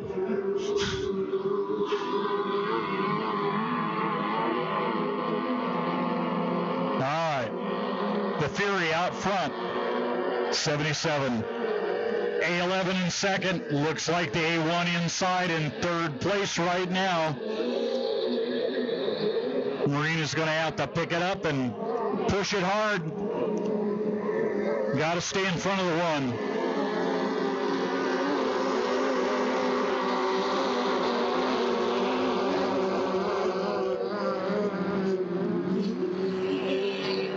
She's closing ground. She's going to have to work at it to do it, though. Here she comes. That is the difference between the stock motor and the mod motor right there. One boat that doesn't have that problem is the 8, and with that Ecotech in there, they changed the chip in there, do a little other work on the computer, and they're good to go. They go from stock to mod. All right, there goes Marina to the front.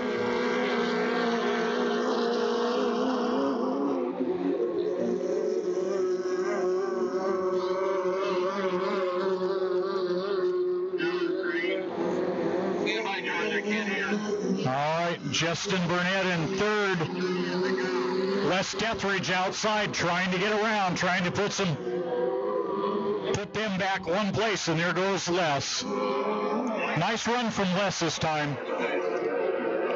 Here comes Marina, hooked it a little bit as she came off the turn there. Straightened it out, headed for home. Starting lap 4. Braden in second into 77.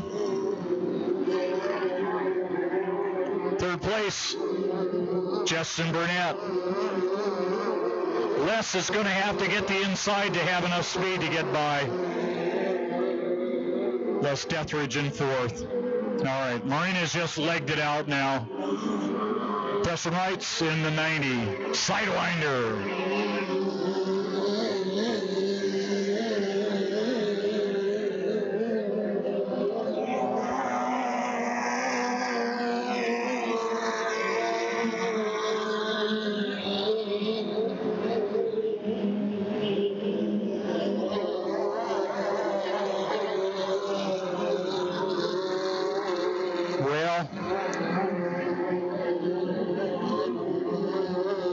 Les is trying his darndest. He just doesn't quite have enough to get past. All right. Coming around in fifth right here. Preston Wright's.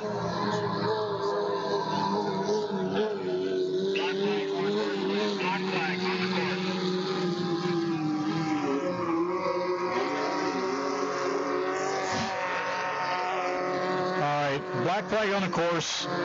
Everybody return to the pits. Here in did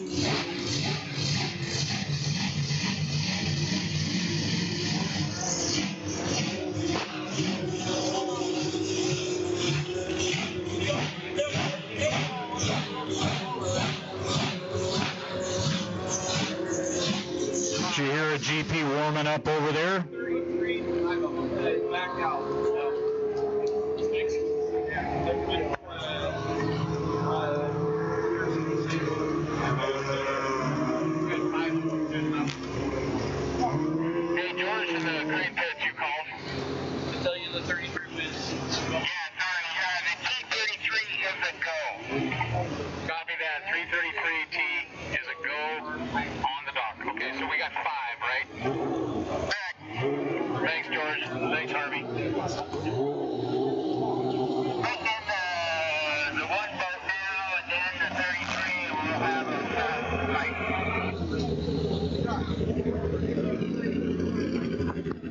I'm sorry? Need a tow on A11, Amy? I'm sorry? A11 needs a tow right out front. Oh. What? Bob. What do we got next? We got 1.5. 1.5 stock. Wait a minute. Actually, yeah, 1.5 stock, and I think there's going to be 6 of them. Yeah, the 33 is. And the 333 is back up. Yeah. Hey, George, so I copied 6 total on the T-boats. The 333 and the 33 are both up. Correct. Copy that, sir. You'll be taking. All right, everybody's going to be ready to go in the T-boats, 1.5 stocks. Jared, have to put her over by the 90 for now. Yep. And I was talking with Jim Malden earlier. Jimmy, the boat builder was Jeff Richards. That's who was the builder. Hey, the brain finally, it happens. So that is the fellow that designed and built the Sidewinder long time ago, and didn't get a chance to run it very long. I know there were health issues with a child back then, and Jeff sold that boat. I know that always bothered him, but it was a good boat for a long time. Great boat to especially get started in now. Boat doesn't do funny things at all.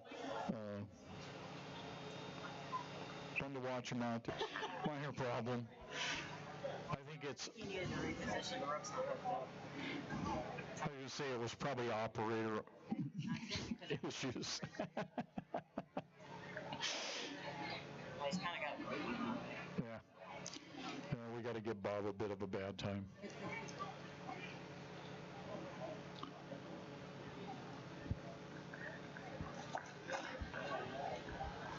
Well, it's good to see the 33 coming back out.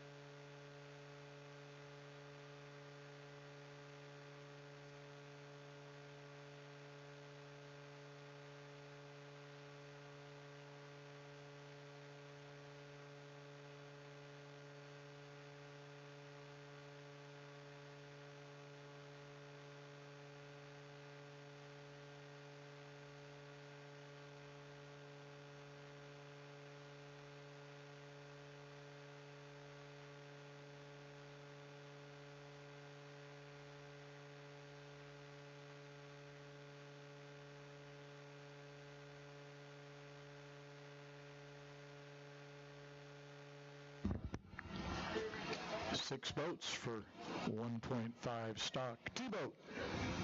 I'm scared. I'm scared. Do we want Bob to head straight back out? No, hold him there. Bob, we're going to have you hold on the marina.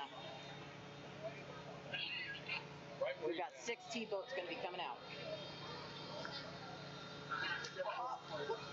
Have him back up, please. He's doing it. He's working on it. Yep, he's holding.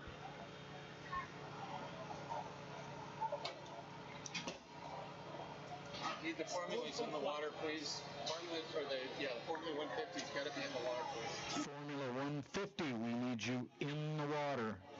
Formula 150, we need you in the water. You are scheduled next. What is... And then GP, E350, and we'll round it out Second up against the dog. with the 1 liters. So as I say, Formula 150, we need you in the pond. Here we go. Here comes your countdown. Clock is set at 4:10. 9, 8, 7, 6, 5, 4, 3, 2, 1, mark. 4-minute gun, green flag.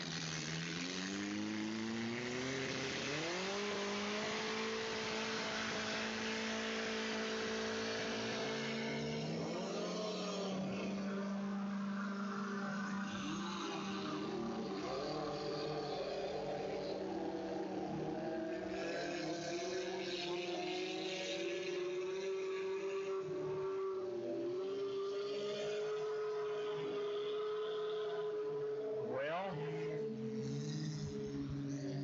6 boats listed, 6 boats started, and on the course.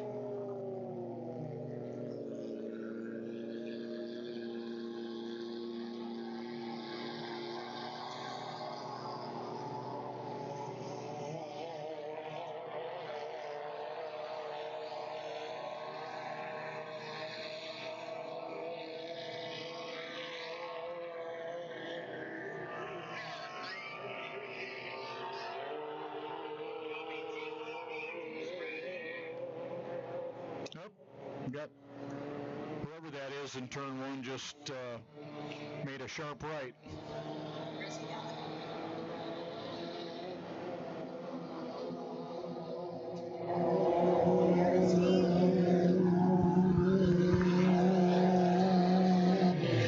See, coming.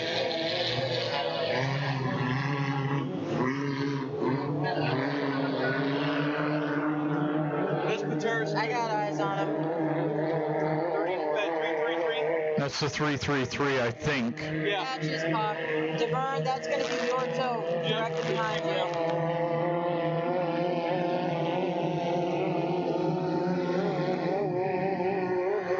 I need a toe on that after the race, please. He's on the outside. I got DeVern.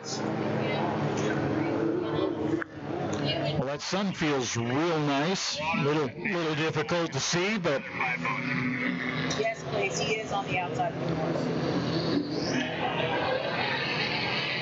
minute and 45 right now.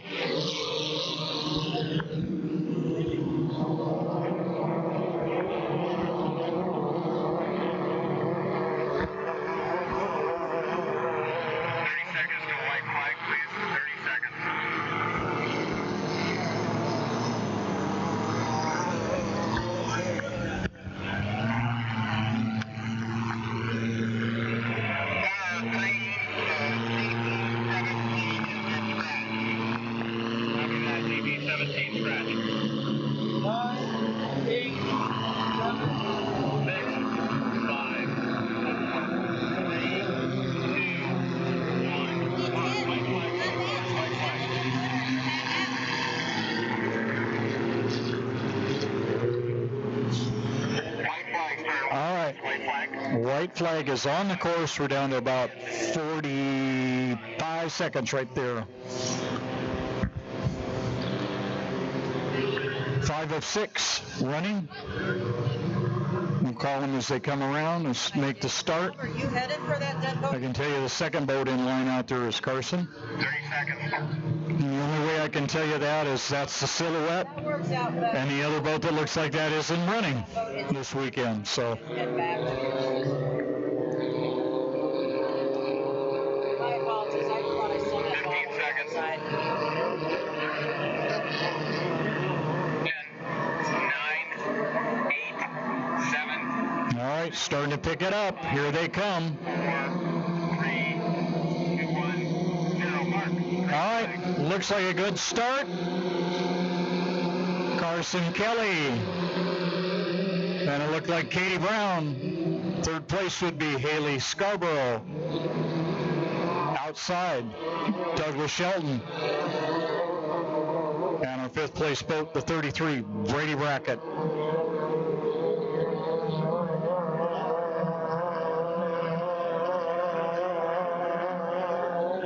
Where is that jet ski going? Yeah, Brady not up to speed. I know they're out there, but they're not up to speed, so.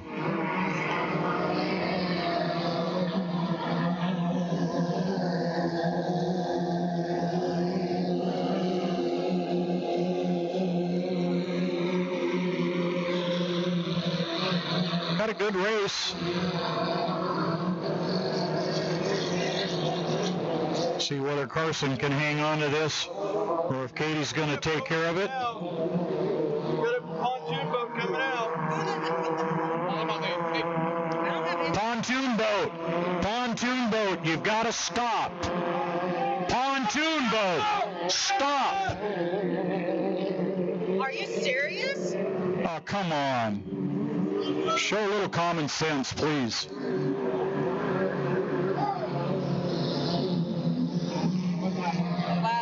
Wow. Eric, my apologies, folks.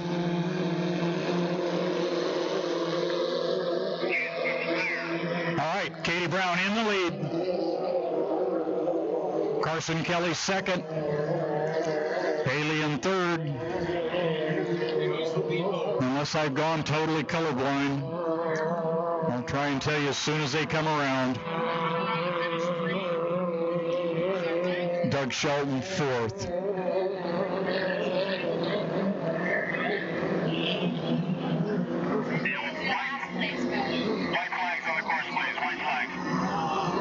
All right, obviously Brady just not having the power. Yep. Katie Brown in the lead. Carson Kelly second. Haley Scarborough third. Doug Shelton fourth. Brady Brackett fifth. Bracket's down a lap now, right?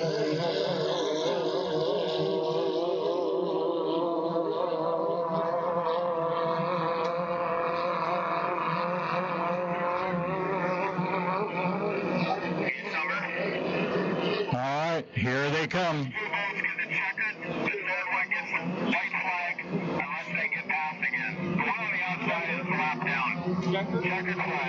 All right, your winner, Katie Brown in the 3. Second place, Carson Kelly in the 8. Third place, the 1, Haley Scarborough.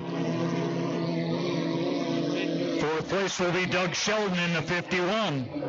A historic moment. And fifth place, Brady Brackett. Glad to see Brady finally able to get a full heat in. Not the way they wanted it, I'm sure. But he's got a heat in. To come around and finish his lap.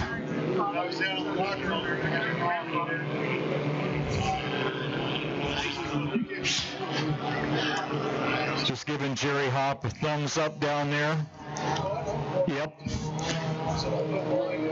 Gonna go out in the 15 this time. The old Trapper beef jerky. And show the kids how it's done.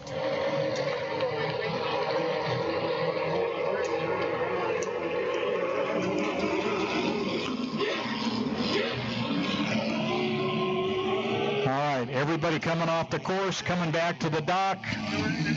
Well, we got a bunch of water in the boat, it looks like. Black flag on the course. Black flag. Next up is Formula 150s. We're going to get bottled up now.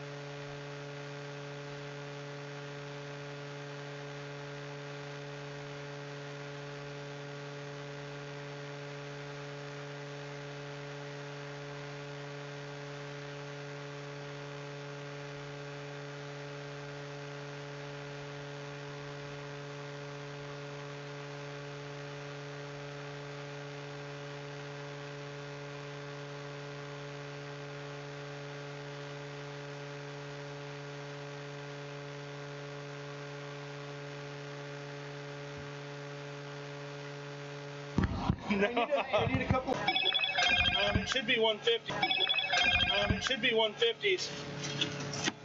And then GP. Do I have time to get Bob straight back out? Yeah, go straight out. No way. Last one. Bob, you have clearance to go straight out. Uh-oh. I don't like the looks of this.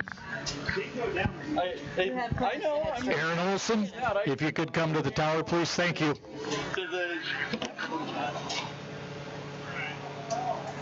Hi, John.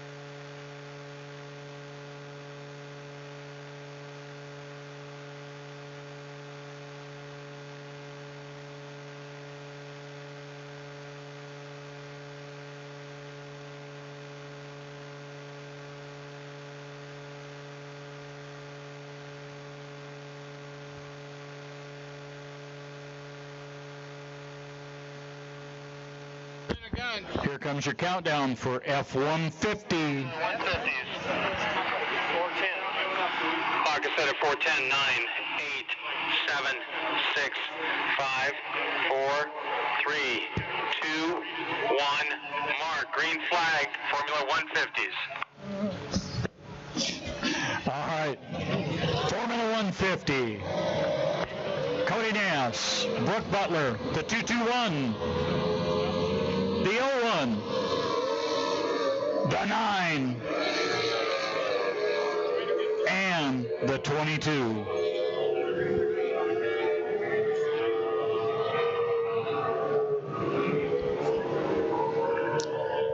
Well, let's see if they do a little better start this time. Most of them were there. One was early.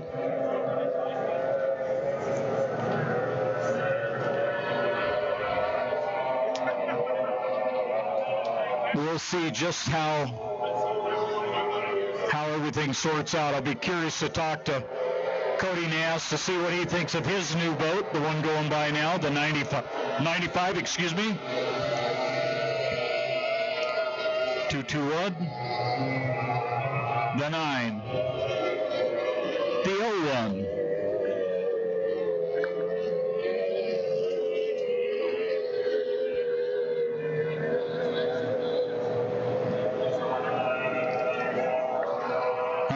For whatever reason, Kyle Masco did not fire.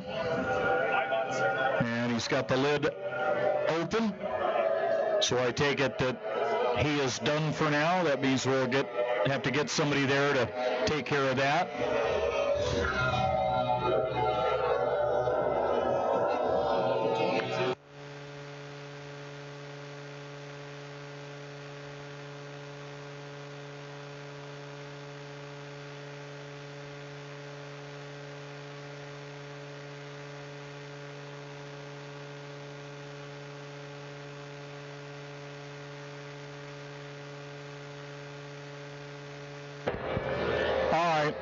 Kyle Masker with some kind of issue out of his boat.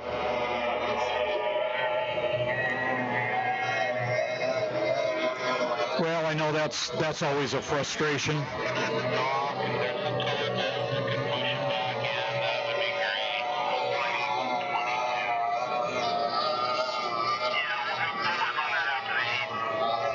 The Baba, she no run.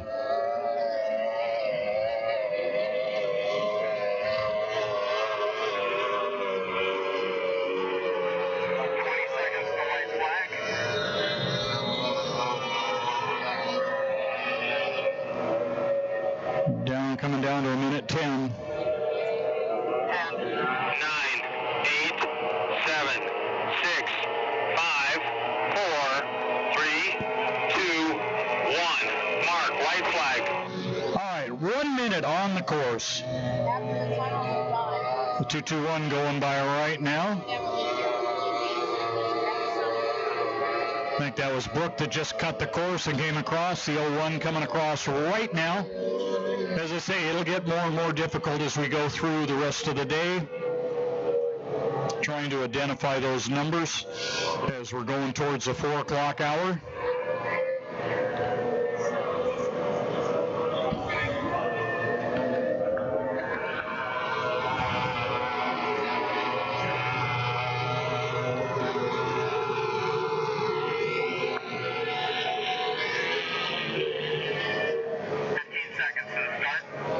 Down to 15 seconds. All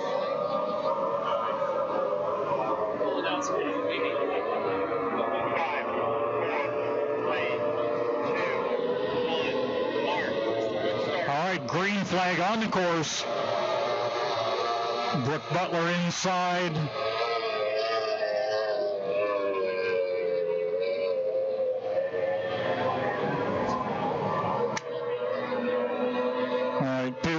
Going by right now.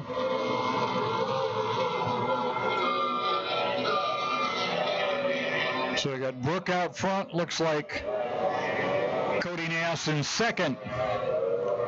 Third should be the 01. Hopefully I got that right. I'll tell you here in a second. Yep. So far so good. Nope, that's a 221. And the 01.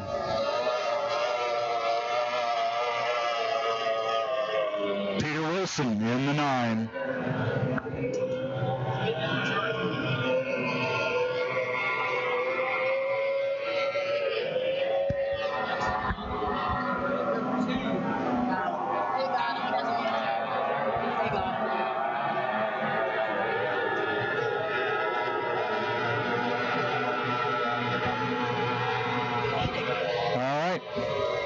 Didn't have to make that tow. That's good. See the 221 going by right now with the 01 right behind our two rookies. First weekend out. Peter Wilson in the 9. Looks like Peter's just down a little bit on power this weekend. Hasn't really been in the hunt that much. Brooke Butler, your leader. Cody Nass second. This is his first weekend in that new boat, a boat they just acquired. Not a brand new boat, just new to them, like a lot of us. They change hands, and it's new to me. All right, the 01, the 9, and the 221. And here comes your winner, Brooke Butler, in a 37.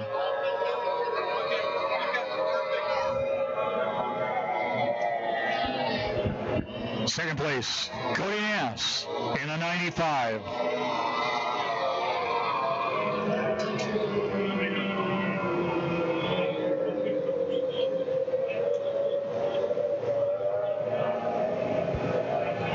Here they come.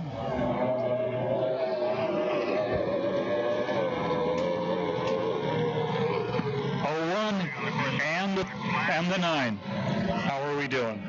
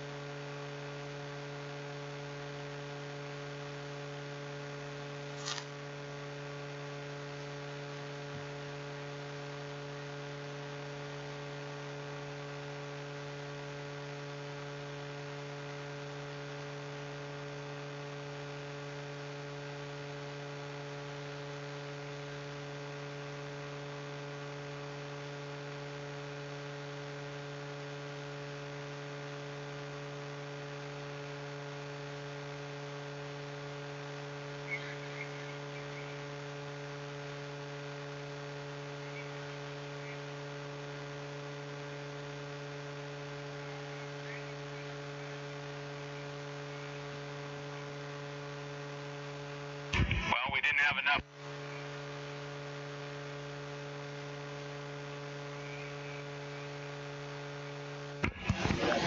All right. We need to know what the status is on 1 liter, whether we have enough boats for heat or not. 1 liter. Dave Lim has a thumbs up for 40. Okay. Thank you. Ask and they will answer.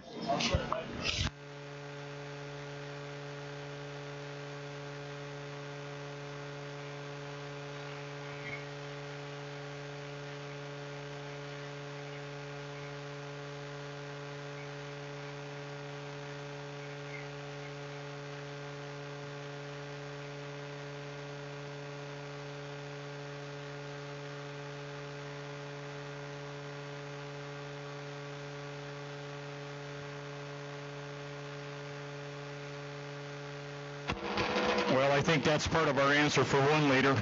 Warming the engine up. All right.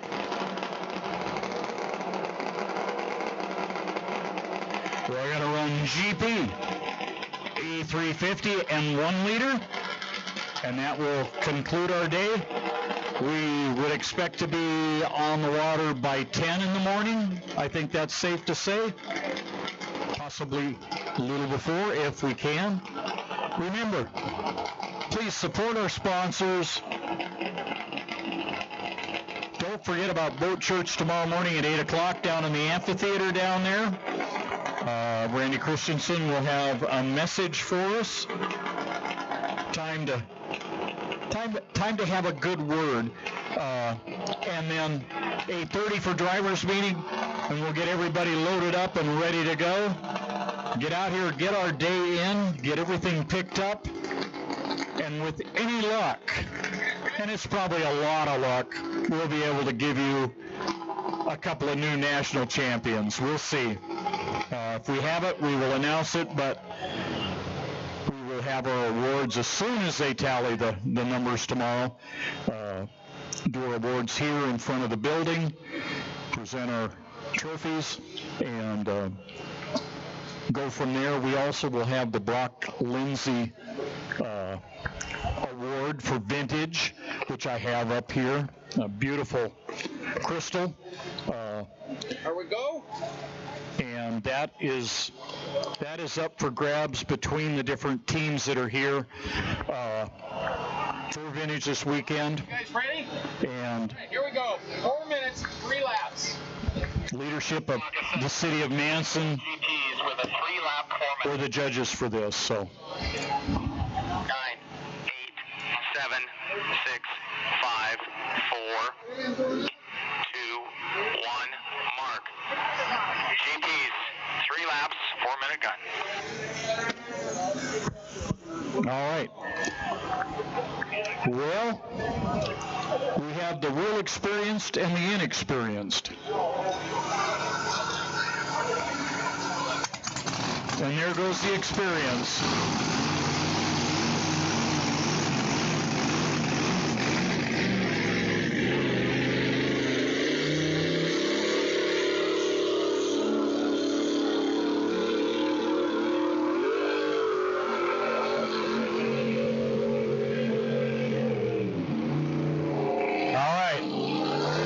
Jerry Hop out running the Old Trapper Beef Jerky 15. Coming out right now. Well, Kevin was happy with that.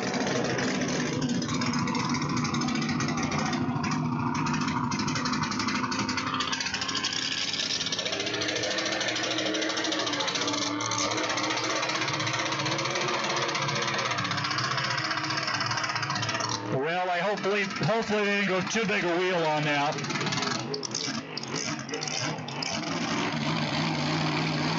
There we go.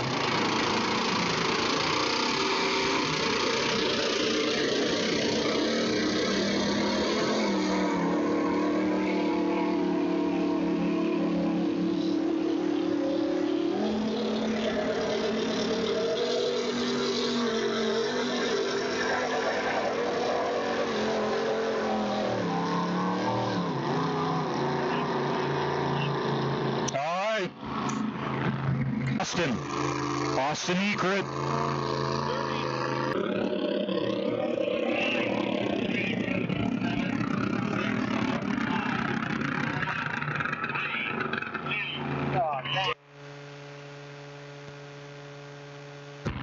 Well,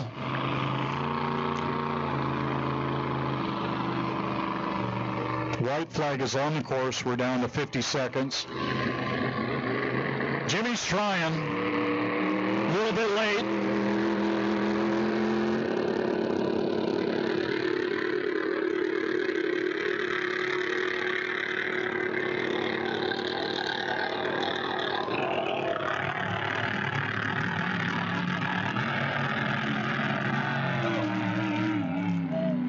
All right. Huge round of applause for that. There you go, Kevin. I know he was down there. He had a radio and he was just telling him what to do. Well, thank goodness. I know he was late getting started, but okay, green flag. All right.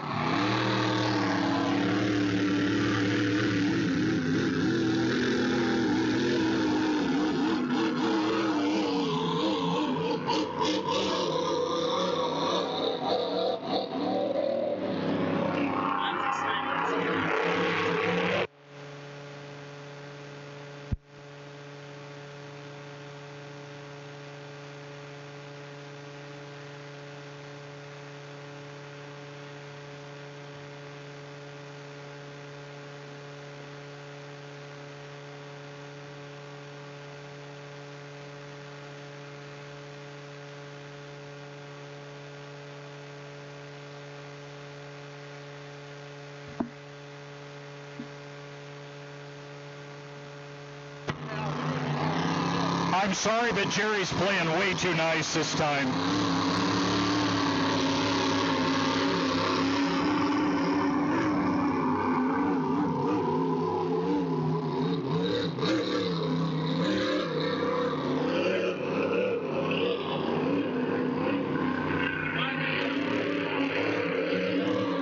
I can tell you is that has got to be super intimidating.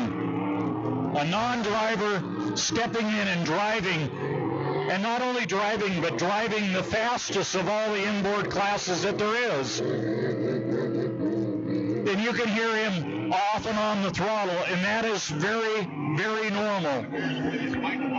You have to learn, and it's a long, drawn-out process to really get good at this, especially if you don't have experience. And he's doing better and better each time. Without question, he's doing a great job. Glad to have Jimmy as a part of this. As I say, we've got the E350s to go, and the 1-liters yet this afternoon.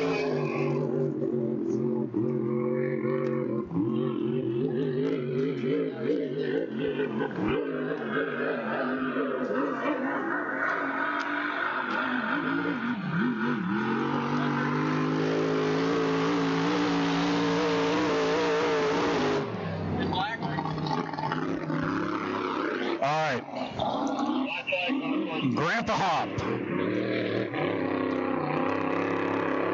That would have been nice to have more boats out there, but... All right, Bob. That's your job.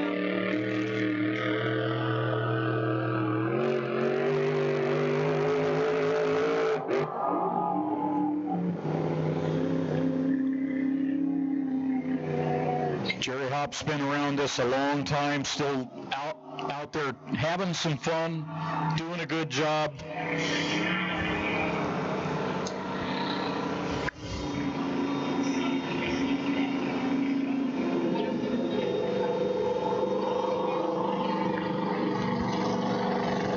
All right, as soon as Jerry gets to the dock, we got...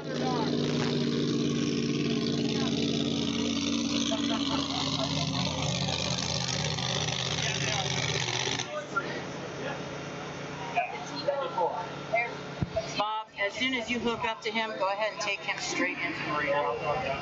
Hey, a round of applause for Jerry Hop. He's not the youngest kid in the park, but he's sure having fun and acting like the youngest kid. Without question. Great job. Before we get to the end of our day, I want to say another thank you to our sponsors, Bobfile Boats and Motors, excuse me. Boy, sometimes that just doesn't work. 12 Tribes Colville Casinos, New Horizon Real Estate, Lot 75 Vineyards, Wine Girl Wines, go over and see Todd and the whole crew over there. Broody Roost Apparel did all the t-shirts for the event. Reed's Marine, Peterson's Waterfront Resort, Mountain View Lodge and Resort, Lake Chelan Boating Club. Thank you to each and every one of them. Nice job, Jerry. He's always a good sport, a good interview. They put heart and soul into this for longer than we probably should admit. Yeah, true. I remember one of the first times I met Jerry, a long time ago, and I'd seen him run, but I had the Squire shop that Chip Hanover blew over on Green Lake in my shop. Bob Miller out of Everett owned it at the time. And Bob was not very forthcoming with money. And so, I mean, come on now. Coddling, be nice. I told him, come and get the boat. I want it out of here. And the next thing I knew was Jerry Hop shows up with a McKinstry stick boom and a trailer. Yep. And he came up, we pushed the boat back out the front of the shop, he loaded it. You know what? He's been my friend for a long time. Ever since. And it was unfortunate. I really wanted to do the rebuild on that. That boat and Country Stoves are very, very similar. That is a Carlson.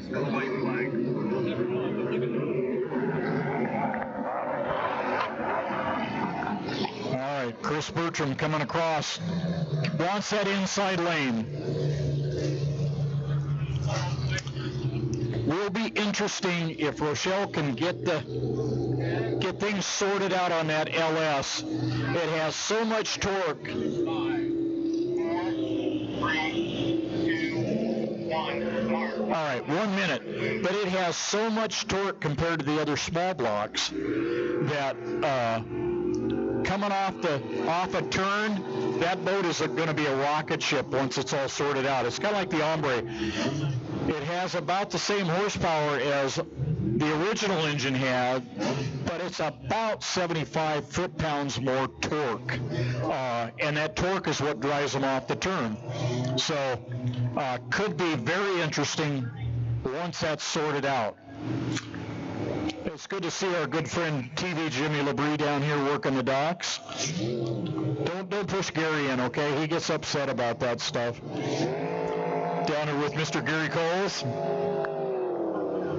And I know Dave Cosette is down here below me with a radio for Chris Bertram. 7, 6, 5, 4, 3, 2, 1. All right, good start. Kip Brown leading him into the turn. Bryce Todd outside. Chris Bertram inside. Kip's got the lead coming off the turn. Bryce is in second. Chris in third. Rochelle in fourth. Just not there for the start for Rochelle. Kip is checked out on him. Got a good 10 boat length lead.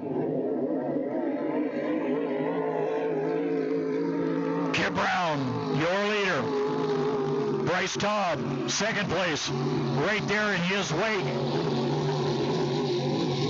Chris Bertram, here comes Rochelle. When that thing runs right, it is beautiful. Now I'm hoping that she can get that sorted out. All right, Kip is just pulling away. Setting the pace, coming through turn 2, getting ready to head down to the start-finish line. And to lap 2. Mr. Kip Brown in the E20.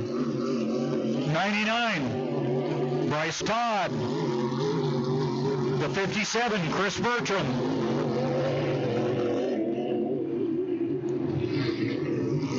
You can hear it starting to get lumpy out there.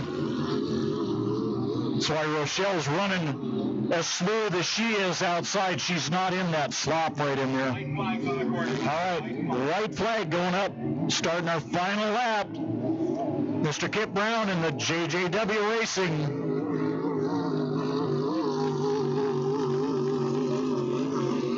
Yeah, we got a little loose there. Just waving at everybody. Everybody's doing it. Bryce did the same thing. And Chris just spin. I didn't see it.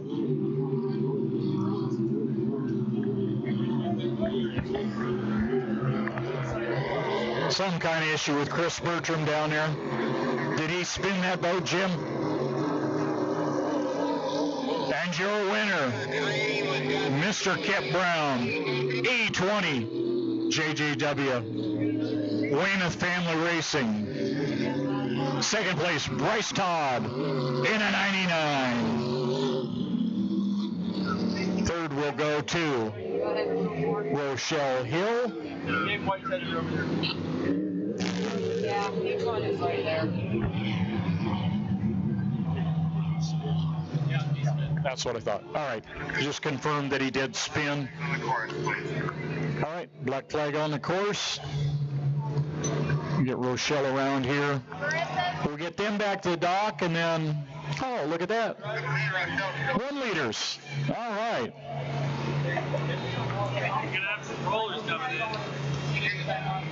I will. And then we also have that boat going by right now. Oh.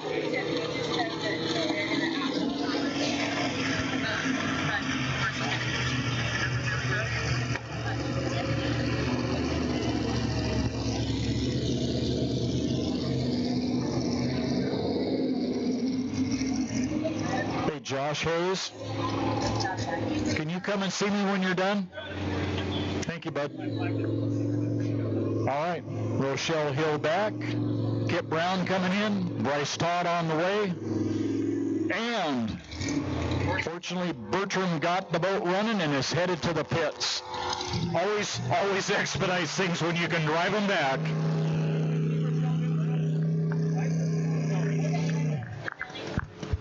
I thought you'd say something about getting captain. Hey, you need to watch the rollers coming in. Yeah. Excuse me, guys. Oh, he's got that. Look at the steam coming out.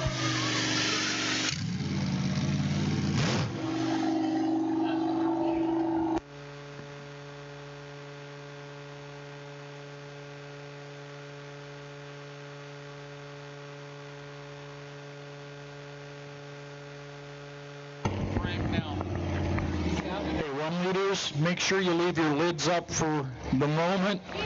Those that have lids. We've got.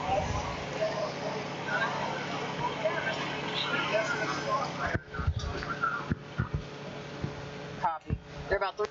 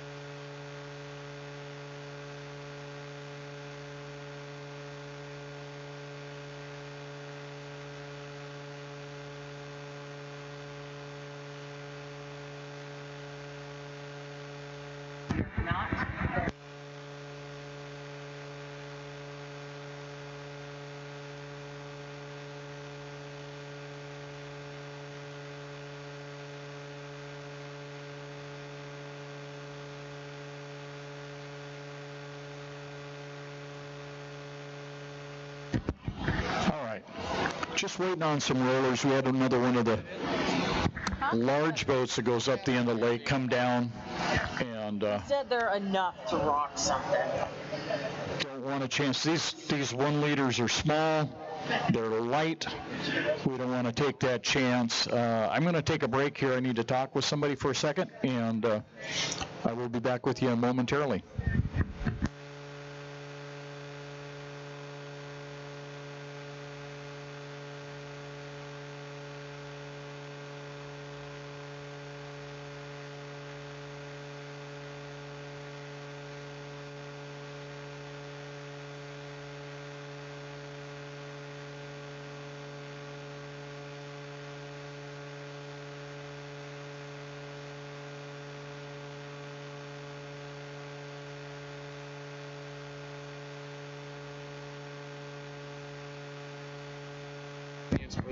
Kip Brown, if you could come to the tower and see Jim Codling at your convenience. Doesn't have to be right this minute, but at your convenience. We'd appreciate it. Kip Brown, when you have time. Thank you. I only have like 30 seconds.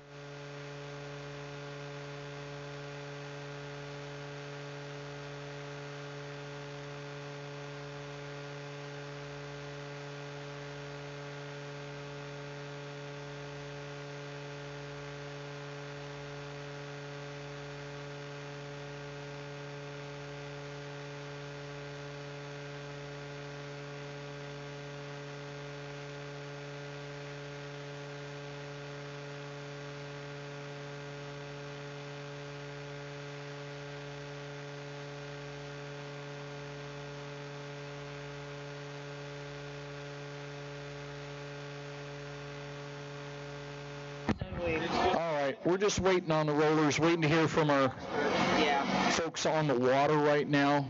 As soon as they say that they feel confident, because they're riding in the same slot that the racers are driving in, and it doesn't look bad out there.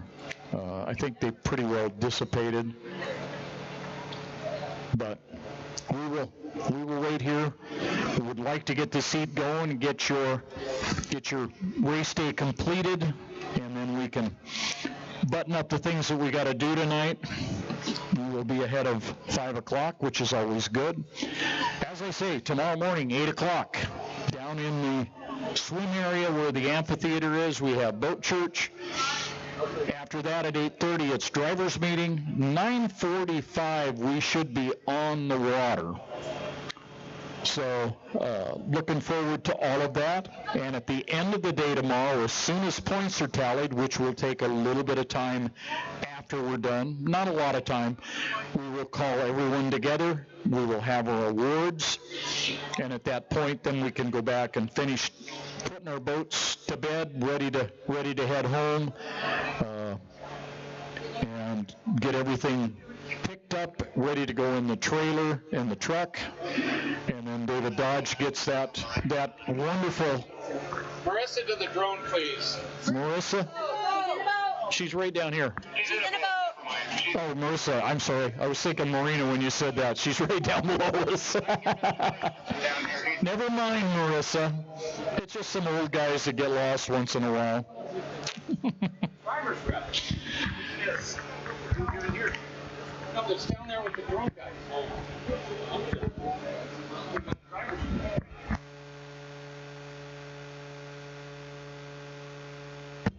Randy Christensen, as driver's rep, we need you down here with our radio people at the corral, just below where the referees and I are located. At the drones. Francilla, what time you got here?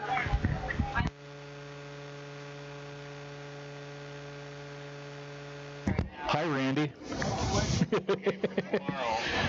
All right, Randy's on his way. Thank you, everybody that's put in the effort yesterday and again today and long before that to get this event. Kaz, thank you. The rest of the vintage, so we won't be doing the single vintage. Lady does a lot of work to get the sponsors and permits and all the rest. So the first thing we have in the morning. PNBRA is grateful for that, I can tell you that. Been around this for quite a while, and it's a chore sometimes to get everything done. Not always easy, and you need people that know the landscape locally so that we can get it done. No. How we doing, Andy? Are you seeing this boat out here? Yeah. Okay, we got a boat right on the edge of the course out there, so outer edge. Okay, copy that. It just kind of looked like it. I have a question. From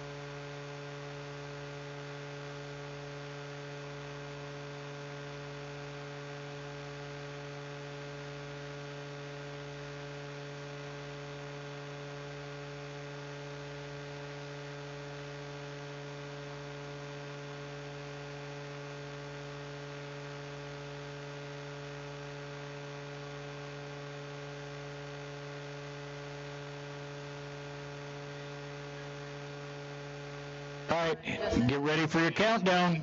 1 liters, and there's also a T-boat in the mix, the 333.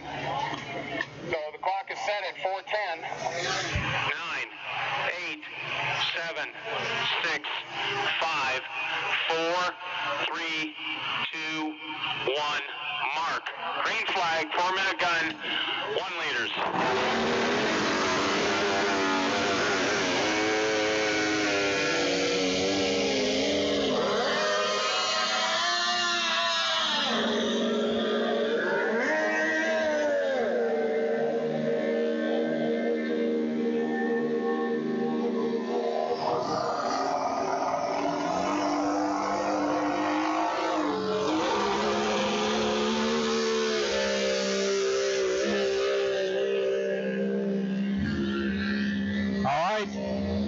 Boats at the dock, 4 boats on the way.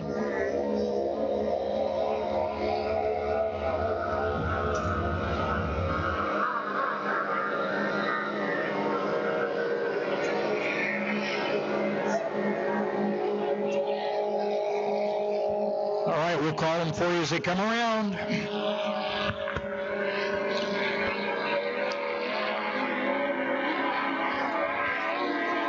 Y-12, you can smell the castor oil. Marissa Bartell and the beacon.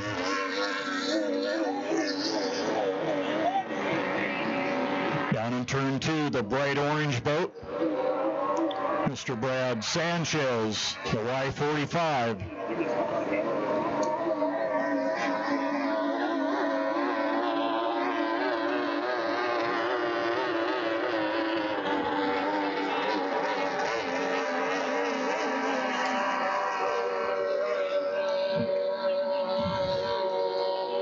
The Y-333,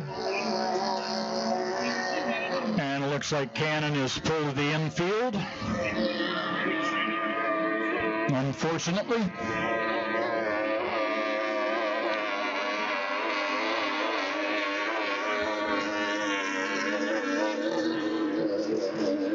You got him on a boat?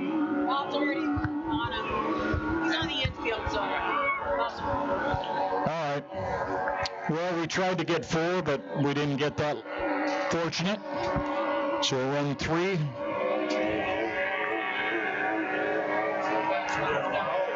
We're down to about a minute and a half until the start of our final heat for today.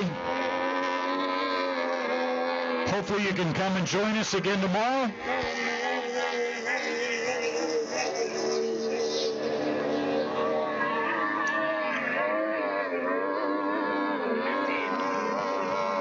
Well, we'll see how the 12 runs against the 45. I know the other one's not going to be up to the speed, but that's okay. And as you can see, that boat does not have a canopy on it.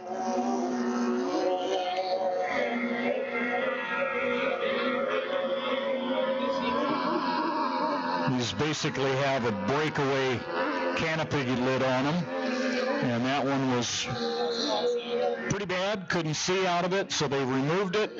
It becomes a reinforced cockpit at that time, and it is permitted in that class. So, we'll get everybody out there, do our best to get you a good heat. Marissa's up front, heading into turn 2 towards the start.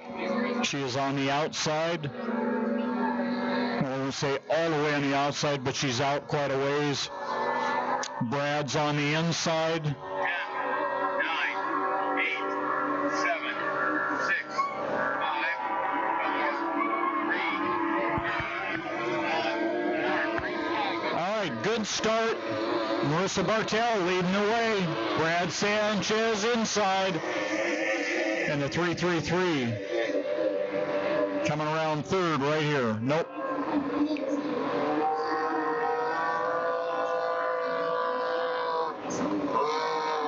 Made the start, gonna pull off the course. All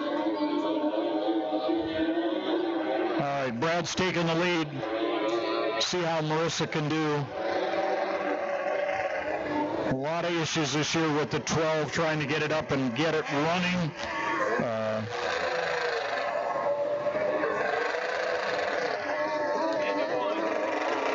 Brad with a nice run out front. Not having to run that hard.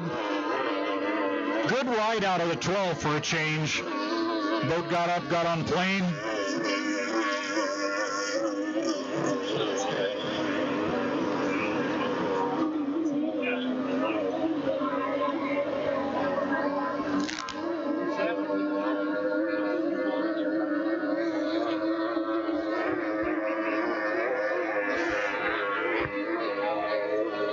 As I said earlier, if you're going to be on the road tonight and you're not back with us tomorrow, please be safe. We want to see you next year when we come back, or sooner. Brad Sanchez coming around the end of 2.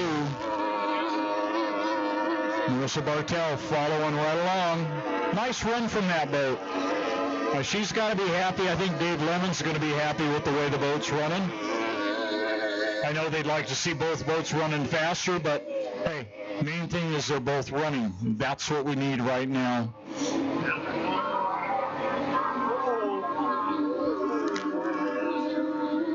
Again, if you're interested in being a part of this, apba.org, or come find one of the officials and give us your contact information. We'll try and steer you in the right direction to fit what it is you'd like to do. What part of this fun and frivolity, lots of things to do, always a position for somebody somehow involved.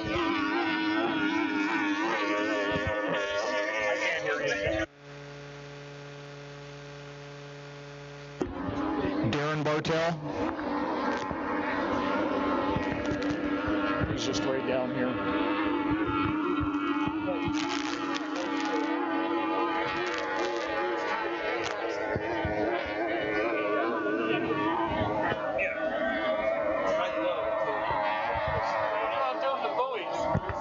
As soon as they clear, they can come in.